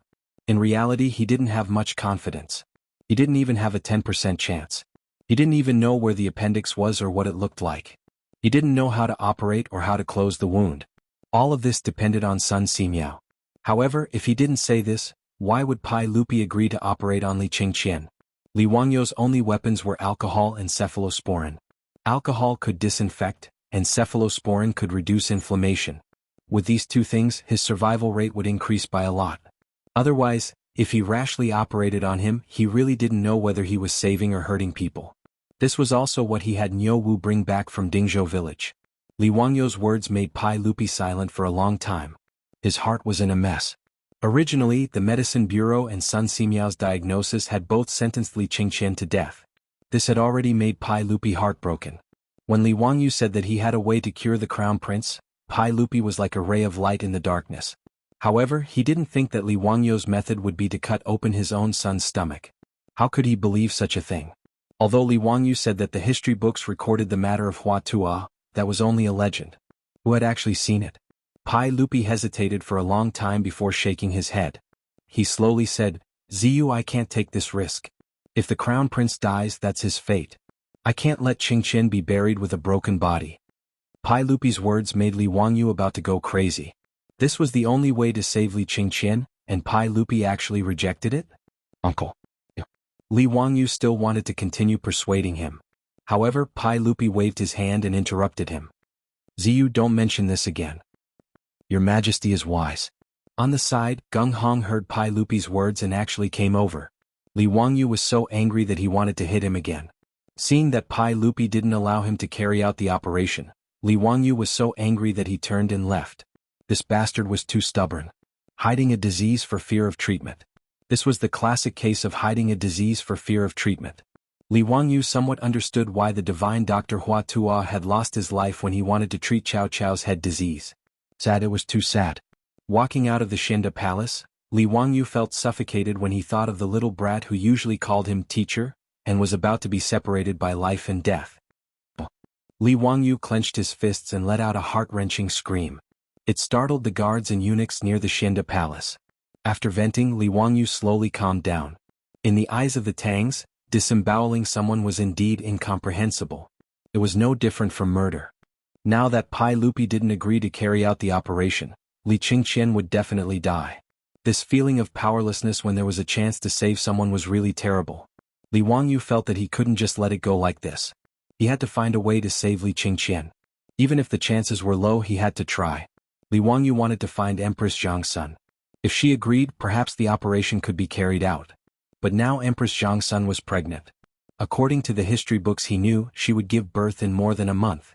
At this time he didn't dare to tell Empress Zhang's son that he could save her son, but he needed to disembowel him and cut something out. If something happened to Empress Zhang's son, he would really be finished. In a fit of rage, Pai Lupi would probably push him to Shi City and behead him. After thinking for a while, Li Wangyu made up his mind and thought of a method that wasn't really a method. Li Wangyu returned to the Xinda Palace again and found Sun Simiao. "Old immortal son, tell me the truth. How much longer can the crown prince last?" Sun Simiao hesitated, then replied, "I've performed acupuncture on the crown prince, but there was no improvement. The crown prince's pulse is weak. I'm afraid he won't make it through tonight." Li Wangyu looked up at the sky. It was about 3 o'clock in the afternoon. There should still be time to carry out his plan. He nodded and thanked Sun Simiao. Then he found Pai Lupi, who was sitting beside the bed. "Uncle, I have something to do and need to return to Hu County. Please allow me to ride a horse on Vermilion Bird Avenue so that I can get back to the palace before the curfew. I'm Qingxian's master and disciple and I want to see him off." Pai Lupi nodded and didn't object. He waved his hand to summon a palace guard and had him hand over a token to Li Wangyu, allowing him to ride a horse in Chang'an. After receiving the token, Li Wangyu immediately left the palace, mounted his horse and galloped away. Chapter 404. Li Wangyu galloped the entire way and returned to Dingzhou village in less than 2 hours. "Langjun, why are you back? Didn't Niu Wu say that you were going to stay in the palace for a few days?" Li Heng asked in surprise when he saw Li Wangyu return. "Li Heng, don't say such nonsense. Hurry up and pack the valuables in the house. Bring more gold and don't bring any copper coins. Get everything ready, we're leaving soon." Li Wangyu didn't bother to explain. His words stunned the old housekeeper, Li Heng. "Langjun, why is that? Where are we going? Don't ask so many questions, hurry up and pack. Where's Chongqing?" "Lady Su is in the backyard." Before Li Heng could finish, Li Wangyu had already run to the backyard. Li Heng was confused by Li Wangyu's actions, but he could only listen to him and hurry back to the residence to pack. In the backyard, Su Chongqing was in her room listening to music on her phone when the door was suddenly burst open, giving her a fright. When she saw that it was Li Wangyu, she couldn't help but rebuke, "Wangyu, why are you so careless? You scared me to death, I thought." Li Wangyu didn't wait for her to finish and hastily interrupted, "Chongqing, let's not talk about this for now and hurry up and pack. In a while you take Li Heng, Perrin, Aphrodite, and the others with Niu Yong and Niu Wu to protect you and hide in the Qinling Mountains for a while. Also, give me the jade pendant that Empress Zhang's son gave you." "What? Why are we going to the Qinling Mountains?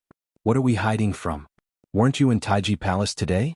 Niu Wu came back and said that Li Qingqian was sick and asked me for the cephalosporin. "What exactly happened? Tell me clearly." Li Wangyu still wanted to talk about other things, but after hemming and hawing for a long time, he only said that he had nothing to do and asked them to stay in the Qinling Mountains for a while. How could his words deceive his beautiful boss? Su Chongqing's pretty face stiffened. "Wangyu, speak clearly. What happened? If you don't make it clear, I'm not going anywhere." Li Wangyu said anxiously, "If we don't leave, are we going to wait for death? What if what?" Seeing his beautiful superior being so stubborn, Li Wangyu knew that if he did not explain things clearly, she would definitely not leave. Thus, he could only helplessly tell her what had happened in the Taiji Palace today. When she heard that Li Qingqian had contracted acute appendicitis due to overeating and eating too many cold drinks, and that his life was in danger and he could die at any moment, the beautiful superior couldn't help but be shocked. Heavens, how could something like this happen? Shouldn't Li Qingqian be alive and well? How could he die prematurely? He was only 9 years old. Wouldn't an appendicitis surgery do the trick? Why didn't he do the surgery immediately? Li Wangyu smiled bitterly. "Miss, this is the Tang dynasty. How could there be surgery? Appendicitis is an intestinal abscess. For the Tang people, it's an incurable disease." Hearing this, the beautiful superior was also stunned. She also liked Li Qingqian, Li Tai, and Li Lizzie very much. These 3 smart little guys. Every time Li Qingqian and the others came to the residence to learn from Li Wangyu, she would make all kinds of delicious food for them to try, play games with them, and read books and stories to them. Thinking that the little guy Li Qingqian was in imminent danger, the beautiful superior's eyes immediately turned red. "Wangyu, Sun Simiao is a divine doctor. Didn't Niu Wu come back today and invite Sun Simiao to the palace? Is there nothing he can do?" Li Wangyu nodded sadly. "Right now, surgery is the only way. Sun Simiao also agreed to give it a try. But Pai Lupi, that damn bastard, I tried my best to persuade him, but he still wouldn't agree to do the surgery." The beautiful superior suddenly guessed something and looked at Li Wangyu in disbelief. Wang Yu, then you want us to hide in the Qinling Mountains? Don't tell me you want to. Yes, right now this is the only way. I also have a certain amount of responsibility for Li Qingxian's appendicitis. I can't just watch a 9-year-old kid who called me his teacher die in front of me, especially when I clearly had the chance to save him. Li Wangyu paused and continued. So, I plan to do the surgery for Li Qingxian privately. No matter what, I have to give it a try. But it's very risky to do the surgery in the Tang dynasty. If I can't save Li Qingxian, I'm afraid that Pai Lupi will do something irrational in his rage. So, I thought of asking Yo Yong and Yo Wu to protect you and hide in the Qinling Mountains first. Before he could finish his words, his mouth was blocked by his beautiful superior's flaming red lips, and he couldn't say anything else. After a long time, the lips and teeth parted. Su Changqing stared into his eyes and said slowly, I'm not leaving. I'll go with you to the Taiji Palace to save Li Qingxian. If there's any danger, I'll bear it with you. No, it's too dangerous. Li Wangyu didn't even think about it before rejecting. The beautiful superior shook her head firmly. Wangyu, I'm not that strong. If you're not here, I won't be able to survive in the Tang dynasty alone. Tears flowed out of her eyes, but she forced a smile and wiped her tears. I'm not like those heroines in novels who can still show off their skills in ancient times after transmigrating. If you're not here, who will take care of me? Hee, if that's the case, then let's go to the Taiji Palace together. The beautiful superior's words made Li Wangyu's heart clench. He reached out and hugged the beautiful woman in front of him. Changqing, we're not going. We're not going to the Taiji Palace. Pai Lupi, that bastard son of a bitch, I'm not going to play with him anymore. It's his own son. If he wants to die, then let him die. It's none of my business. We're not going. We're not going. We're staying in Dingzhou village. We're not going anywhere. Li Wangyu was a little out of control by the beautiful superior's words. He only wanted to let the beautiful superior and the others hide far away. If he didn't save Li Qingxian, Pai Lupi wouldn't be able to retaliate against Su Changqing and the others. But the beautiful superior's words made him regret it. He wasn't a saint. Why should he risk his life to save Li Qingxian? If Pai Lupi didn't want it, then so be it. But if he put himself and his beautiful superior in danger to save his son, then he would be crazy. The beautiful superior held Li Wangyu's face with both hands and smiled like a flower. Wangyu, can you really bear to watch a 9-year-old child die in front of you like this? And under the circumstances that we have the ability to save him? Let's go. I'll go to Chang, and with you to the Taiji Palace. We'll go save Qingxian. But. No buts. It's getting late. If we don't leave now, the city gates of Chang, and will close. No matter what, we know that we're doing the right thing. That's enough, isn't it? As for the outcome, let's leave it to the heavens. I think the heavens wouldn't be so blind to throw the two of us into the Tang dynasty. The beautiful superior's words finally convinced Li Wangyu. He nodded fiercely, grabbed the beautiful superior's hand and ran out the door.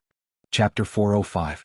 Before leaving, Li Wangyu still instructed Yo Yong and Yo Wu, the two brothers, to bring his wife and everyone in the residence to temporarily move to the village to live. If he really couldn't save Li Qingxian, everyone in the mansion wouldn't be implicated by him. Li Heng and the others were confused by Li Wangyu's arrangements. Li Wangyu didn't explain and just let them do as they were told. After settling everyone in the mansion, the sky gradually darkened. Li Wangyu didn't dare to waste time. He and his beautiful superior rode Zhao Yebai and Jade Flower Kong. They whipped their horses and rushed toward Chang'an City. As the two galloped, they discussed what to do in the Taiji Palace. With his beautiful superior giving Li Wangyu advice, Li Wangyu's rough plan was quickly perfected. Hurrying, the two of them finally rushed into Taiji Palace at the same time as the drum of dusk sounded. At this time, there was already a morning atmosphere outside the Xinda Palace. In the Eastern Palace, there were palace maids taking out white silk and wrapping it around the outside of the palace. From time to time, the sound of crying could be heard. Li Wangyu couldn't help but feel upset. Could it be that he was too late? Li Qingxian had died? He quickly ran into the Xinda Palace. When he saw Sun Simiao, he quickly asked, "Old immortal son, how is the crown prince now?" Sun Simiao shook his head. The crown prince's breathing is getting weaker and his pulse is weak. I'm afraid he won't be able to hold on much longer. Just now, His Majesty has already arranged for everyone in the Eastern Palace to prepare for the crown prince's funeral under the advice of Feng Yu of the Shangyao Bureau. Hearing that Li Qingxian was still alive, Li Wangyu was slightly relieved. Then he flew into a rage. Damn it, the crown prince wasn't dead yet and he was already in a hurry to prepare for the funeral. This Gung Feng Yu, even if he was beaten to death, it wouldn't be an injustice. Li Wangyu was so angry that the roots of his teeth itched. He was so angry that he almost rushed in and beat that damned old man again. However, saving Li Qingqian was more important now. Li Wangyu didn't have the time to find trouble with Geng Fengyu. He stretched out his hand to summon a palace attendant and asked where Li Tai, the king of Yu, was. As Li Tai was still young, he lived in the Chongren Palace. Chongren Hall was adjacent to Li Zhen Hall where Empress Zhangsun lived. Today, Crown Prince Li Qingqian was critically ill. Li Tai obediently stayed in Li Zhen Hall to accompany his mother.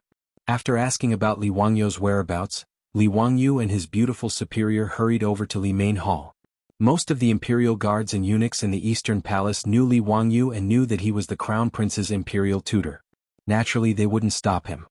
As for his beautiful superior, she often went to the Li Main Hall, so the imperial guards in the palace were even more familiar with her. The two of them had a smooth journey and arrived at Li Zhen Hall to seek an audience with Empress Zhangsun. "Greetings, Auntie." "Greetings, Your Highness." At this time, Empress Zhangsun's face was full of worry, and her eyes had lost their usual vigor. She weakly nodded towards Li Wangyu and her beautiful superior. "Ziyu Changqing, have you gone to see Qingqian? How is he now? Is there any improvement? I want to go see Qingqian, but Erlang won't agree no matter what." "Auntie, don't worry, nothing will happen to Qingqian." Li Wangyu could only comfort her like this.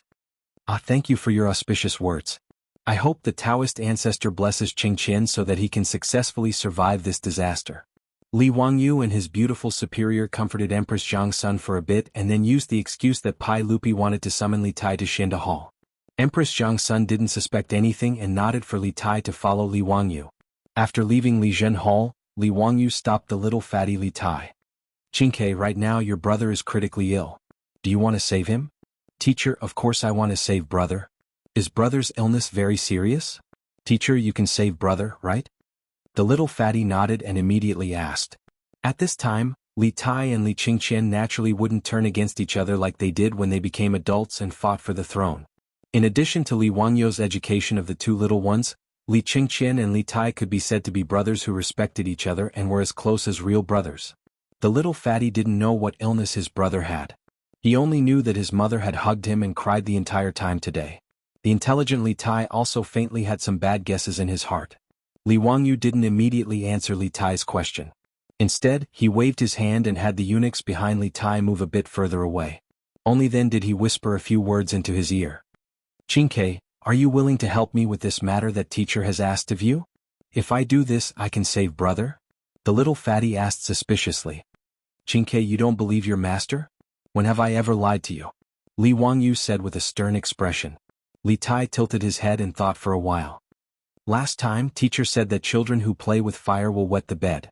Later, brother and I played with fire when we returned to the palace, but we didn't wet the bed. You lied to us. Also, you said that you would take us swimming after we memorized the incantation for mental abacus. You still haven't fulfilled that promise. Also." Li Wangyu's face darkened and he hurriedly stopped the little fatty, who was counting on his fingers and counting the number of times Li Wangyu had lied to them. "Those were just jokes. Cough cough. Today's matter concerns your brother's life and death. I won't lie to you." Li Tai's face was full of suspicion as he raised his eyes to look at his beautiful superior. Only when his beautiful superior nodded, indicating that Li Wangyu wasn't wrong, did little fatty Li Tai finally nod in agreement. His reaction almost angered Li Wangyu to death. What kind of disciple was this? He actually didn't believe his words. If it weren't for the fact that they were in a hurry to save Li Qingqian, he would definitely teach this little fatty what it meant to respect one's teacher. After dealing with little fatty Li Tai, the group continued their journey to Xinda Palace. By the time they arrived at Xinda Palace, the sky had already darkened and the lights in the Eastern Palace had already been lit. Li Wangyu gave Li Tai a look that said, "Good luck, I have faith in you." Then he pulled his beautiful superior to him and stood in the darkness outside the palace. Li Tai jogged towards Xinda Palace. Father, Mother said that her stomach isn't feeling well. She asked you to go to Li Zhen Palace." Pai Lupi, who was sitting next to Li Qingqian's bed with a worried expression, jumped up in fright when he heard his son's words. "Qingke, what did you say? What's wrong with your mother? Where is she feeling unwell?" "Mother said that her stomach isn't feeling well and wants you to go." Little fatty blinked his eyes, lying as soon as he opened his mouth. This was what Li Wangyu had instructed him to say. His purpose was naturally to lure Pai Lupi away, using the tactic of luring the tiger away from the mountain. The reason why he had asked Li Tai to come forward was, of course, because other than him, no one else would dare to spread false information and make fun of Pai Lupi. In any case, Li Tai would at most be beaten up by Pai Lupi. It wasn't a big deal. But if it was someone else, not to mention whether or not they would dare to make fun of Pai Lupi, even if they dared, the consequences would most likely be losing their heads. With Pai Lupi guarding Li Qingqian, Li Wangyu didn't have the ability to perform surgery on Li Qingqian, no matter how great his abilities were. The distance between Xinda Palace, where the Crown Prince lived, and Lizhen Palace was not close. As long as Pai Lupi left, Li Wangyu would have enough time to move the Crown Prince away. Pai Lupi naturally didn't doubt Li Tai's words at all. He glanced at Li Qingqian, who was still unconscious, and ordered Geng Fengyu and Sun Simiao. Geng Fengyu, Minister's son, take good care of the Crown Prince. We will be back soon. Yes. Pai Lupi held Li Tai's hand, left Xinda Palace and hurried towards Lizhen Palace. As little fatty walked, he turned his head and winked at Li Wangyu, who was hiding in the dark. Chapter 406. As soon as Pai Lupi's figure disappeared from sight, Li Wangyu pulled his beautiful superior into the Xinda Palace. Her Highness the Empress' imperial decree has arrived. Li Wangyu shouted as soon as he entered the palace, raising the jade pendant in his hand. In his hand was the jade pendant that Empress Zhangsun had given to his beautiful superior that day. The front of the jade pendant was carved with the phoenix that symbolized the Empress, while the back was carved with the words, Ding has fire virtue, he is a phoenix. To some extent, this jade pendant represented Empress Zhangsun. Li Wangyu's words caused everyone in the Xinda Palace to immediately kneel and prepare to receive Her Highness the Empress' imperial decree. Although it was strange that the imperial decree had not been delivered by an eunuch, but rather by Hu Xianzi holding the Empress' jade pendant, no one thought too much about it. By Empress Zhangsun's imperial decree, the Crown Prince Li Qingqian is suffering from intestinal obstruction and is beyond cure. Today Hu Xianzi, Li Wangyu and Sun Simiao are to immediately treat the Crown Prince without delay. However, those who obstruct will be severely punished.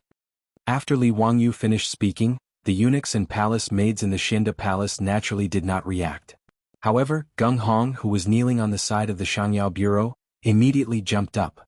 This is impossible. How could Her Highness the Empress issue such an imperial decree? You are falsifying the imperial decree. Hu Xianzi, what are your intentions? Must you cut open His Highness the Crown Prince's stomach and cripple his body? Shut up. I have Her Highness the Empress' jade pendant as proof. Do you dare to not accept the imperial decree? Li Wangyu demanded as he raised the jade pendant in his hand. I don't believe it. I will go and report to Her Highness the Empress. This official will not allow you to harm His Highness the Crown Prince. Geng Fengyu lifted his robe and turned to run out of the palace. How could Li Wangyu let him go out? If he ran out now and bumped into Pai Lupi, who had not gone far, everything would be exposed. He lifted his leg and kicked Geng Fengyu again. Geng Fengyu screamed and rolled a few times on the ground. Men, tie up this criminal official who doesn't obey Her Highness the Empress's decree. Li Wangyu shouted to the eunuchs in the hall. These eunuchs didn't care how much Geng Fengyu shouted. In any case, they recognized the Empress jade token in Li Wangyu's hand. Since this was the case, they naturally listened to Master Hu Xian's orders. Moreover, Master Hu Xian was a relative of the saint. In the palace he called Pai Lupi uncle, so these eunuchs were naturally willing to listen to him. After Geng Fengyu was tied up, the old man was still yelling. Li Wangyu was too lazy to talk nonsense. He simply pulled a rag and stuffed it into the old man's mouth. As for the doctors of the Shangyao Bureau, no matter how unwilling they were, no one dared to say anything when they saw that their superiors had been tied up. After dealing with Geng Hong, Li Wangyu bowed to Sun Simiao. Old immortal son, thank you for your trouble. Now that Her Highness the Empress has agreed, let's hurry up and prepare to treat His Highness the Crown Prince. Sun Simiao looked at Li Wangyu with deep meaning, as if he had already seen through the problem. However, Sun Simiao, who had lived for more than 90 years, wouldn't say anything. Since Li Wangyu had the Empress jade token and faked a decree, he would pretend that he didn't know. This humble Taoist naturally has no problem. I will do my best to treat His Highness the Crown Prince. Li Wangyu nodded. Time was of the essence. It was hard to say how much time little fatty Li Tai could buy. It was better to hurry up. He looked around the hall and found the eunuch he had ordered in the afternoon. He reached out and called him over. I asked you to find a clean and spacious palace room. Are you ready? County Head Hu Xian, this servant is ready. I have already followed your instructions and had someone sweep it clean. The eunuch quickly replied. Have you sent the bronze mirrors I asked you to collect in the Eastern Palace to that palace room? They are all ready. That's good. Lead the way and send His Highness the Crown Prince there. Li Wangyu waved his hand and called for a few strong eunuchs to carry over a palanquin. They carefully lifted Li Qingqian onto it. Li Wangyu stopped the other eunuchs and palace maids from following. He only led his beautiful superior, Sun Simiao, and Lu Xinwei out of Xinda Palace while carrying Li Qingqian's palanquin. When Li Wangyu and the others disappeared, the doctors of the Shangyao Bureau hurried forward. They pulled out the rag stuffed in Gung Hong's mouth and untied the ropes binding him. Quick, go to Li Zhen Palace and find His Majesty. Hui Xianzi wants to murder His Highness the Crown Prince. This is treason and wild ambition. Go quickly. Go find His Majesty and have His Majesty issue an edict to arrest Hui Xianzi. Gung Hong didn't wait for the ropes to be untied before he began to howl at the top of his lungs. Upon hearing his words, the doctors of the Shangyao Bureau hurriedly ran out of the Hall of Illustrious Virtue to look for Li Er. On Li Wangyu's side, the eunuchs led him through many twists and turns in the Eastern Palace until they arrived at another palace. Hui Xianzi, this palace room is usually unoccupied. This servant has already cleaned it as you ordered. Li Wangyu nodded and had the eunuchs carry Li Qingqian inside. Together with his beautiful superior, he took out the alcohol that Niu Wu had delivered and sprayed it all over the room to disinfect it. Soon the room was filled with the pungent smell of alcohol. As for the knives in Sun Simiao's medicine box, Li Wangyu had him take them out and soak them in alcohol to disinfect them. The surgery required fine cotton cloth and catgut. They had all been prepared and could start the surgery at any time. At this time the light in the room was dim.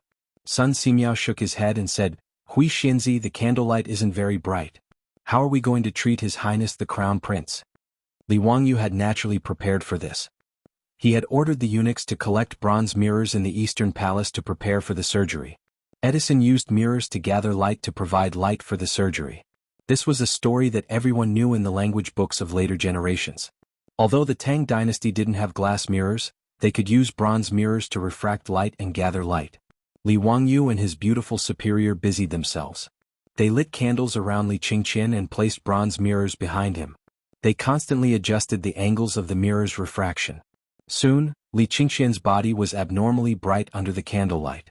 It had the effect of shadowless lights in the operating room. After everything was ready, Li Wangyu sent the eunuchs next door. His beautiful superior turned around and prepared to leave the room. Wangyu, just do what you need to do. If His Majesty comes, I will do my best to stop him. She paused for a moment before continuing, if there are any consequences, I will bear them with you. The beautiful superior spoke very casually. In fact, her whole body was trembling. She was just trying to calm her tone. Whether or not the surgery in the Tang dynasty could succeed depended purely on the person's character. Even Li Wangyu wasn't confident. Li Wangyu didn't care about shocking the world. He stepped forward and hugged Su Changqing tightly. Neither of them spoke. After a long time, they silently looked at each other and separated. Seeing his beautiful superior walk out of the room, Li Wangyu took a deep breath and turned to look at Sun Simiao and Lu Xinwei. Old immortal son, brother Lu, let's begin. Chapter 407. On the temporary operating table, Li Qingqian's clothes were removed. Li Wangyu picked up the alcohol and disinfected Li Qingqian's body. Sun Simiao had been observing Li Wangyu's actions from the side. At this moment he couldn't help asking, Hu Xianzi, what did you pour in the room? Alcohol. What's alcohol?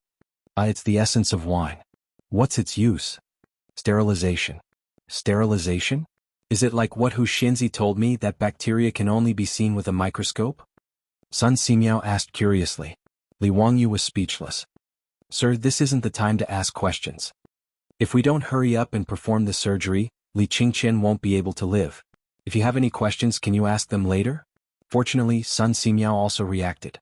Now wasn't the time to ask questions, so he no longer spoke and instructed his disciple Lu Xinwei to get the lancet. The lancet was similar to the scalpel in the modern world. It was used for surgery. Since Sun Simiao was too old and Lu Xinwei was in his prime, they decided to have Lu Xinwei as the chief surgeon for safety reasons. Sun Simiao and Li Wangyu would assist from the side. Although Lu Xinwei had been in the medical field for many years, he had never done such a thing before. Hence, his hand trembled as he held the lancet. Hu Xianzi, where do you start? Li Wangyu rolled his eyes. You're asking me? How the hell would I know? Brother Lu, do as you see fit. How long should the incision be? Let's leave it to fate. Li Wangyu's words angered Lu Shenwei so much that he almost threw the lancet in his hand at Li Wangyu. Was this still something a human would say? What do you mean by let fate? Why don't you let fate take a look? Seeing Lu Shenwei glaring at him, Li Wangyu felt wronged. He wasn't a doctor, so why would he ask him? Fortunately, Sun Simiao was experienced. Although he had never performed surgery before, he still had a rough judgment. The intestinal abscess is in the lower right abdomen, so it should be there. My disciple, start from here. Don't cut it too long. Slide it 3 inches away and take a look. Lu Shenwei nodded. Taking a deep breath, he tightly gripped his lancet and lightly pressed it against Li Wangyu's lower right abdomen. Just as he was about to slice down, he suddenly heard Li Wangyu shout. Wait. Lu Shenwei's hand trembled and he almost dropped his saber. He felt as if 10,000 alpacas were galloping past him. He and Sun Simiao both looked up at Li Wangyu, wondering what he was shouting about. Li Wangyu couldn't help but wipe the sweat from his forehead. He was also nervous. Old immortal son, I forgot something. What is it? Anesthesia. We haven't given the crown prince any anesthetic yet.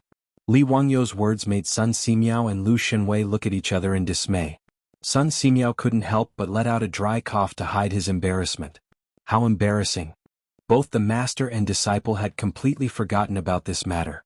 The main reason was that they were going to cut open someone's abdomen for the first time, and the patient was the crown prince of the Tang dynasty. Even the old Taoist Sun Simiao was a bit nervous. In addition, Li Qingqian had been unconscious all this time. In a moment of panic, the master and disciple had completely forgotten about this matter. Sun Simiao smiled embarrassedly. How can we decoct anesthetic now? But it's not a problem. This humble Taoist will still use the golden needles to pierce the acupoints to reduce the crown prince's pain. That day in Dingzhou village, Sun Simiao had cut off the rotten meat for Niu Yong. Li Wangyu knew how powerful Sun Simiao was, so he didn't say anything. Sun Simiao took out the golden needles and pierced them into the acupoints on Li Qingqian's abdomen. Only then did he let Lu Shenwei pick up the lancet and get ready to start the operation again. Lu Shenwei took a deep breath and gripped the lancet tightly. The muscles on his arm bulged. The incomparably sharp lancet instantly cut open Li Qingqian's skin on his abdomen. Blood immediately seeped out. At the side, Li Wangyu's heart almost jumped out of his throat when he saw this. After the incision was about 3 inches long, Lu Shenwei's forehead was already sweating. Teacher, what should we do now? Sun Simiao looked at Li Wangyu with an inquiring gaze. County head Hu Xian, what do you think? What do I think? I'll King use my own eyes to see. Li Wangyu was also about to faint. How would he know what to do next?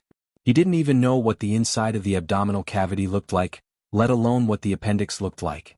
Old immortal son, can you see if there's any lesion? If there's any ulcerated intestines, it should be enough to just cut it out. Li Wangyu, Sun Simiao, and Lu Shenwei were like bad students going to an examination hall.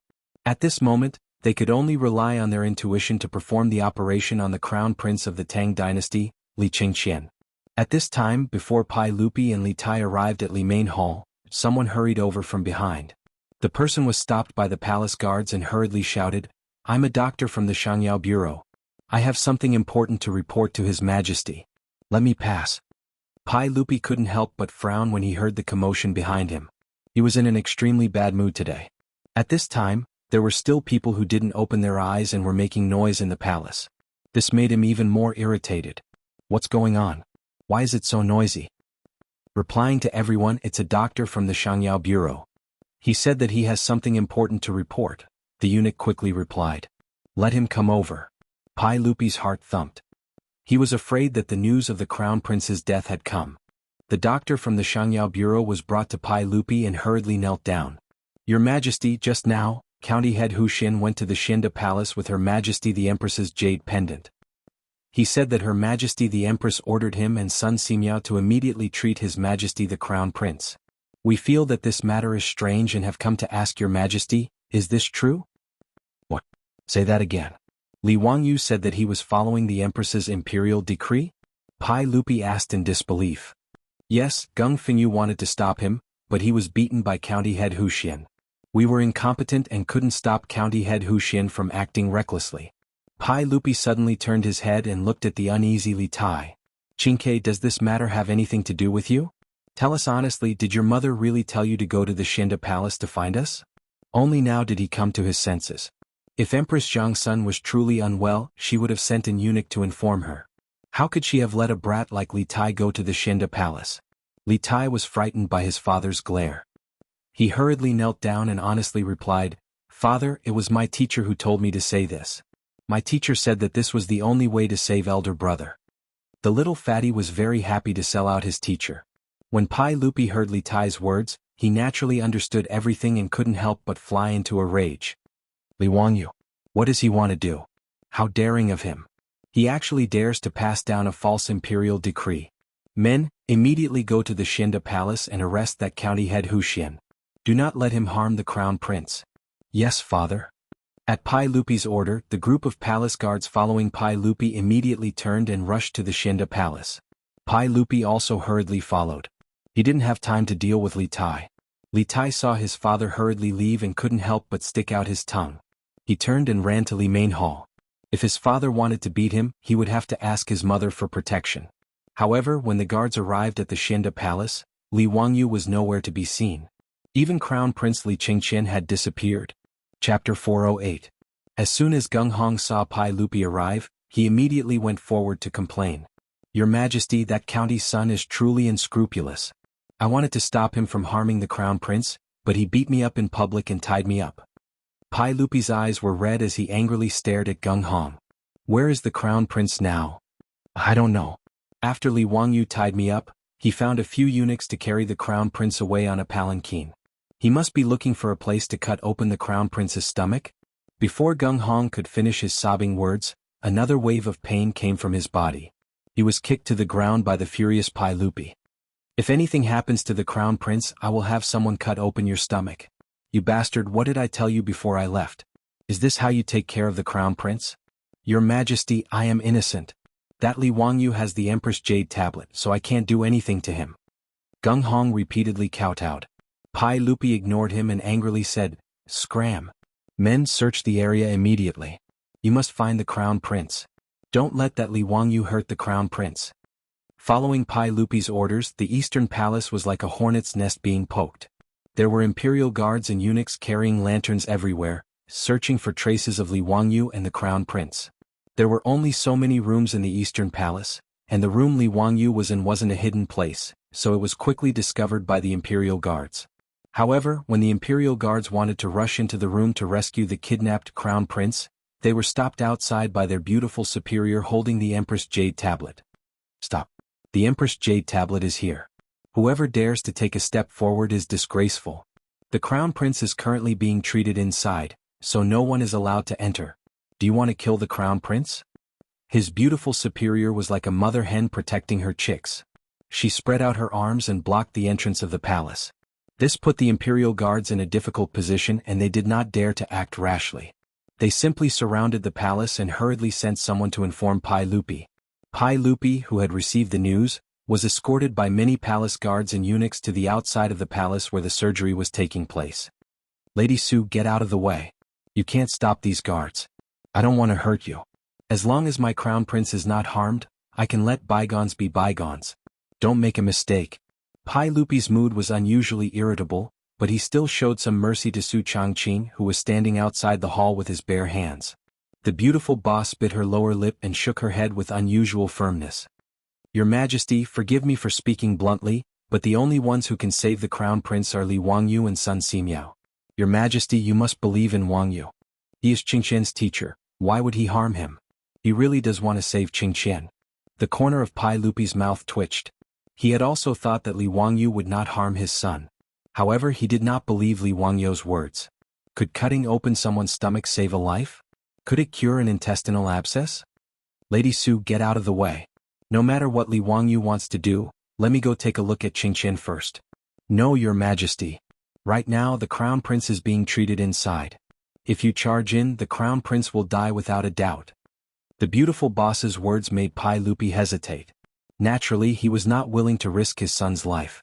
Seeing Pai Lupi hesitate, the beautiful boss continued, Your Majesty, as far as I know, the doctor at the Shangyao Bureau said that the crown prince will not make it through tonight.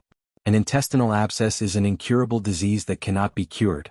If Li Wangyu is not trying to save the crown prince, why would he do such a thing?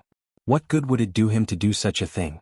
Your Majesty, Do you really not want to save the crown prince's life?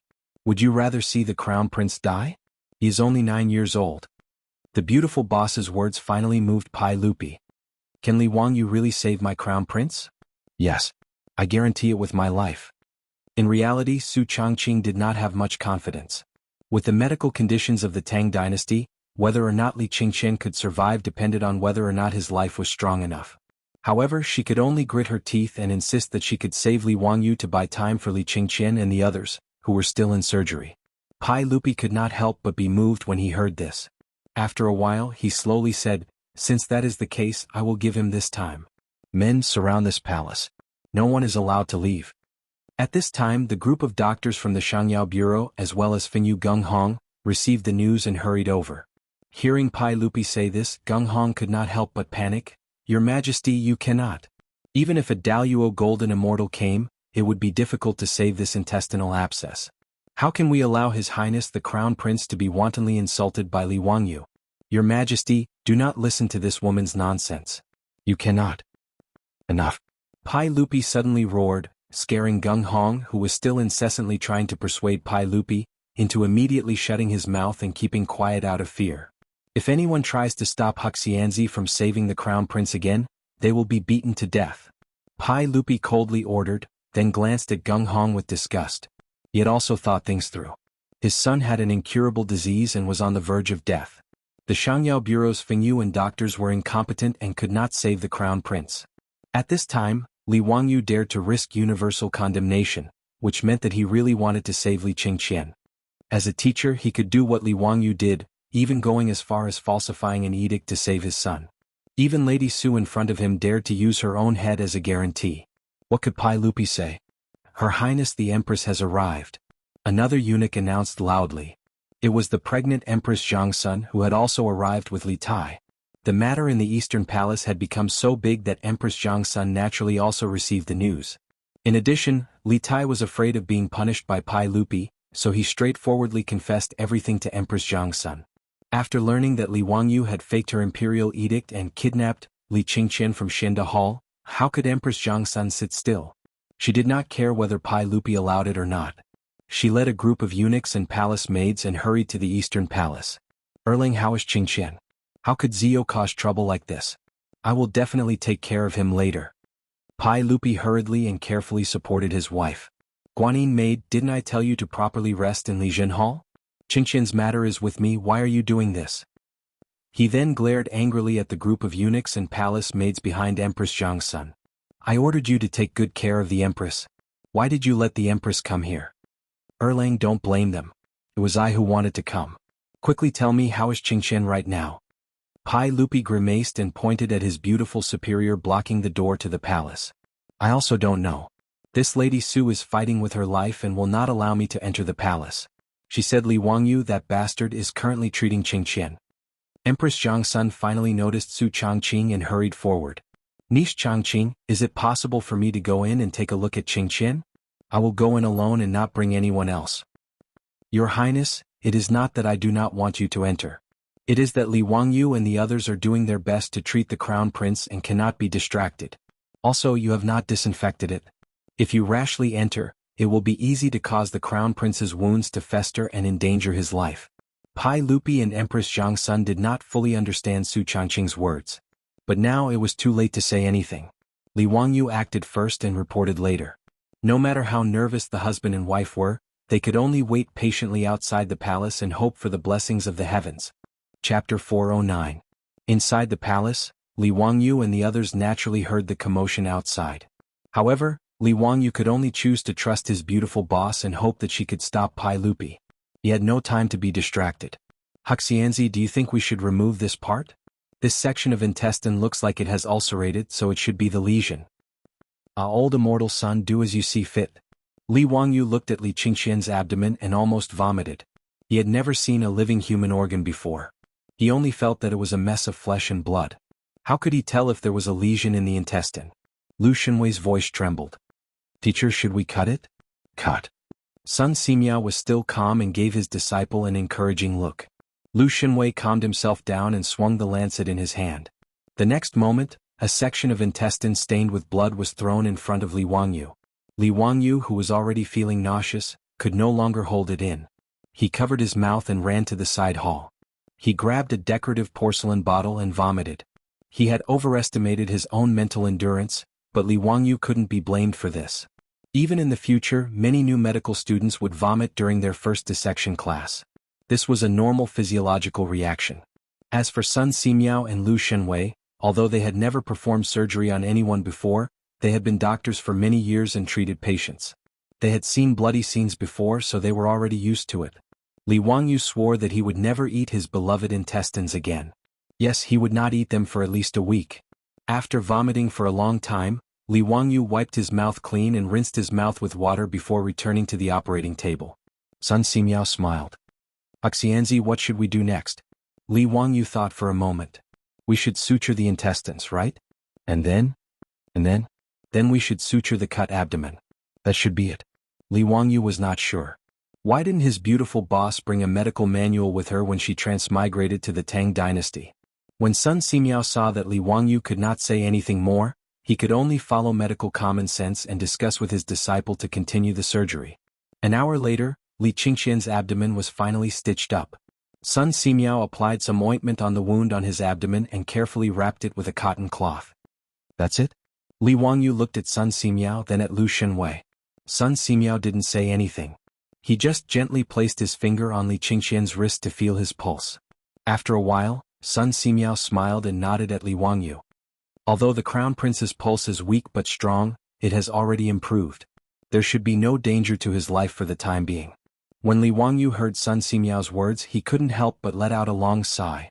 At this time he felt that his legs were sore and weak and he almost sat on the floor. Old immortal son, when will the Crown Prince wake up? Anytime. Okay, then let's wait.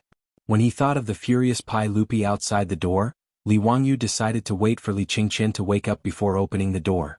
Otherwise, when the Pai Lupi came in and saw his son lying on the operating table with intestines in the porcelain basin next to him, under this kind of stimulation, wouldn't the Pai Lupi have the imperial guards behead him on the spot?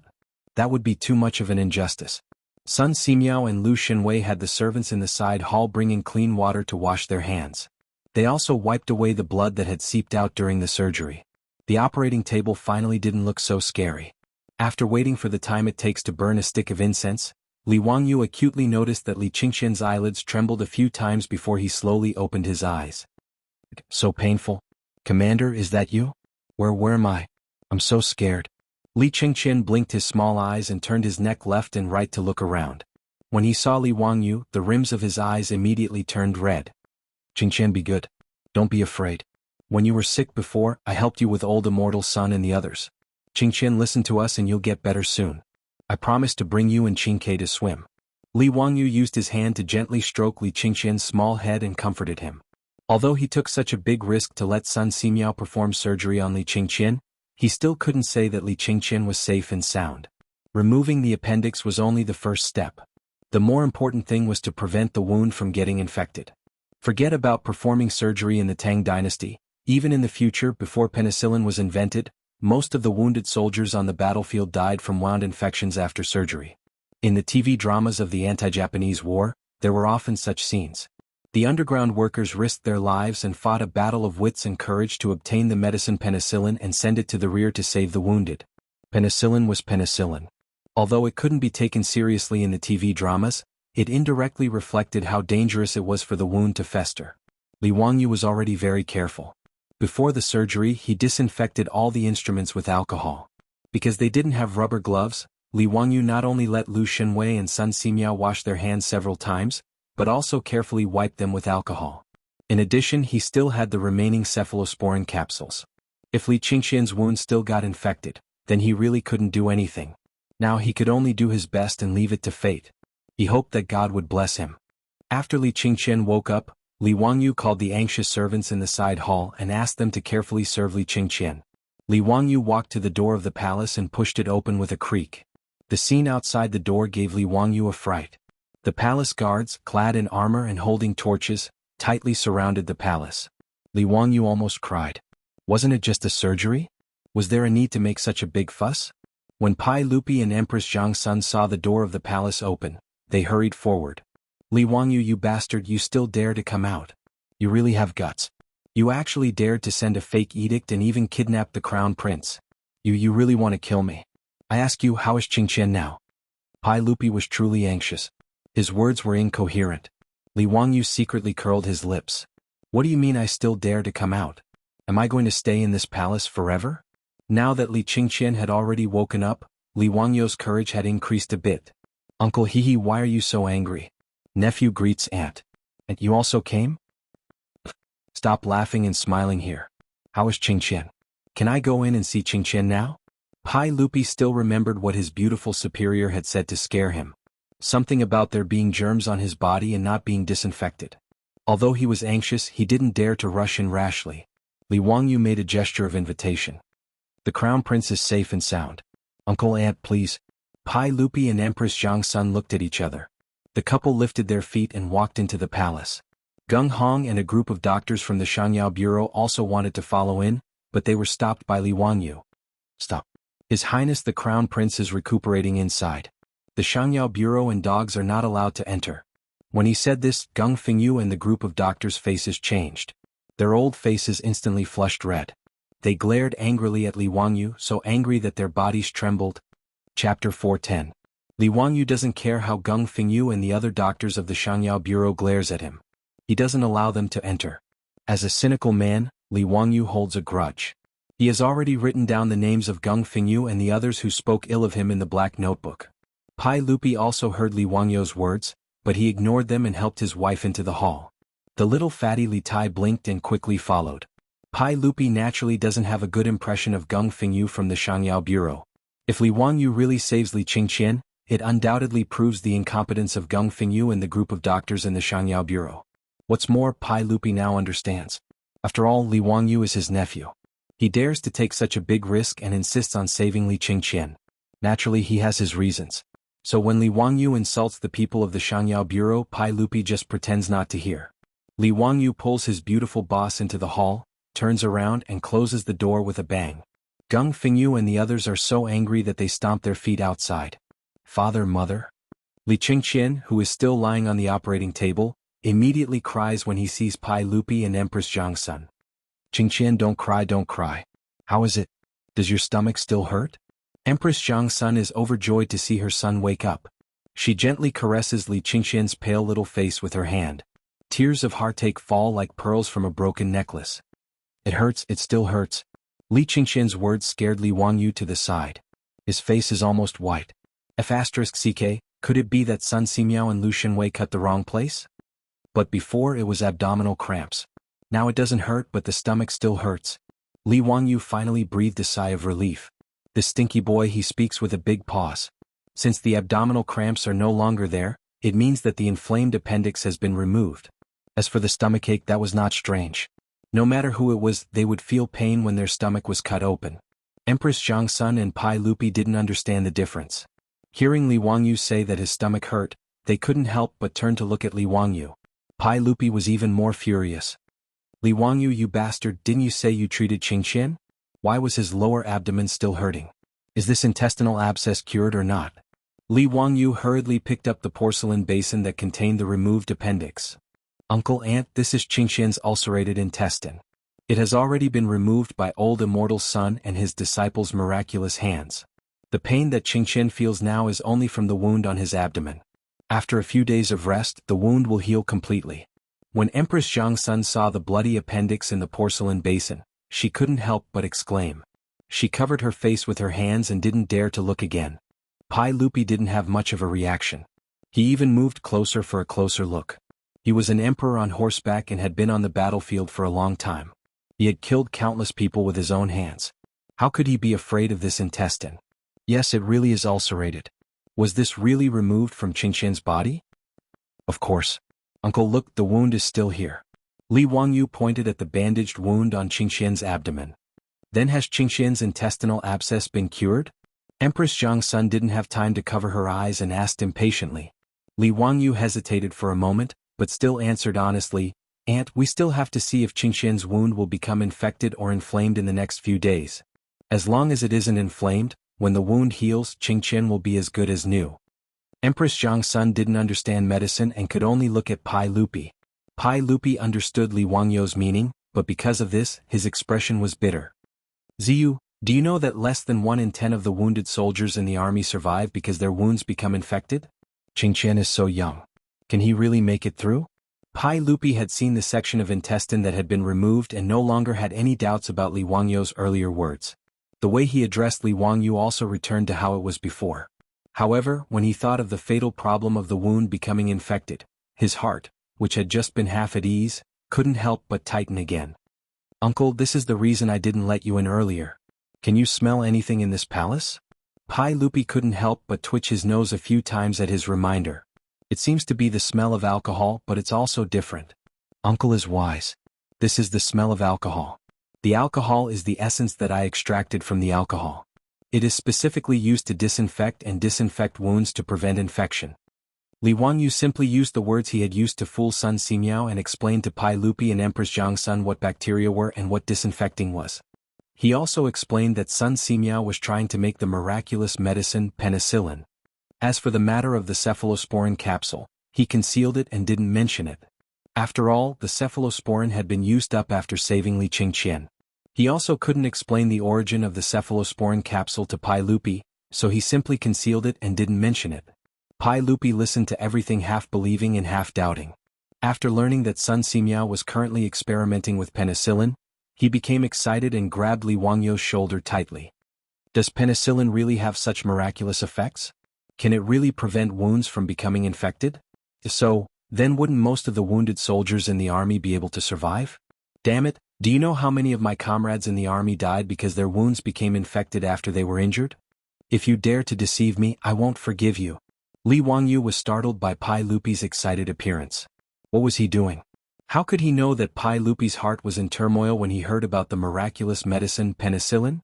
In the era of cold weapons, there weren't many people who were directly hacked to death by weapons on the battlefield. Most of the wounded soldiers died because of the lack of effective first aid on the battlefield, as well as the lack of effective methods to prevent wounds from becoming infected. This led to the high mortality rate. Even a miraculous doctor like Sun Simiao couldn't prevent Niu Yang's wounds from becoming infected after he was injured. Needless to say, there was no need to talk about the lack of hygiene on the battlefield. Hearing that there was a way to prevent wounds from becoming infected, Pai Lupi didn't even care about his son who was lying on the operating table. Compared to a miraculous medicine like penicillin, the Crown Prince's safety wasn't worth mentioning. Uncle, please be gentler. This nephew can't bear Uncle's domineering aura. Li Wangyou's face was bitter as he begged for mercy. His shoulder was in pain from being grabbed. This damned Pai Lupi's strength wasn't any less than Qing Yaojin's. This bastard Pai Lupi didn't know how to control his strength. He actually dared to destroy the flower bud of his motherland. He really didn't deserve to be a son. Don't talk nonsense. Quickly answer my question. This? If this penicillin can really be produced, then it can be used to prevent wounds from becoming infected. However, this nephew doesn't know if old immortal Sun can succeed. Pai Lupi immediately looked at Sun Simiao. Minister Sun, are you confident in producing penicillin? This subject will do his best. Good. Then I'll have to trouble Minister Sunday. I'll allocate another 100,000 strings of cash for Minister Sun's expenses. Once the penicillin is produced, I'll reward you handsomely. Pai Lupi didn't hesitate to allocate a large sum of money. Could be seen how important this penicillin was to him. When Li Wangyou heard this, his eyes couldn't help but light up. He rubbed his hands and smiled. Uncle, this nephew also has a presumptuous request. Chapter 411. Li Wangyou rubbed his hands together and smiled awkwardly. Uncle, I also have a presumptuous request. Old immortal Sun wants to experiment with penicillin, but he needs to make a microscope first. Haha, I wonder if Uncle can order the supervising craftsman to help me make a microscope? Pai Lupi glared at him. If you need the cooperation of the supervising craftsman, you can go find Yen Lide. Do you think that I don't know that in recent days, you had the supervising craftsman help you make that vending machine? Li Wangyou was slightly embarrassed. He had the supervising craftsman do private work, and Pai Lupi had found out. He rubbed his nose. Haha, Uncle, the main thing is to make a telescope. It needs a large amount of high-quality crystal. Pai Lupi replied unhappily, Alright, I know. I'll have the Shangsha Bureau send you some crystal later. During the Sui and Tang dynasties, there was no imperial treasury in the palace. There were only 6 bureaus and 24 divisions responsible for managing palace affairs. The Shangsha Bureau was responsible for managing palace furnishings and tents.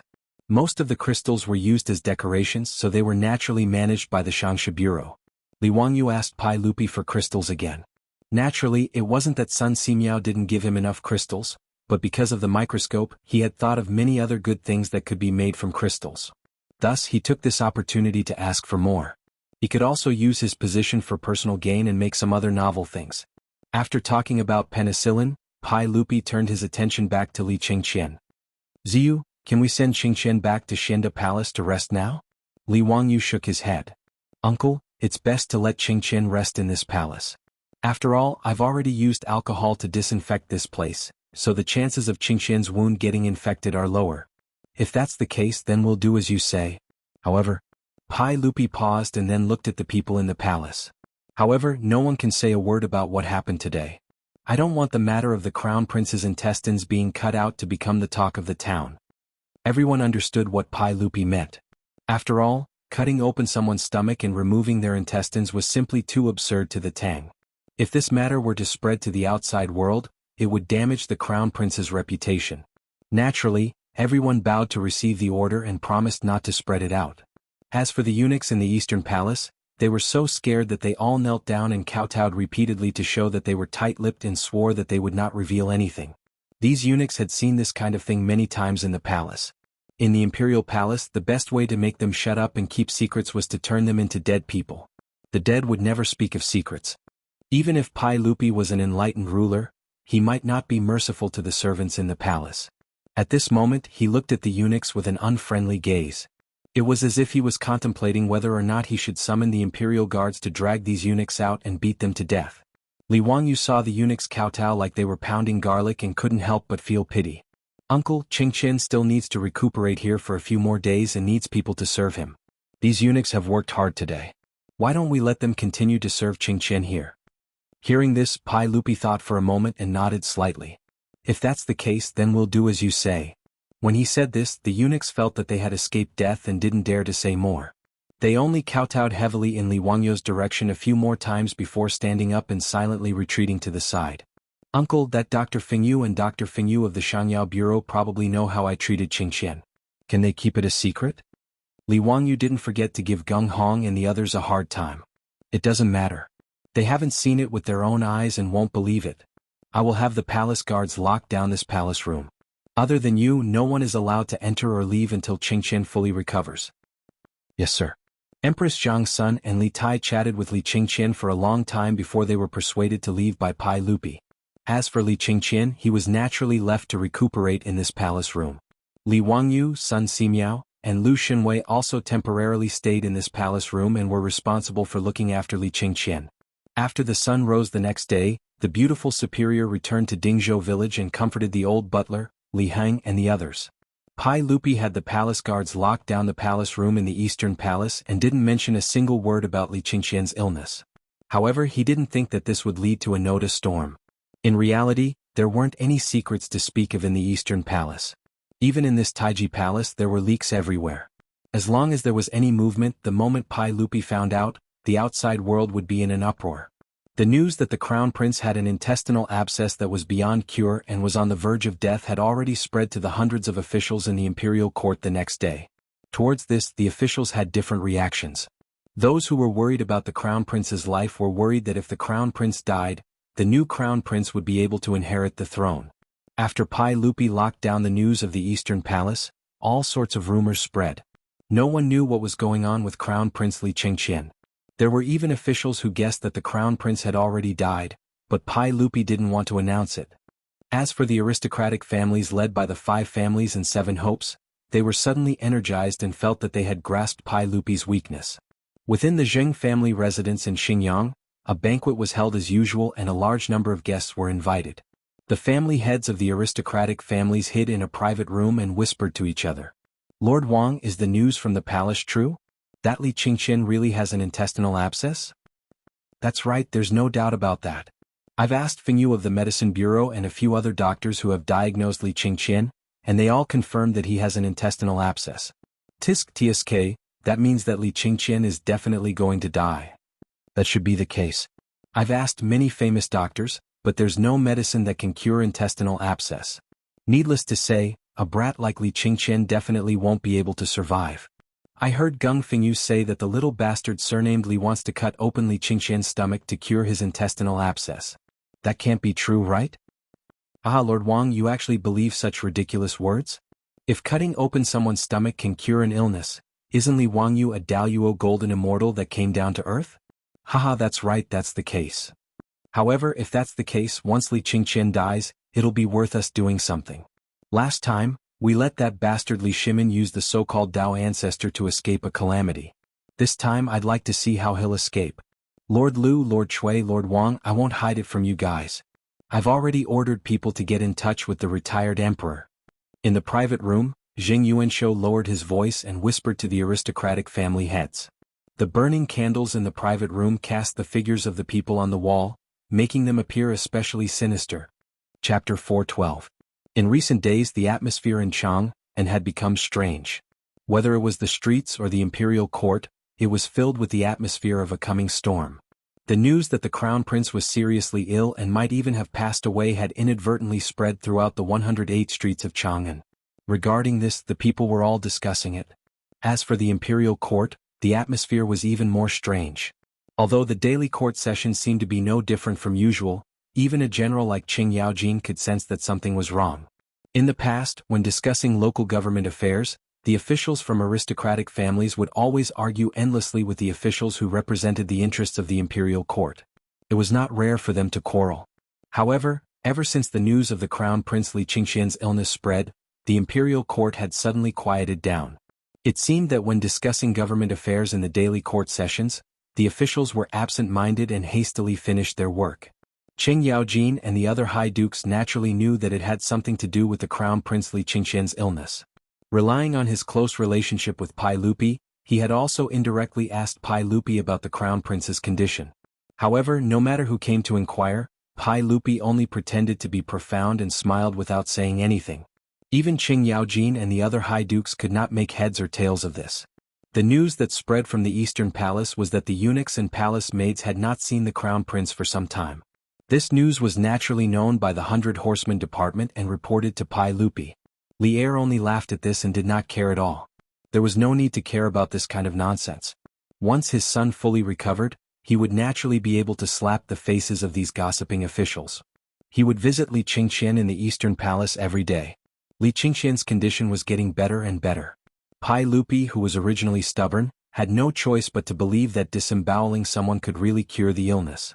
With Li Wangyou's alcohol disinfection and the lethal cephalosporin capsule, as well as the meticulous treatment by Sun Simiao and Lu Shenwei, Li Qingqian's wounds were healed.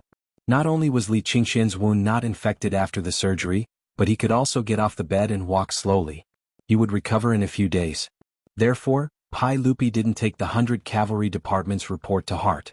However, Pai Lupi had not expected that by hiding Li Qingqian's illness, he would detonate a huge bomb in the imperial court. On the 7th day of the 7th month of the 2nd year of Jingguan, it was the day of the imperial examination. The 1st and 15th of every month was the time for the imperial court assembly. All civil and military officials above the 9th rank would enter Taiji Palace to participate in the imperial court assembly. The imperial censor Wei Zheng led his subordinates to the Taiji Palace hall, urging the hundreds of officials to go to work. In the main hall, the officials and civil servants were on the left and the generals on the right. Pai Lupi ascended to the throne, and all the officials kowtowed. After a series of complicated formalities, Pai Lupi had yet to open his mouth when an attendant in the hall suddenly announced loudly, "The retired emperor has arrived." These words caused an uproar among the officials, and Pai Lupi's expression greatly changed. The retired emperor of the Tang dynasty was naturally his father, Li Yuan. Ever since the Xuanwu Gate incident in the 9th year of Wuda, Li Yuan had been forced to abdicate and live in seclusion in Taiji Palace. Although it was called living in seclusion, it was actually more like being imprisoned. But today, Li Yuan had appeared in Taiji Palace without his knowledge. Pai Lupi couldn't help but feel his scalp go numb. Who was so bold? Without Pai Lupi's permission, Li Yuan had actually swaggered out of the palace to participate in the imperial court assembly. This was truly inconceivable. Pai Lupi turned his head and angrily glared at the eunuch serving in the 100 Cavalry Department. Go and find out who it is that dares to act so recklessly. This eunuch's name was Tuo. He was unknown in history, but he was close to Pai Lupi. He was responsible for conveying news from the 100 Cavalry Department and the palace, and was most trusted by Pai Lupi. Yes.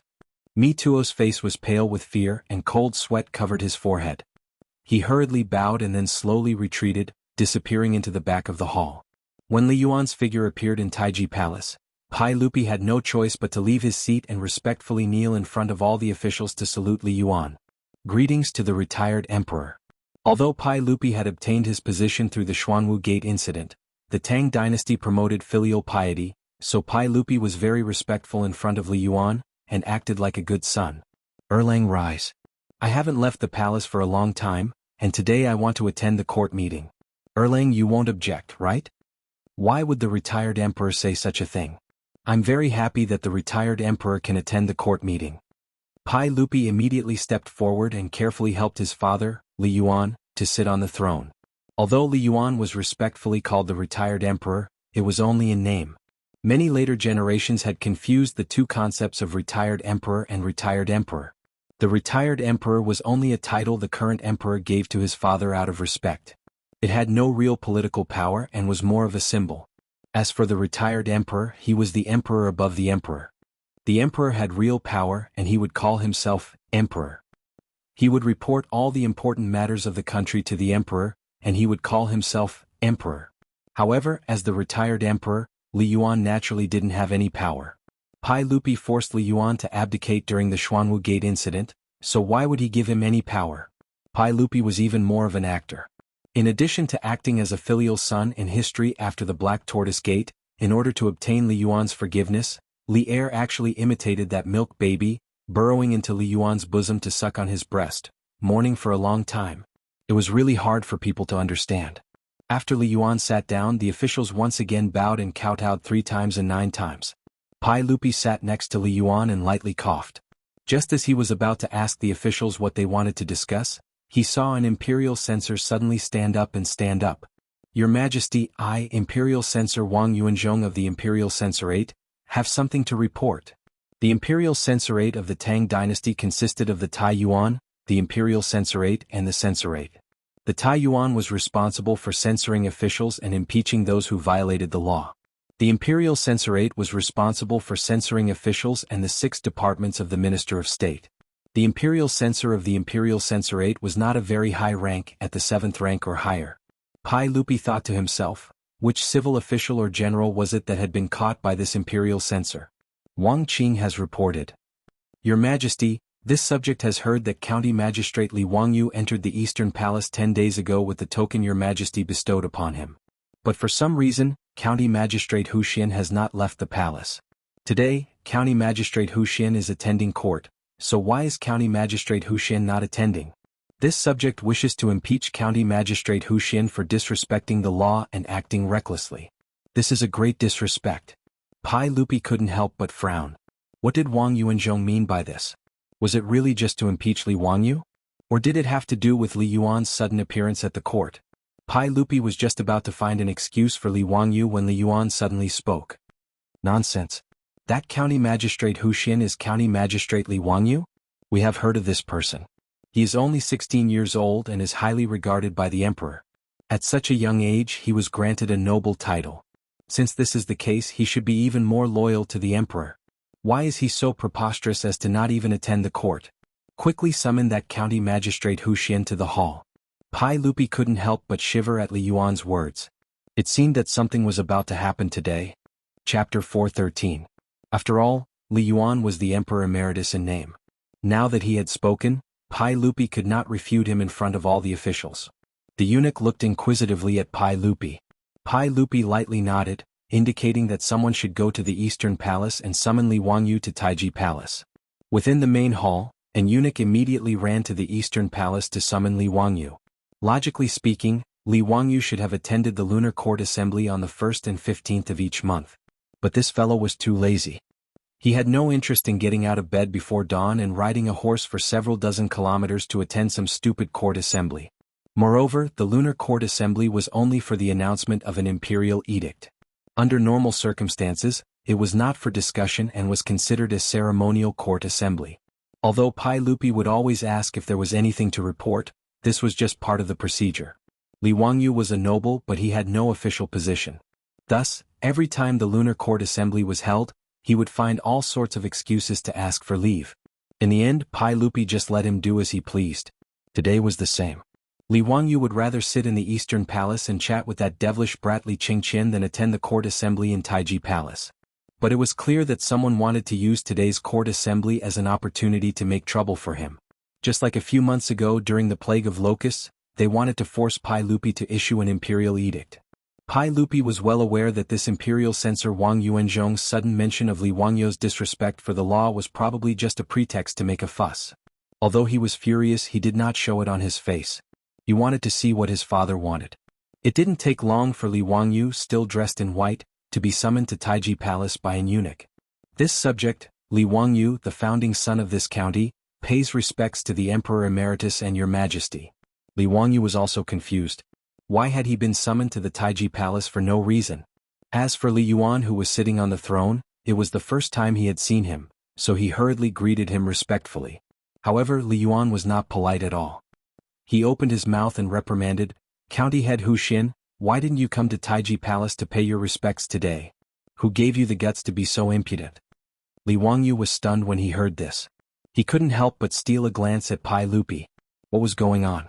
Pai Lupi rolled his eyes and couldn't help but speak up for Li Wangyu. Replying to the retired emperor, Master Hu Xin has been treating the crown prince's illness in the Eastern Palace. Today's court meeting was specially permitted by this emperor to not attend. Treat the crown prince? What qualifications does he have to treat my imperial grandson? Zhen heard from the chamberlain that Zhen's imperial grandson is suffering from intestinal obstruction. Erlang, is this true? Li Yuan narrowed his eyes and stared at Pai Lupi as he asked. That's right. Qingqian is suffering from intestinal obstruction. Li Yuan suddenly slapped the armrest of the throne. His tone was unyielding. Then how is Zhen's imperial grandson now? Why is Li Qingqian nowhere to be seen in the Eastern Palace? What illness is this county head Hu Xin treating? Li Wangyu couldn't help but say, replying to the retired emperor, His Highness the Crown Prince is already out of danger and is currently recovering. He had yet to finish speaking when Li Yuan shouted explosively, "Shut up! You're full of nonsense. Who has ever heard of intestinal obstruction being treatable? Where is the imperial physician of the Medicine Bureau?" Among the officials, Gung Hong of the Medicine Bureau hurriedly stood up. Imperial physician of the Medicine Bureau, Gung Hong, greets the retired emperor. Zhen asks you, is there a way to treat intestinal obstruction in your medical knowledge? Replying to the retired emperor, intestinal obstruction is incurable. It is a terminal illness.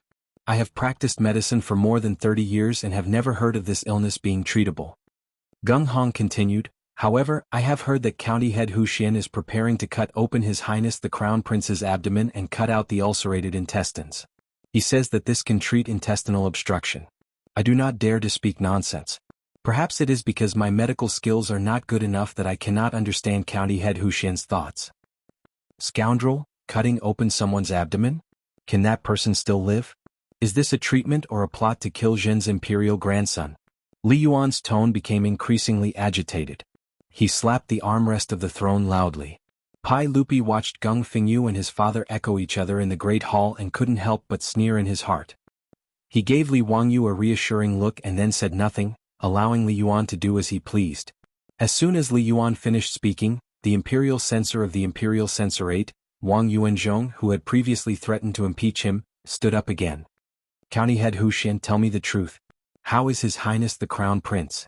Is he still deceased? Nanny? Li Wangyu was taken aback by this fellow's words. What did he mean by the Crown Prince was deceased? Li Qingqian was alive and kicking right now. If it weren't for Pai Lupi forbidding him from showing himself before he recovered, this little brat would have already run wild in the Eastern Palace. When Wang Yuanzhong saw Li Wangyu's dumbfounded expression, he thought that he had grasped Li Wangyu's weakness and left Li Wangyu speechless. He immediately put on a sorrowful expression and bowed to Li Yuan on the throne. Reporting to the retired emperor, if this subject's guess is correct, it seems that the crown prince has already passed away. I ask the retired emperor to restrain your grief. This subject wishes to impeach county head Hu Xin, Li Wangyu, for his treachery and deliberate concealment of the crown prince's death. He truly harbors ill intentions. Li Wang, you didn't know whether to laugh or cry at this fellow. Which eye of his saw that Li Qingqian was dead? He actually dared to speak with such certainty? Was he really not afraid of losing his head? Li Yuan glanced at the stone-faced and silent Pai Lupi and asked, "How can you be so sure that my imperial grandson has already passed away? This matter is of great importance. You cannot speak irresponsibly." Wang Yuanzhong quickly replied, "The retired emperor can ask the Shangyao Bureau's Gung Fengyu about this matter." Gung Hong quickly replied, reporting to the retired emperor, "The crown prince fell ill 11 days ago in the Eastern Palace's Xinda Hall. At the time, this subject and 9 doctors under the Shangyao Bureau made a joint diagnosis and confirmed that His Highness the Crown Prince was suffering from intestinal obstruction. This subject can vouch for this with my head. This subject has practiced medicine for many years and rarely has anyone with intestinal obstruction lasted more than 3 days." He then pointed at Li Wangyu. Moreover, that night, County Head Hu Xin falsely issued an imperial edict to Her Highness the Empress, beating this subject and kidnapping the Crown Prince. Later, he falsely claimed that he had cured the Crown Prince. However, other than His Majesty and Her Highness the Empress, no one has seen the Crown Prince's face. Even this subject has never seen the Crown Prince, much less been able to treat him. As for why there has been no news of His Highness the Crown Prince, this subject does not dare to make wild guesses. Li Yuan turned his head to look at Pai Lupi. "Erlang, is this Gung Fengyu speaking the truth?" Pai Lupi was expressionless as he lightly nodded. "Erlang, do you mean that my imperial grandson, the Crown Prince of the Tang dynasty, has already passed away?" Pai Lupi shook his head. "That is definitely not the case. County Head Hu Xin has already said that Qingqian is recovering. Since that is the case, why not have the County Head Hu Xin and the doctors of the Shangyao Bureau treat the Crown Prince? Their medical skills are lacking. My medical skills aren't good enough. Erlang, at this point, are you still going to lie to us?" Li Yuan roared as he slapped the armrest of the throne. Pai Lupi naturally did not even bat an eyelid at his father's rebuke. He remained silent and pretended not to hear. Wang Yuanzhong spoke again, reporting to the retired emperor, "The Crown Prince has passed away. This is a warning from the heavens. If one's virtue does not match their position, disaster is certain. If one's virtue is meager, one's position will be honored." The moment these words were spoken, the officials in the hall were in an uproar. Chapter 4:14. Wang Yuanzhong's words caused Notice Taiji Palace to boil like a pot of boiling oil. Many civil and military officials were dumbfounded by his words. Was this imperial censor Wang Yuanzhong crazy? What was he trying to do? How could he dare to say such words? A warning from the heavens. If one's virtue is not worthy of the throne, there will be disaster. These words were like a sharp sword, stabbing Pai Lupi, the emperor of the Tang dynasty. Wang Yuanzhong's words were said by Confucius. Weak virtue and high status meant that one's morals and character were not worthy of a revered status. Without a doubt, Wang Yuanzhong's words were reprimanding Pai Lupi for his lack of virtue, which led to the Crown Prince's premature death. This was a warning from the heavens. Wang Yuanzhong was the first person who dared to say that Pai Lupi did not deserve to sit on the throne in this hall. As soon as he finished speaking, the reactions of the officials in Taiji Palace were divided into 2 factions. The dukes and bigwigs who were loyal to Pai Lupi all rebuked. Qing Yaojin even rolled up his sleeves and prepared to fight. As for the ministers who came from aristocratic families, they were laughing coldly at the side, not saying a word as they looked at Li Er and Li Yuan who were on the royal stairs. Pai Lupi's face instantly became very ugly. When Wang Yuanzhong said these words, he already knew what was going on today. He never thought that this group of people would be so bold. Pai Lupi gripped the armrest with both hands so tightly that the veins on the back of his hands bulged. Wang Yuanzhong raised his head and continued to speak in a loud voice. "This official believes that the Crown Prince's death is the fault of your Majesty. In the 9th year of Wuda, your Majesty raised an army and killed His Highness Jianqing, who was the Crown Prince at that time. This is the crime of regicide, which is disloyalty. You also forced the retired emperor to abdicate, which is unfilial. His Majesty did such a disloyal and unfilial thing, resulting in the Crown Prince's premature death today." He didn't care about Pai Lupi's gaze at all. He looked around at the officials in the hall and raised his voice. "Your Majesty is not the eldest son of the retired emperor and has no right to inherit the throne. His Majesty had obtained the throne unjustly. Now, retribution had fallen upon the eldest son of His Majesty. That was why the Crown Prince had died at such a young age. Your Majesty, haven't you learned your lesson? I beseech your Majesty, for the sake of the common people, issue an imperial edict and return the title of retired emperor. After Wang Yuanzhong finished speaking, the Taiji palace that had been in chaos just a moment ago fell completely silent. He looked straight at Pai Lupi, who was on the royal staircase, with a proud expression on his face. At this point, Wang Yuanzhong felt that he was a moralist today. Even if Pai Lupi immediately ordered people to drag him out and beat him to death, he was not afraid at all. If he, Wang Yuanzhong, was killed by Pai Lupi because of this, he would be a martyr and would be revered by the world. He would be recorded in the history books. 100 years later, 1,000 years later, he would still be a loyal official like Baigan. He, Wang Yuanzhong, was not afraid of death. He even wished that right now, Pai Lupi would order him to be executed in Shi City to fulfill his reputation as a martyr. After Wang Yuanzhong finished speaking, nearly half of the officials in the hall suddenly knelt down. They didn't say anything. They just quietly knelt like this, but their gazes were fixed on Pai Lupi. The meaning was self-evident. Forcing the abdication. This was the aristocratic family's overt plot.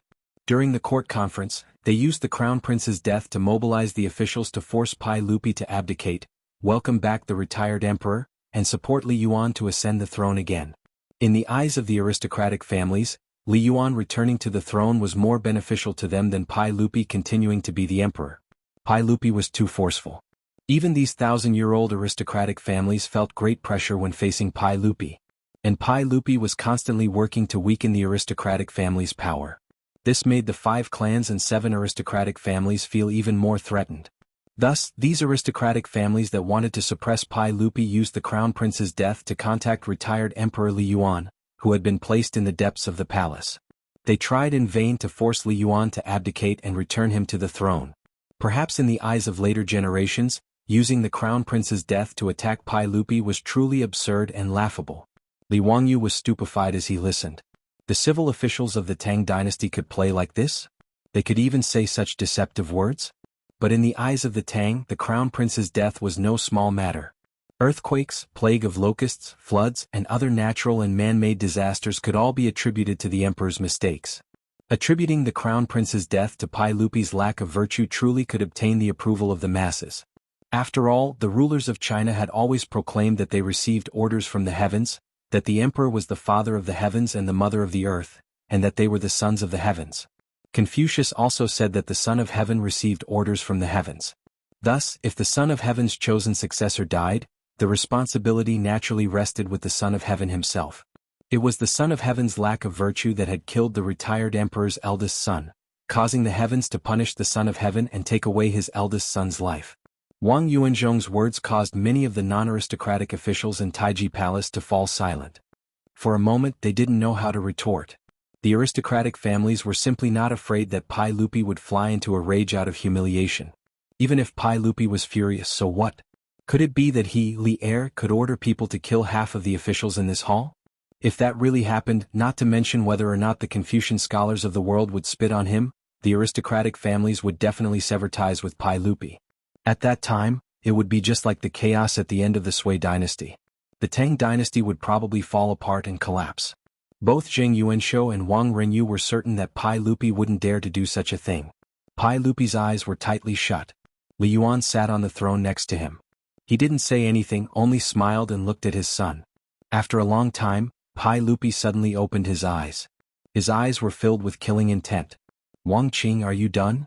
Wang Yuanzhong was not afraid of Pai Lupi at all. Your Majesty, this subject asks Your Majesty to execute the founder of Hu County, Li Wangyu. This person has misled the public with his lies and falsified imperial edicts. He is guilty of the most heinous crimes and should be executed as a warning to others. Your Majesty, this subject is doing this for the sake of the Tang dynasty. Your Majesty, please execute this treacherous subject and return the title of Emperor Taishang. Return the Tang dynasty to its former glory. This subject knows that this subject's words today have offended the dignity of the imperial family. This subject must die 10,000 times. As long as Your Majesty is still the Emperor Taishang, this subject will immediately commit suicide as an apology to Your Majesty. When Li Wangyu heard this, his nose almost became crooked from anger. What the hell does this have to do with me? You actually want to execute me? You're really a pig or dog. Pai Lupi indifferently glanced at the kneeling officials in the hall. Then do you all think the same? In the Taiji Palace, the kneeling officials were silent at first, then they all kowtowed. Your Majesty, this subject thinks that Imperial Censor Wang Yuanzhong's words are reasonable. This subject agrees. This subject agrees. Your Majesty, please put the country first. Some of the officials began to kneel and cry bitterly. Among the hundreds of officials, the heads of the aristocratic families couldn't help but smile. The matter was settled. Sitting on the throne, Li Yuan didn't say anything, but the hint of a smile on his face couldn't be concealed. Now that things had come to this, he was the victor. This was the human heart. In the Taiji Palace, the atmosphere was extremely oppressive. Suddenly, there was a sneer that attracted everyone's attention. The one who laughed was the treacherous subject that Wang Yuanzhong spoke of, the one who should be executed, Li Wangyu. When he saw the hundreds of officials turn their heads to look at him, he was a little embarrassed. He waved his hand and smiled. That. I say, you've made such a scene, but what if His Highness the Crown Prince is still alive? How will you deal with this? Chapter 4:15. As soon as Li Wangyu finished speaking, the officials in the hall fell completely silent. Soon after, they began to clamor again. Everyone was shocked by his words. If the Crown Prince didn't die, then today's matter would become a joke. Qing Yaojin couldn't care less about etiquette. He rushed to Li Wangyu and slapped him on the shoulder.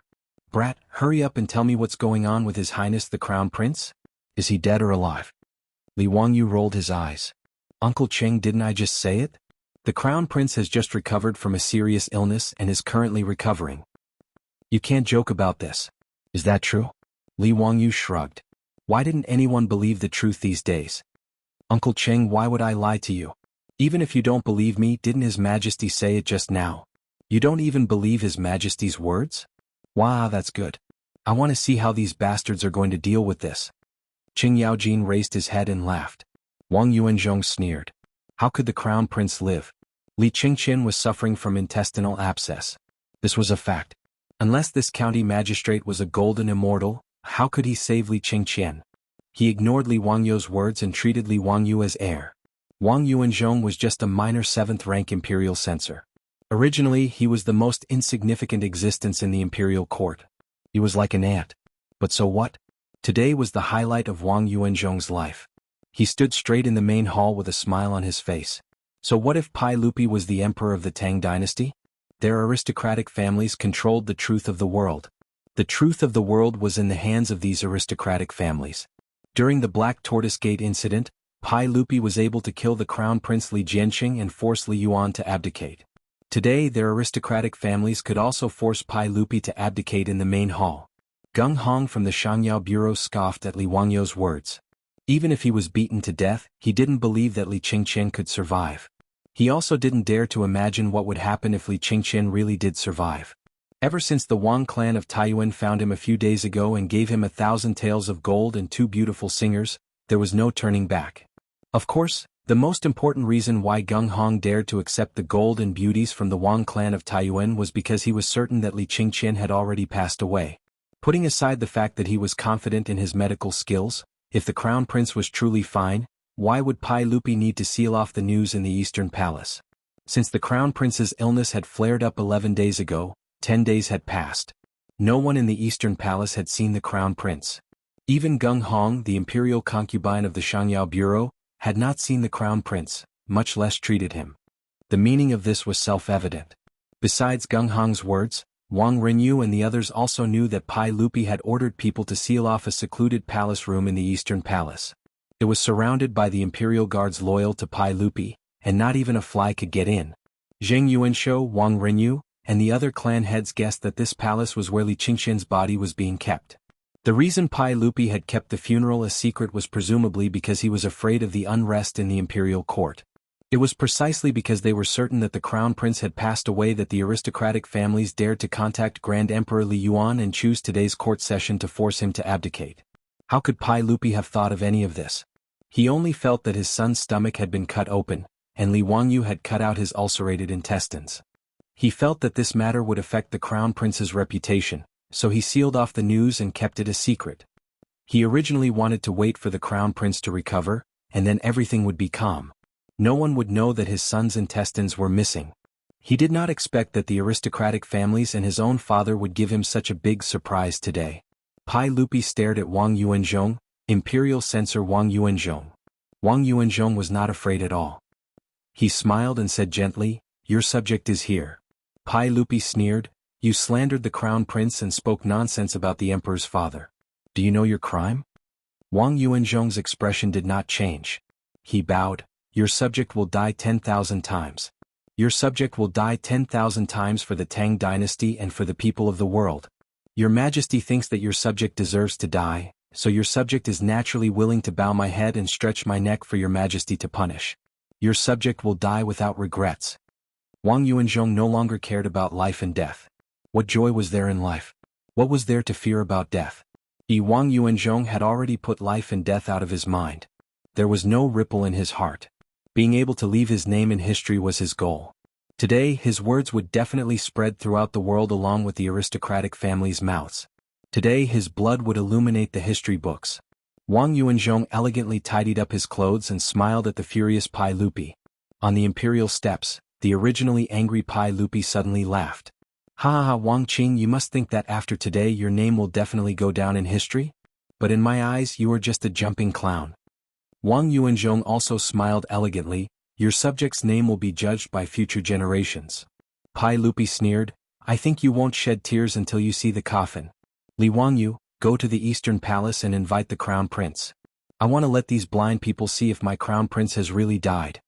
Li Wangyu immediately accepted the order. He bowed and turned to leave Taiji Palace.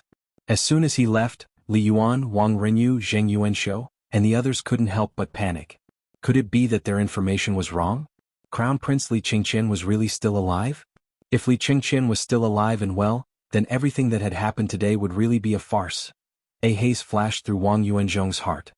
He turned to look at Gung Hong and saw that Gung Hong's legs were beginning to tremble. He kept muttering, "Impossible, this is impossible. The Crown Prince has intestinal obstruction. There is no medicine that can cure it. Impossible, this is absolutely impossible." The aristocratic family officials who were still kneeling in the main hall were even more at a loss. Silence. In the main hall no one was interested in talking. Everyone was silent, quietly waiting for the moment when the truth would be revealed. Notice Taiji Palace fell into a deathly silence. The air seemed to have condensed. The distance between the Eastern Palace and Taiji Palace was not close. Everyone in the main hall waited in this anxious and uneasy atmosphere for the time it took for a stick of incense to burn. Finally, footsteps came from outside Taiji Palace. Everyone turned to look. When they saw who it was, many people in the main hall collapsed to the floor as if their spines had been pulled out. Wang Yuanzhong was even worse. He seemed to have aged several decades in an instant. His calm and relaxed appearance was no longer there. His knees gave way and he knelt on the ground. The person who had come was Li Wangyu. He was holding the hand of the bouncing Crown Prince Li Qingqian. Behind him were Sun Simiao, Lu Shenwei, and a large group of eunuchs and palace guards. "Your subject Li Qingqian greets your Majesty and Grand Emperor." Chapter 416. After Li Qingqian entered the palace, he respectfully knelt down and paid his respects to his father and grandfather. In formal situations, the Crown Prince still needed to refer to himself as a subject. Although his face was slightly pale, anyone with a discerning eye could see that Li Qingqian's body was fine. The so-called passing away was even more of a joke. Li Yuan's face was as dark as water, but he had to squeeze out an extremely ugly smile. "Our good imperial grandson, you've recovered?" In response to Grand Emperor, "This subject's illness has recovered. Many thanks for Grand Emperor's concern. We heard that Qingqian had an intestinal abscess? How was it cured?" Li Yuan asked again. "Grand Emperor, it was this subject's teacher, Li Wangyu, the founder of Hu County, who cured this subject's illness." Li Qingqian very cleverly pointed at Li Wangyu and said with great grievance, "This subject heard that some people have cursed this subject to pass away. Grand Emperor, please uphold justice for this subject and punish these bad people." Although Li Qingqian was only 9 years old, being born in a royal family, he matured much earlier than normal children. On the way to Taiji Palace, Li Wangyu had already explained to him what had happened in court today in a few words. Hearing that the aristocratic family officials had actually cursed him to be dead, Li Qingqian, this little brat, was extremely angry. Li Qingqian's words caused Li Yuan's face to redden involuntarily. He had already been embarrassed by Li Qingqian's appearance. Now that his imperial grandson had said this, he felt his old face burn with pain. Wasn't he, Li Yuan, the bad person that Li Qingqian spoke of? Li Yuan coughed lightly and stood up. "We are a bit tired and will return to the inner palace to rest. We will leave the matters of court to Erlang." You can handle Qingqian's matters as you see fit. Don't let Qingqian suffer any grievances. Today's so-called abdication had already become a farce. Continuing to stay in the palace would only increase the number of jokes. Li Yuan saw that things were not going well and prepared to slip away. As for those aristocratic families, why would Li Yuan care about their lives? Moreover, Li Yuan also felt resentment towards the aristocratic families. If it weren't for these bastards swearing that Li Qingqian had already passed away, how would he have lost so much face in front of the officials today? Farewell, retired emperor. Pai Lupi smiled and bowed, but he almost laughed out loud in his heart. Hundreds of officials also knelt down one after another to respectfully send off the retired emperor. However, the expressions of those aristocratic family officials were as ugly as they could be. Wang Yuanzhong and Geng Hong, the two people who stood out, could no longer speak. Their faces were even paler than Li Qingqian, who had just recovered from a serious illness. There was no trace of blood in them at all, and their bodies were trembling. Li Yuan had just walked down the royal stairs and hadn't even gotten into the carriage when he saw Pai Lupi's personal attendant, Mito, hurriedly walk in from outside the hall. Li Yuan had also been on the battlefield for a long time. He immediately noticed the strong smell of blood on Mituo's body. The eunuchs of the Tang dynasty wore the same clothes as the officials, according to their rank. As Pai Lupi's most trusted eunuch, Mituo was pardoned from his position as a lower third-rank official and wore a purple robe. Li Yuan's eyesight was also very good. He was already 60 years old, but he could still keenly notice that there were some fresh bloodstains on Mituo's purple robe. Mituo respectfully bowed to Li Yuan. Reporting to retired emperor, this servant just received a notice that there were a few eunuchs in the Crane Feather Palace who were not clean and had stolen from the palace. This servant acted on my own initiative and beat those eunuchs to death. This servant, as the eunuch of the eunuch, is not strict enough. Please forgive this servant, retired emperor. The Crane Feather Palace was the palace where Li Yuan lived after he abdicated his position. As for the eunuchs that Mituo mentioned, if there was no accident, they must be Li Yuan's remaining trusted eunuchs. This time, the internal and external contact with the aristocratic families was also carried out through these eunuchs. Li Yuan wanted to get angry, but he couldn't say anything. He knew very well that this was a warning from his son. The eunuch of the emperor was an organization that managed the internal affairs of the palace. Mituo was the eunuch of the eunuch of the eunuch of the eunuch of the eunuch, a lower third-rank official. If he wanted to beat a few eunuchs with dirty hands to death, what could Li Yuan do about it? Could it be that he had to shed all pretense of cordiality with his son? After living in the palace for 3 years, Li Yuan was like a tiger without fangs. He had long lost his courage. Mituo's actions were naturally ordered by Pai Lupi. As the eunuch of Pai Lupi, he was the most trusted eunuch. During the 23rd year of Taizong Jingguan, he was the only eunuch who was given a lower third-rank official position. Pai Lupi had made a rule that the eunuch of the eunuch would not have a third-rank official. Fourth-rank eunuchs were the highest. For Mituo to be given a lower third-rank official position, it could be seen how much Pai Lupi trusted him. He went to Li Yuan's palace to investigate who was colluding with the aristocratic families. Without much effort, he found a few eunuchs in Li Yuan's palace. After getting their confessions, Mituo didn't care about Li Yuan's face and beat the eunuchs to death. Li Yuan could only grit his teeth and bear with Mituo's impudent actions. I know. Li Yuan's face was gloomy and he didn't say anything else. He sat on the carriage and planned to return to the Crane Feather Palace. Mituo stopped in front of the carriage and continued to report. Retired emperor, I also found that in the Crane Feather Palace, there were concubines in the harem who were disorderly and promiscuous. I also beat them to death. I didn't ask for retired emperor's permission and acted on my own. I ask for retired emperor's forgiveness. He said it casually, but in Li Yuan's ears, his body couldn't help but shake. Li Yuan's old face instantly flushed red. His hand trembled as he pointed at Mituo. You have big guts. Mituo didn't say anything. He just smiled and bowed. After a long time, Li Yuan put down his arm. He didn't say anything. He waved his hand and indicated that the eunuchs who were carrying the carriage could leave. In Li Yuan's harem, there were beauties from aristocratic families who were very much favored by him.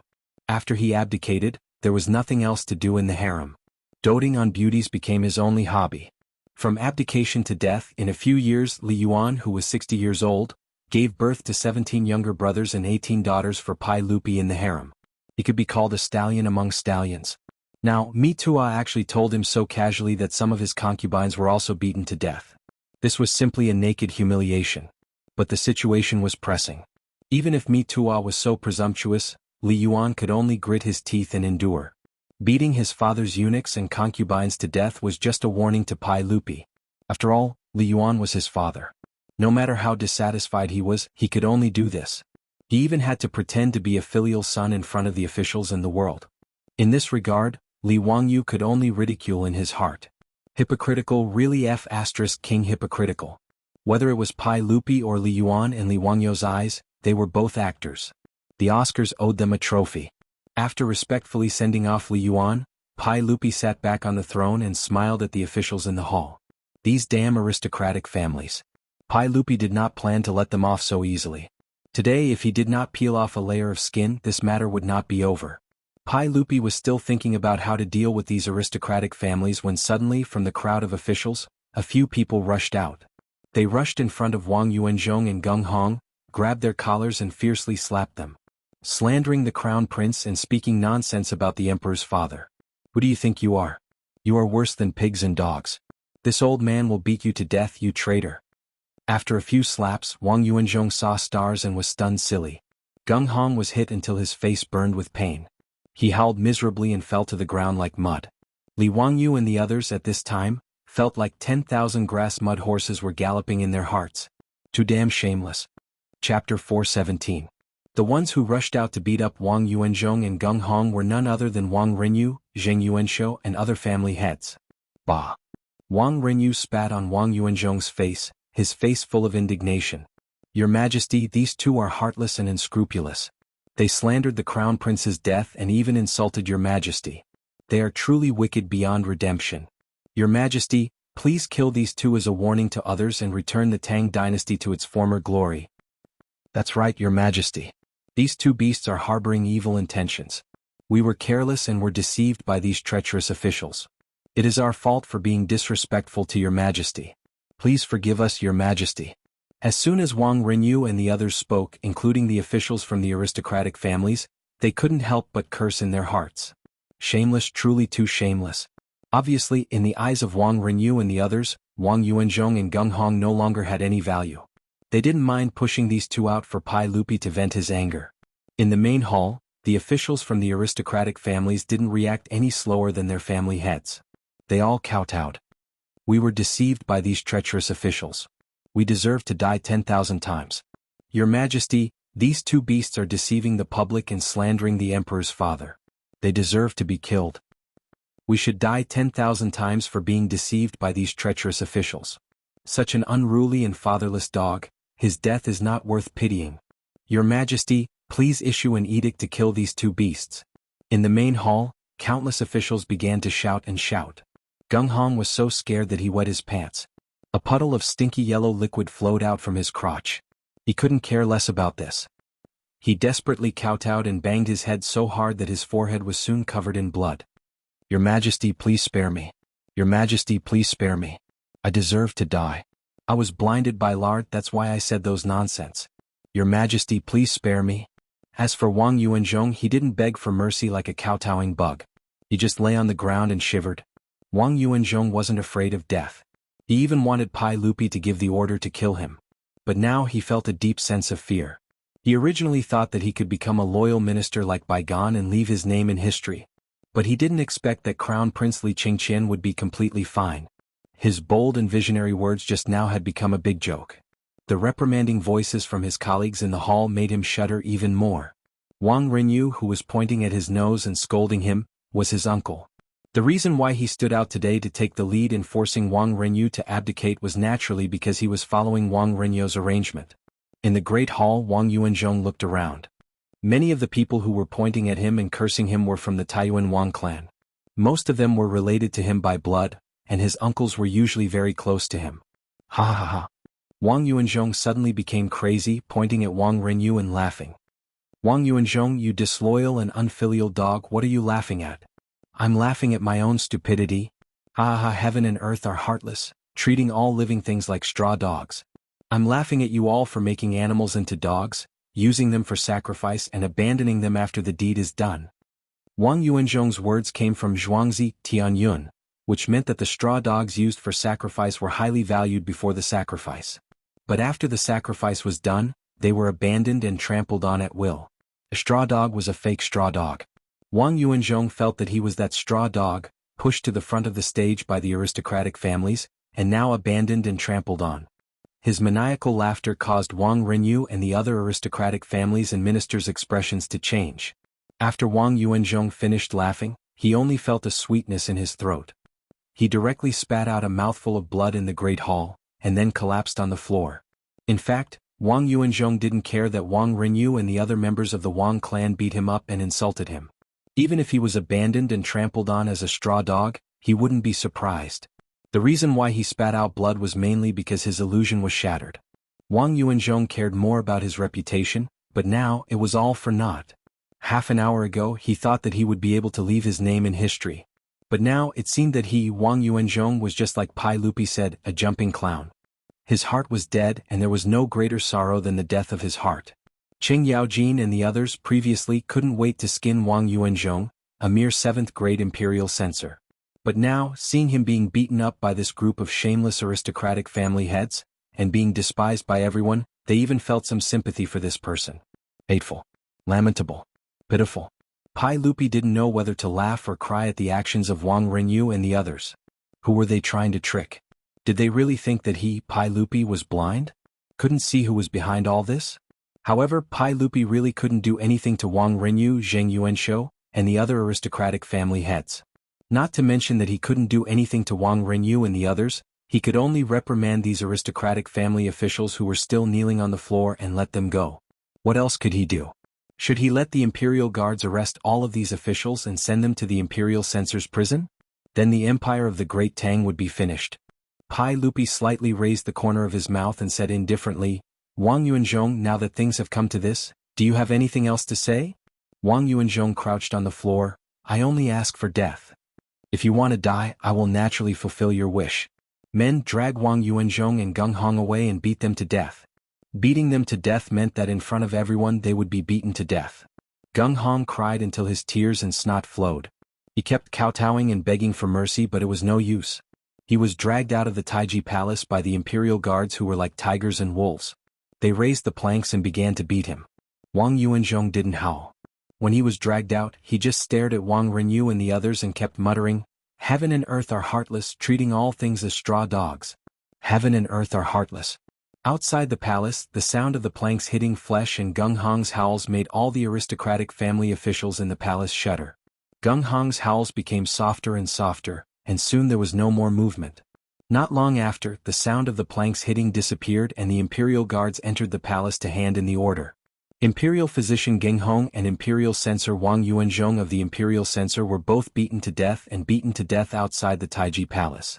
Pai Lupi smiled and looked at the officials in the palace. Everyone, how should I deal with you now? In the palace, the aristocratic family officials bowed again. We will die 10,000 times, Your Majesty, please punish us. Although these words were pleasant to the ears, everyone knew that this matter was over. The bird that stuck out had been beaten to death, and the aristocratic families had lost face because of Pai Lupi. At most, Pai Lupi would reprimand them a little. Both sides would find a way out and return to their respective homes. Pai Lupi smiled and said nothing.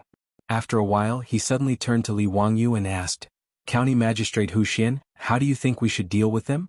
Li Wangyu looked at the officials and suddenly smiled. Your Majesty, since they all say that they will die 10,000 times, why don't we just kill them all? The palace was in an uproar when he said this. Li Wangyu, you're worse than a pig or a dog, but you're actually so ambitious. In their hearts, the officials had already developed a relationship beyond friendship with Li Wangyu's 18 generations of ancestors, and they were cursing him endlessly. Chapter 418.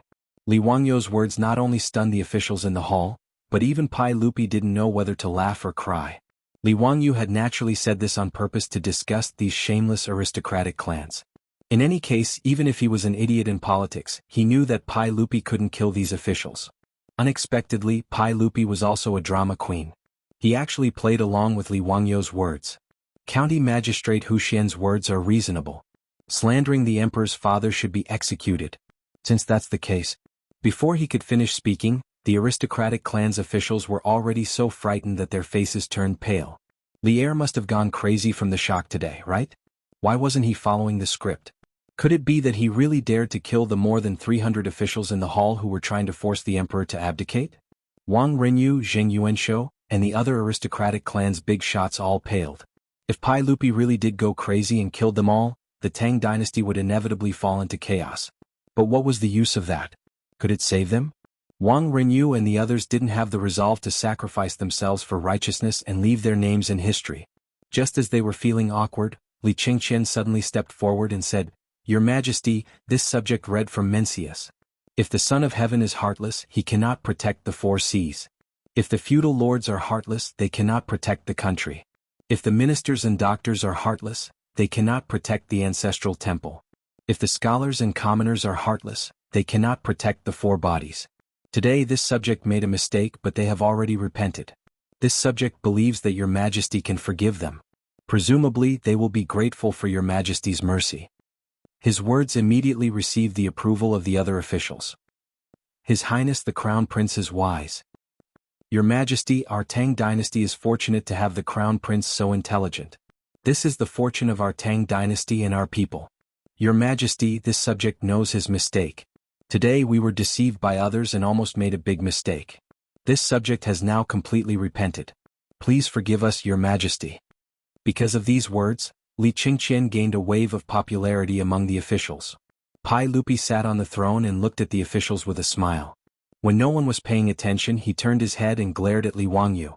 "Don't think that we didn't see that you pushed Li Qingqian out just now."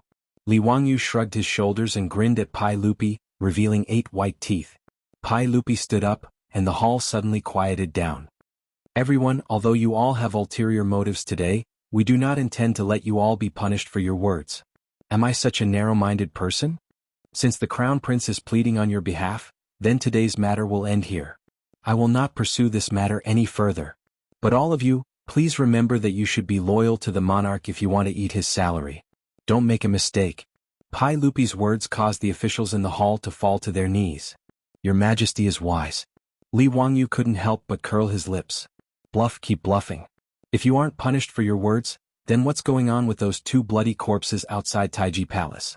Pai Lupi, why don't you explain this?" Of course he only dared to criticize in his heart. Just as he was letting his imagination run wild and cursing Pai Lupi, he heard Pai Lupi say in a loud voice, "Where is son of Huxin, Li Wangyu?" Li Wangyu hurriedly stepped forward. "This official is here. Son of Huxin, Li Wangyu, is brimming with talent and erudite. Today Li Wangyu saved the Crown Prince and should be rewarded for his service. He is granted the title of County Count, and the title of County Count. 700 households. He will be rewarded with 200,000 taels of gold for his service." "Nanny? Another title? County Count?" Li Wangyu felt his mind go blank. He had been conferred the title of Count by Pai Lupi? Being conferred the title of County Count by Pai Lupi didn't make Li Wangyu happy. On the contrary, he wanted to cry. He really couldn't live like this. He had originally thought that it would be difficult to get Pai Lupi and Empress Zhangsun to agree to him marrying a beautiful superior. Now that his title had been increased, wouldn't he be forced to elope with his beautiful superior?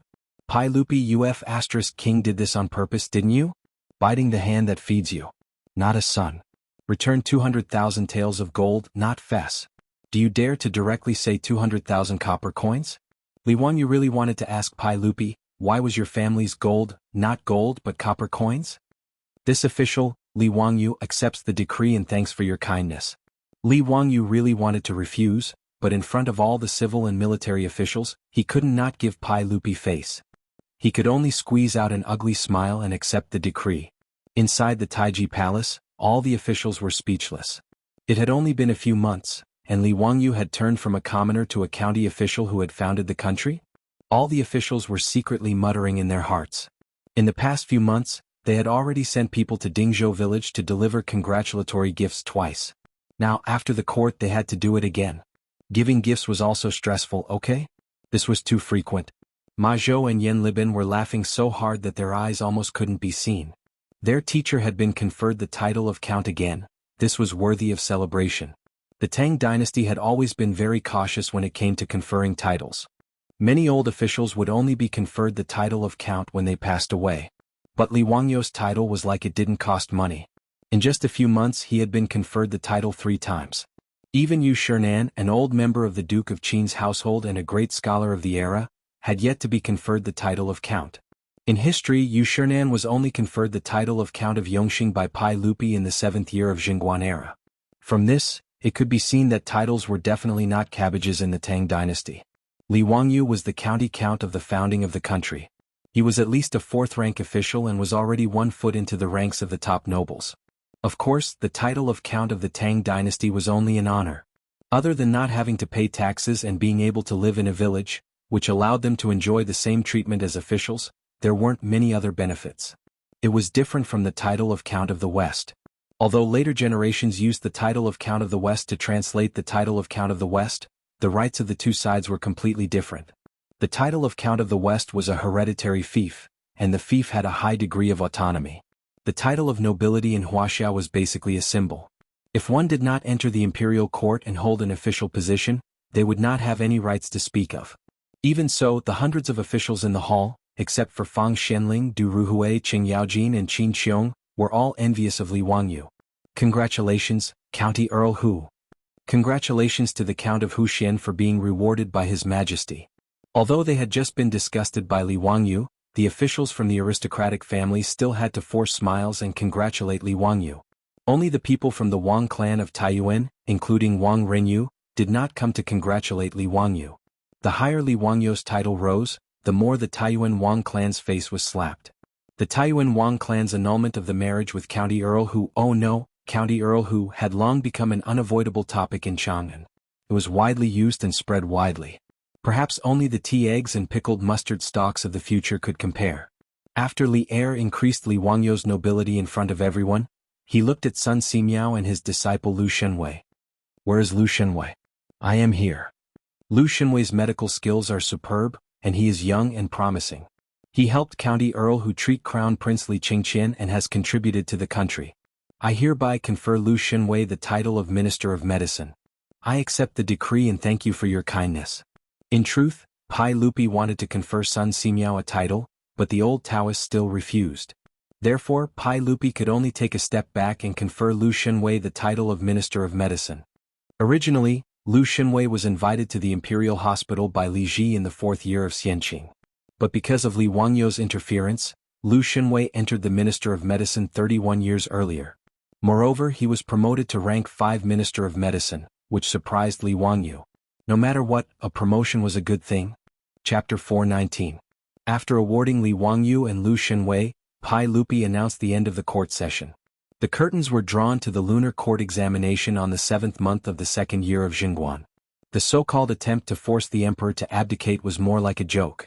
But in truth, Pai Lupi only felt joy and even fear. If Li Wangyu had not risked everything and sent a fake edict to kidnap Li Qingqian would probably have already died. At that time, if the aristocratic families used this opportunity to force the emperor to abdicate, he might really be in trouble today. At that time, no matter what Pai Lupi chose, the consequences would not be good. After all, it was only the 2nd year of Jingguan, and Pai Lupi had only been on the throne for 3 years after the Xuanwu Gate incident. His status and reputation had not yet reached its peak. Li Yuan still had tremendous prestige in the royal court at this time. If he had used the crown prince's death and the hundreds of officials forcing the emperor to abdicate, Li Yuan might have had a chance to return to the throne. After understanding all this, Pai Lupi could only rejoice that he had such a capable nephew like Li Wangyu. He also rejoiced that he had forced Li Wangyu to take Li Qingqian as his disciple. Pai Lupi was very proud of this. What he did not know was that if Li Wangyu had not taught Li Qingqian how to make ice cream, his son would not have gotten this intestinal blockage. Every sip and every peck is predetermined. The various events of the court session were quickly spread by the hundreds of officials to all of Chang'an's 108 markets. The common people were not interested in discussing the matter of forcing the emperor to abdicate. To the common people, it made no difference who sat on the throne in Taiji Palace. But they were rather interested in the matter of the crown prince, who was rumored to have died, being brought back to life by County Count Hu's miraculous hands. Even the crown prince with intestinal blockage could be saved. This was truly inconceivable. All the doctors and medical workers in Chang'an had said in unison that there was no cure for intestinal obstruction, which made Li Wangyu even more mysterious. Li Wangyu, who was worshipped by many people as the god of wealth, was now rumored to be a Daluo golden immortal who had descended to the mortal world. He could regrow flesh and blood and had the ability to bring people back from the dead. Li Wangyou's name was so popular in Chang, and that he could be said to be an internet celebrity of the Tang dynasty. Fortunately, cameras had not been invented in the Tang dynasty. In noticed Chang, and only a few people knew Li Wangyou. Otherwise he really didn't need to go out. Walking on the streets, he would definitely be surrounded by people like a rare animal. The rumors about County Count Li Wangyou's medical skills became more and more exaggerated, and many nobles and officials even believed them. After all, this was what Pai Lupi had said in front of everyone in Taiji Palace. Li Wangyou had even been promoted to County Count because he had saved the crown prince. Therefore, many officials and generals who were ill really went to Dingzhou village in Huxin to ask Li Wangyou for medical treatment. Li Wangyou felt extremely annoyed about this. How could he know any medical skills? He had only saved Li Qingqian by chance. Moreover, the ones who had actually operated on Li Qingqian were Sun Simiao and Lu Shenwei. He had only been talking from the side. Facing the officials who were asking for medical treatment, Li Wangyou could only patiently explain over and over again that he didn't know how to treat illnesses and didn't know any medical skills. The one who had saved Crown Prince Li Qingqian was the divine Dr. Sun Simiao. Regardless of whether they believed it or not, Li Wangyou could only introduce Sun Simiao to them. Fortunately, Sun Simiao was now in the Xianwei outside Dingzhou village, so these nobles and officials who had specially come to see him wouldn't have made a wasted trip. Sun Simiao's reputation was big enough. After all, even Pai Lupi knew about him. With an old immortal like Sun Simiao treating them, these officials who had specially come to Dingzhou village weren't disappointed. Even so, many officials expressed their doubts about Li Wangyou's claim that he didn't know any medical skills. In private, they felt that County Count who was too arrogant. The fact that his master was a divine doctor naturally couldn't be hidden from the villagers of Dingzhou village. After all, the villagers of Dingzhou village had to travel to Chang and city every day. Most of them were well-informed merchants. They were like taxi drivers in the future when it came to all kinds of news in Chang, and they belonged to the profession that was the most well-informed. However, the villagers of Dingzhou village, from the old village chief to the naughty children in the village, had long been accustomed to Li Wangyou's shocking abilities. Even when their master was given a title and became the county count of the founding county, most of the villagers' reactions were, "Oh, Lang Jun has been given a title again. Amazing, amazing." After that, there was no more after that. They each went about what they were supposed to do and were quite calm. After all, to be given a title 3 times in a few months was too frequent. It really wasn't exciting. Even the old housekeeper Li Heng's first reaction when he learned that his Lang Jun had been given a title by the saint was, the plaque that was hung on the door of the manor with the words, "Founding County Count" written not long ago was a waste. A waste. The villagers of Dingzhou village mostly had the same thought. However, none of the villagers came to seek medical treatment like those nobles and officials. It wasn't that they didn't trust Li Wangyou's medical skills, but they felt that they had minor illnesses such as headache and fever. They felt embarrassed to trouble Li Wangyou, the great magic doctor. Moreover, since the Xianwei temple on the hillside outside the village was completed, the villagers of Dingzhou village immediately jumped to the top of the Tang dynasty's medical conditions. It could be said that they were full of happiness. Sun Simiao didn't come to Dingzhou village alone. He was fooled by Li Wangyou's penicillin and wanted to develop a new drug here. Of course, he had to bring his disciples along. Sun Simiao was 90 years old. Naturally, Lu Shenwei wasn't the only disciple Sun Simiao had. Now, in the Xianwei temple, there were 27 disciples of Sun Simiao, all of whom were proficient in the art of ointment. Sun Simiao's pursuit was to enter Taoism through medicine. He didn't refuse anyone who came to seek medical treatment. Regardless of their status, nobles, officials, or villagers, they were all treated equally. Therefore, whenever the villagers had headaches, fevers, or bumps, they would go to the Xianwei temple to ask the Taoist priests for help. No one dared to disturb their master because of these minor illnesses. Li Wangyou was naturally happy to see this happen. He felt that it was a wise decision to trick Sun Simiao into coming to Dingzhou village. However, there were always exceptions to everything. On this day, Li Wangyou was leisurely drinking tea with his legs crossed. Suddenly, someone knocked on the door of the Li family's old residence. "Lang Jun, help. Someone is going to die. Lang Jun, please save my wife." The old butler Li Heng hurriedly ran to open the door. A person stumbled in from outside. It was Carpenter Lu's eldest son. "Lu Dalong, why are you in such a panic?" "Don't worry, speak slowly." Li Wangyou quickly stood up and asked. Lu Dalong's forehead was covered in sweat. He said in a panicked tone, Lang Jun, my wife is going to give birth today. Li Wangyu was baffled. Damn, what does your wife giving birth have to do with me? Go find the midwife. However, Lu Dalong quickly said, the midwife said that my wife's fetus is not in the right position. She's afraid that she'll have a difficult labor. I'm afraid that she won't be able to save the child. Lang Jun, please save them. As Lu Dalong spoke, he knelt down in front of Li Wangyu and kowtowed repeatedly. Li Wangyu was dumbfounded.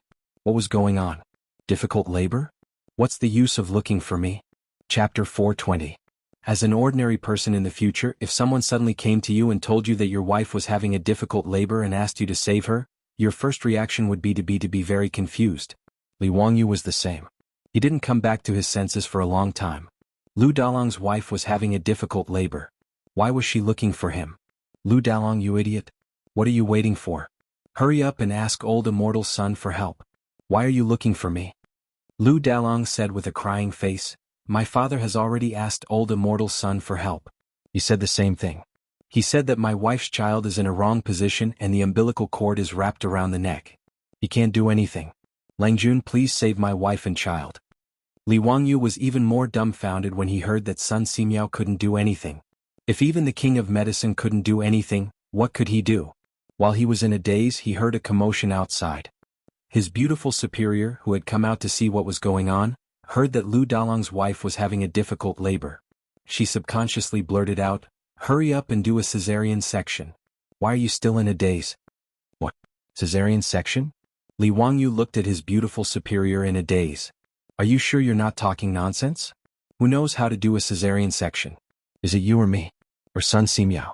Wangyu, you and Sun Simiao can perform an appendectomy for Li Qingqian. You should be able to do a cesarean section, right? Li Wangyu was speechless. How could they be the same thing? Besides, if they cut open Lu Dalong's wife's stomach, how could they prevent her wound from getting infected? They didn't have any cephalosporin capsules. As for the penicillin that Sun Simiao wanted, they couldn't even find it. If they really cut open Lu Dalong's wife's stomach, whether she could survive or not would depend on her luck. Wangyu, why are you still in a daze? Hurry up, it's more important to save people. The beautiful boss was also anxious and pushed Li Wangyu out. I. Li Wangyu was so anxious that he started sweating. He said incoherently, ask Niu Wu to bring the alcohol from home. Sai, what's going on? Got it. Hurry up and go. I'll have Niu Wu send the things over later. The beautiful boss said anxiously. Li Wangyu was at his wit's end. He could only wait and see. He could only follow Lu Dalong out of the manor and jog towards Carpenter Lu's house. Lu Dalong thought that Li Wangyu was running too slowly, so he bent down and carried Li Wangyu on his back before running home. This fellow was worried about his wife, so he ran as fast as he could. However, Li Wangyu, who was lying on his back, was jolted so much that he almost vomited. When Lu Dalong ran back to his house and put Li Wangyu down, Li Wangyu's little face was pale and cold sweat was dripping down his forehead. He glared at Lu Dalong angrily, but he didn't have the time to find trouble with this idiot. He hurried into the house. Since ancient times in Huaxia, giving birth to a child was akin to a woman breaking through the gates of hell. Not to mention these ordinary peasant women, even in the imperial palace, there were countless concubines who had died because of difficult childbirth. Lu Dalong's wife had a difficult birth. That was basically a step into the bridge of helplessness. Li Wangyu didn't care about the taboo between men and women. He pushed the door open and entered the house. Lu Dalong wanted to follow him in, but he was stopped by his father, Carpenter Lu. You idiot, the woman inside is giving birth. Why are you going in? Then why did Lang Jun and old immortal son go in? Lu Dalong wasn't convinced and said with a stiff neck. He was worried about his wife, so he didn't care about these things. Nonsense, who is Lang Jun? He and old immortal son are miracle doctors, do you understand? Are miracle doctors human? Li Wangyu, who had just stepped into the house, almost tripped when he heard Carpenter Lu's words. What is this old man talking about? How am I not human? He didn't care about the topic of whether he was human or not. He looked at Sun Simiao and asked, Old immortal son, how is Lu Dalong's wife? Is she in danger? Sun Simiao shook his head. I'm at my wit's end. The umbilical cord is wrapped around the fetus neck, and it's not in the right position. I'm afraid it's difficult to save the child. Hey County Count Who, do you have any ideas? Ever since Li Wangyu suggested a cesarean section to cut out Li Wangyu's ulcerated intestines and really save the crown prince, Sun Simiao had an inexplicable expectation for Li Wangyu. He felt that this young county count might have some strange ideas. As expected, Li Wangyu did not disappoint him. However, the words that came out of his mouth stunned Sun Simiao. Yes, we can only do a cesarean section now. A cesarean section? Oh. Cut open the stomach, take out the fetus and then suture the wound. Li Wangyu said it very simply. It wasn't that he was a man of few words, but that he only knew so much about a cesarean section. Who the hell knew how to perform a cesarean section? Li Wangyu also felt wronged. He was a student at a second-tier university who majored in e-commerce. How did he fall to the point where he had to perform surgery to save someone's life? It was a shame for the education he had received over the years. Is that simple? Why don't we give it a try? Sun Simiao was a little tempted. It seemed to be the same when he treated Li Qingqian. Cut open the stomach, cut out the intestines and suture the wound. This woman couldn't give birth, so it seemed like it could be done. Let's give it a try. Li Wangyu looked up at the sky and sighed. He could only give it a shot. Whether Lu Dalong's wife could survive or not was up to fate. Anyway, Lu Dalong's wife would definitely die without the surgery, so he might as well take a gamble. Then quickly send this young lady to the visualization room. After I came back from Chang, I imitated the Eastern Palace's surgery room and set up the operating room you mentioned. It's just right for today, Sun Simiao said without hesitation. Medical fanatic Sun Simiao had tried surgery once, so he was naturally very interested in it. When he was taking care of Li Qingqian in the Eastern Palace, he asked Li Wangyu about surgery every day. What was surgery, how to set up the operating room, what surgical instruments were needed, why did they have to use alcohol to disinfect, and so on. Li Wangyu was often speechless. He could only rely on the common sense and imagination he had learned from watching television dramas to deal with the curious baby, Sun Simiao. After returning from Chang, Sun Simiao immediately ordered someone to set up an operating room, intending to study surgery in depth. It came in handy today. Li Wangyu nodded and walked out of the room. He said to the anxious father and son of the Lu family, Lu Delong, old immortal son, and I can try to save your wife, but we might not be able to save her. The risk is great. Are you willing to give it a try? Lu Dalong and his father looked at each other and knelt down without hesitation. Yes, I'm willing. Langjun, please save my aunt. If anything happens, I won't complain. That's my wife's life. Langjun, old immortal son, please treat her. In this era, there were no such things as medical disputes in the future. Not to mention, Lu Dalong knew that his wife's life was in danger. She could die at any time. If they really couldn't save her, the father and son of the Lu family couldn't blame Li Wangyu and Sun Simiao. They still had to thank them for saving her. Li Wangyu didn't argue and ordered, if that's the case, immediately carry your wife to the visualization room and prepare for surgery. Lu Dalong naturally didn't understand what surgery was, nor did he dare to ask. He hurriedly removed the door planks and asked the midwife and his mother to dress his wife. Together with his father and two brothers, they carried the groaning auntie to the manifestation realm.